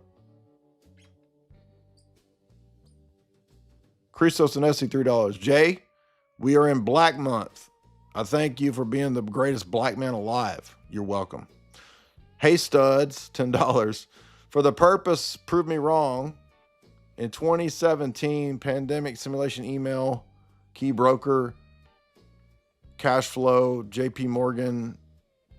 Well, I mean, why would I prove you wrong? That sounds very plausible given the information we've seen so far. Matt Scroggins, $5. We did that. Ryder Grenier, $20. What's up, my BIPOC brother? I have a question. It might require a long answer. I'm curious. Do you think living in Russia is better than U.S.? I don't know, but I've had two friends that tried it, and both of them ended up kind of coming back because there were a lot of challenges that I think they weren't ready for in post-Soviet Russia. There's a lot of holdover bureaucracy type stuff. So culture shock. Is the food more clean, and is there no Skittles? I don't think the problem is the food and the Skittles stuff. You just run into other issues like, you know, bureaucratic stuff. Leave it to Ethan, $20. Crazy that Netflix put out a documentary on Jeff Stein in 2020. It barely scratched the surface of what's actually happening. Do you think it was to buy more time before it came out? Well, I don't think they knew in 2020 this would come out. So I didn't see a Netflix. I haven't seen the Netflix documentary, so I couldn't say. But I know that we were on with Sean Atwood, and I forgot that Sean said he did a 4-hour Epstein documentary. I would guess that one's probably pretty good. I've not seen it, but now I want to see it because I didn't realize he did a 4-hour documentary on it.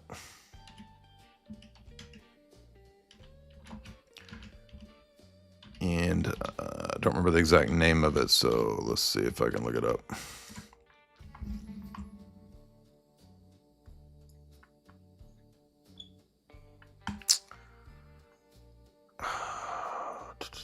Does anybody know the name of Sean's documentary? Because I see like a million live streams, but I don't know which one is the documentary. He said a name when I was on with him, but I can't remember what it was. And nothing comes up. Let's try length. No, that's not going to work. Popularity, maybe.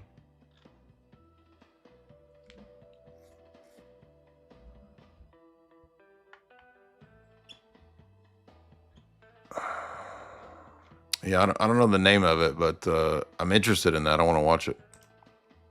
Sean Atwood. I was just on with him yesterday or day before. We did a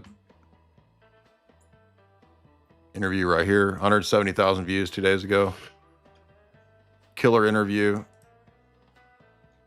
We've been doing Sean's podcast for 5 or 6 years now. So shout out to Sean. Thanks for having me on. I think he sent me like 2,000 subscribers, so I appreciate that. Welcome all the new people over here. You know, we've had a difficult time over here on the YouTubes over the years. We were demonetized for 5 years, and you know, thank God we got remonetized in January. So, you know, for a long time the growth was suppressed. If you're not monetized, obviously you don't grow as fast. So we've had a lot of struggles, a lot of challenges, and we're so close now to 200K.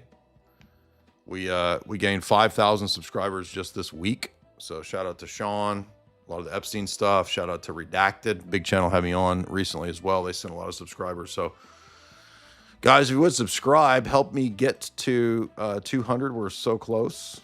Then we can have our 200 party.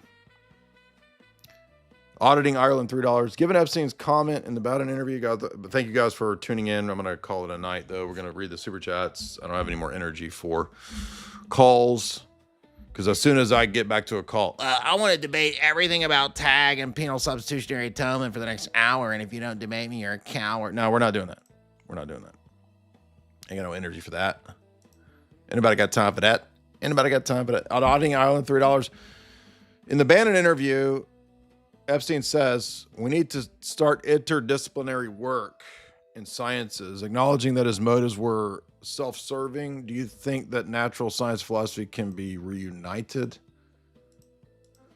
I mean, theoretically, yeah, it should be. I guess he's right about that point. But I mean, I don't have any expectations of anything in the institutional sphere getting any better anytime soon.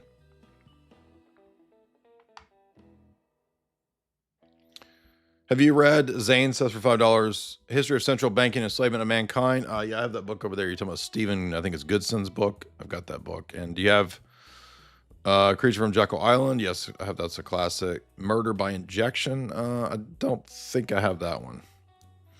Is that the book about the JFK or Dr. Feelgood? I think that's, but I've not read that book. Dude, bro, $10. Jay, why eating and dismember? I don't think that email's real. That one is the crazy one that everybody focused on because it's so sensational. I think that's a schizo person. Now, I'm not saying that there's not the possibility of the hunt being real or hostile being real, but that email I don't think showed that. Josiah Lear and $10. Can you use this to buy a binky for Pine Sap next time he whines about you when you drop bombs? $2. Why is every face lord underreacting, but not you? Well, I'm reacting to this so voraciously because it's a huge vindication for all the stuff that I talked about for so long that so many people, made fun of me over the years. And, when I've always approached this stuff from reading all these books, I read all these texts and most people don't do that. So I think a lot of the influencer people also don't do much reading. Dude, bro, Jay beat gayness by getting married. Well, thankfully, by God's grace, I never had a gayness issue. Jordan, $5. I'm so mad that Trump posted Obama as a you-know-what. However, we're all APE. My granddad was a fish. Evolution is a joke. Well, if evolution is true, why would you have a problem with that? That's a good way to reframe that question, right? So you could ask all the leftists, be like, wait a minute, isn't evolution true? So like, why do you have a problem with that? Anna's Floating Rock, $10. Is NATO versus BRICS genuine sovereignty? Is it a managed dialectic? There's probably a degree of both going on. I mean, BRICS is not offering, for example, a real solution to the banking problem because they're just going to use the same, fiat style banking that's the control structure of the West. So unless BRICS is proposing some fix to the monetary system, you heard Jeff Stein McEffrey himself say in the Bannon interview within the first 30 minutes, the whole thing is about fractional reserve banking. Exactly. Vlad says for $5, bro, I'm Protestant. I like your live streams. Appreciate that. Welcome. You stay around here, you won't be Protestant very long. Scribs, I was laughing for the last 10 minutes nonstop. Driving home, he says. Well, he didn't say nonstop. I added that because I know it was nonstop. Good. You ought to be laughing. Russian Orthodox Sarkavelto, $2. Make a song about Epstein orbs, calling hunting orbs. Hick at Heart, $5. Jay, I'm sorry I was disjointed. It's okay. I was nervous talking to you. I appreciate your work. It's all good. That one guy pissed me off when he called in laughing about, what, bro? Why are you? Who cares if Epstein is hanging out with kids? Why is it a deal? You're disinfo. Like, dude, what? Get out of here.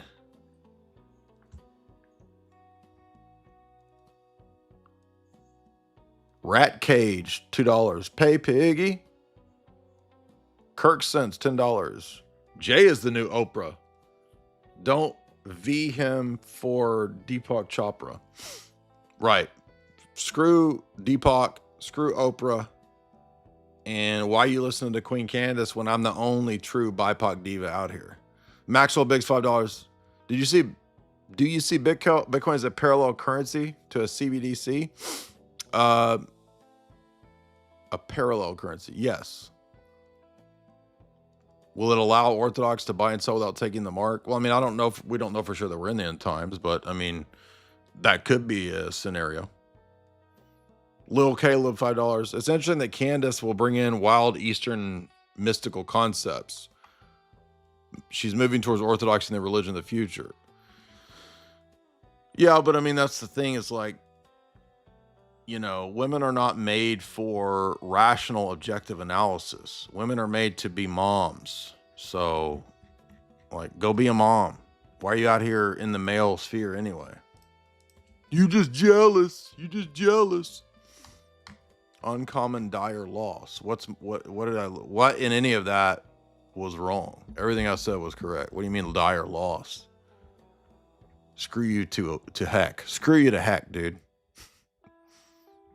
Screw you to heck, man.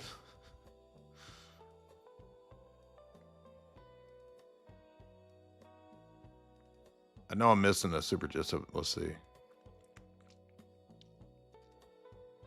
Swinters. How is it determined who's autocephalous? In the history of the church, autocephaly is typically granted by synods. It's first granted at the Council of Ephesus to the Church of Cyprus. Jellyfish, should I get on X for social media? Should I get on X for news? It's up to you. I mean, X has pros and cons. There's a lot of rage bait that will waste your time on X. So you gotta discipline yourself not to get rage baited. Super Saiyan Jinjay, $20. Penance for annoyance. Hey dog, you give me $20, you ain't annoying no more. Who's got a better wigger laugh than me? Dude, wiggers don't laugh as good as I do with a wigger laugh. Come on. Reginald Dankins, $10. Will you be going back on PGL? Well, funny you said that. I actually messaged Sam the other day, and I said a lot of people in the comments on the PGL episode were saying, bring Jay back and have Jay on with Charles, which I think would be a great idea. And I suggested that to Sam, and Sam said that is a great idea. So I would say that's a good possibility.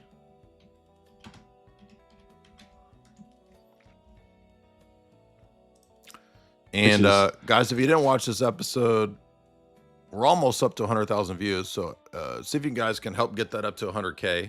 It was a lot of fun. Most of the comments are saying, bring Jay back with Charles. Bring Jay back with Charles. Jay without Charles? More Jay, more Jay, more Jay. So Sam seemed to like the idea. Romanity says, I think they released Epstein files because people are numb. Could be. They're preparing the path for extreme stuff later. Unrelated, but I don't think partial preterism is common amongst Orthodox saints. It's common amongst key ones like St. John Chrysostom, Athanasius, Cyril of Alexandria, even Origen. So it depends on what you mean by common. I mean, I'm usually referring to the Eastern Church Fathers, amongst whom it was common. St. Hippolytus was the first also to talk about that. Romanity, they often interpreted the Greek 666. Well, that's a separate issue from partial preterism. I mean, it's related, but what 666 is a separate issue. Jay says for $15, I just woke up, third shift.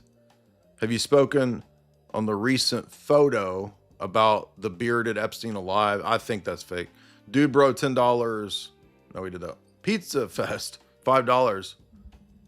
Have you heard the official story about moving the body, a decoy? I mean, look, I don't think he killed himself, obviously. I've not put much time into, did they spirit him away to Israel? Is he still alive? I mean, like, that stuff is possible, but here's the thing that drives me nuts is everybody will focus on these outlandish, sensational speculations This is so freaking annoying about anything in this sphere.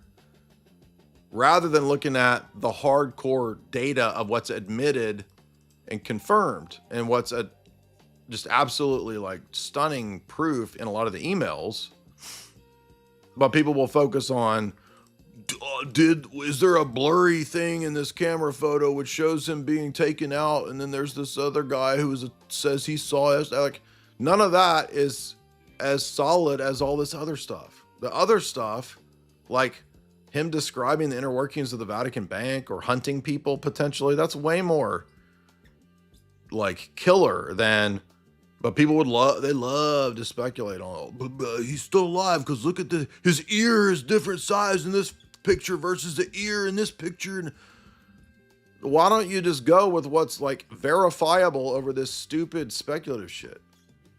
And I think I agree with Fuentes. I think that was his point on the conspiratard stuff. I think we agree on that point. Seth, $10. Thank you for staying strong in the faith. Your lectures have helped me defend the faith during undergrad in a public institution. Thank you. Yeah, tag is good for that. JB, you're doing a great job. The internet is spazzing out. Tip man, I enjoyed your video that said 15 books to read. Is there any chance that you will do more literary recommendation videos? You know, I want to do that, but nobody watches those.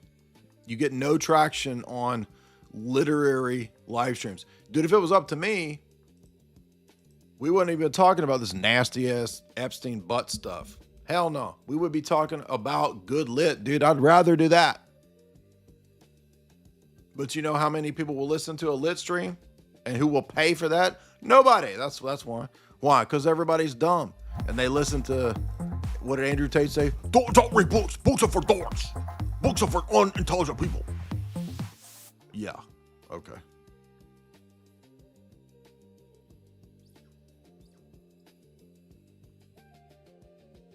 Rui, $5. It would be great if you have a private conversation.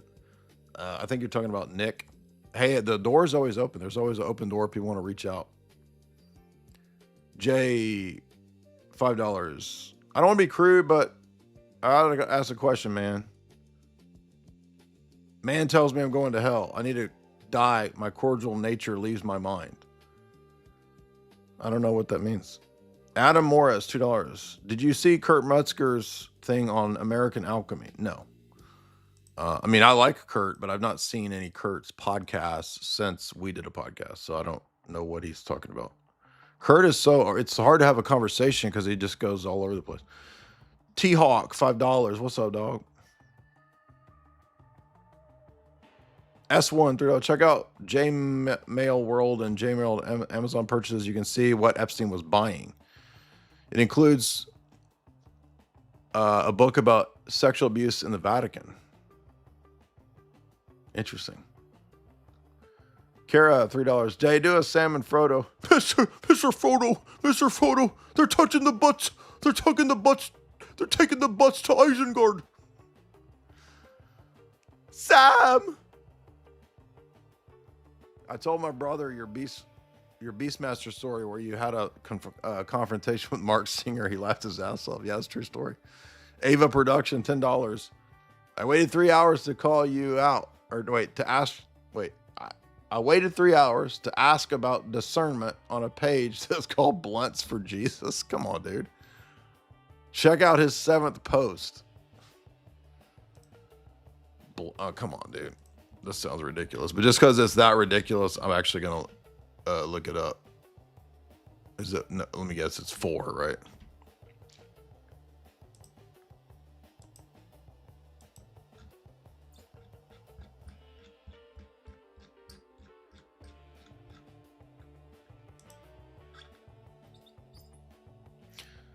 You said the 7th post down. 1, 2, 3, 4, 5, 6, 7. You talking about Tesla or this? I don't understand what you want me to look at. Judy, $5. Is there a cabal orchestrating all groups? I mean, I think the top of the pyramid is the devil, and then up there towards the top you've got the Rothschilds and the Rockefellers. I've been been saying that for 20 years. So that's what I think. That's as high to the top as you could go. JB, $5. Debate me on PSA, you coward. Exactly. The PSA debate comes out when I'm exhausted, ready to quit. All right, guys.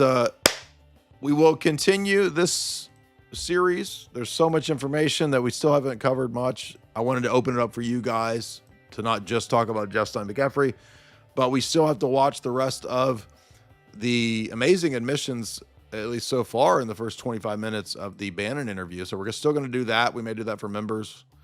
We got a lot of new emails that I didn't even get to tonight, Jeff Stein emails and whatnot. We'll cover those perhaps tomorrow, I guess. So thank you guys for tuning in. A lot of fun, and we'll have another stream tomorrow. Everybody have a good night. What's up? Supasaya, Jin J, $10. You were saying that we ought not be drama-filled or crass towards other people. My original chat to Nick was if he eats created glory. He said you're going to hell. Well, I think if you tweet, if you super chat those kinds of questions, you're probably going to get those kinds of responses. So it's probably not worth, trying to rage bait people with those kind of super chats. Shoreline, $5. If you're winding down, guys, go raid Hello Listener, he says. I think I can check my advanced stream settings. Let's see if I can do that.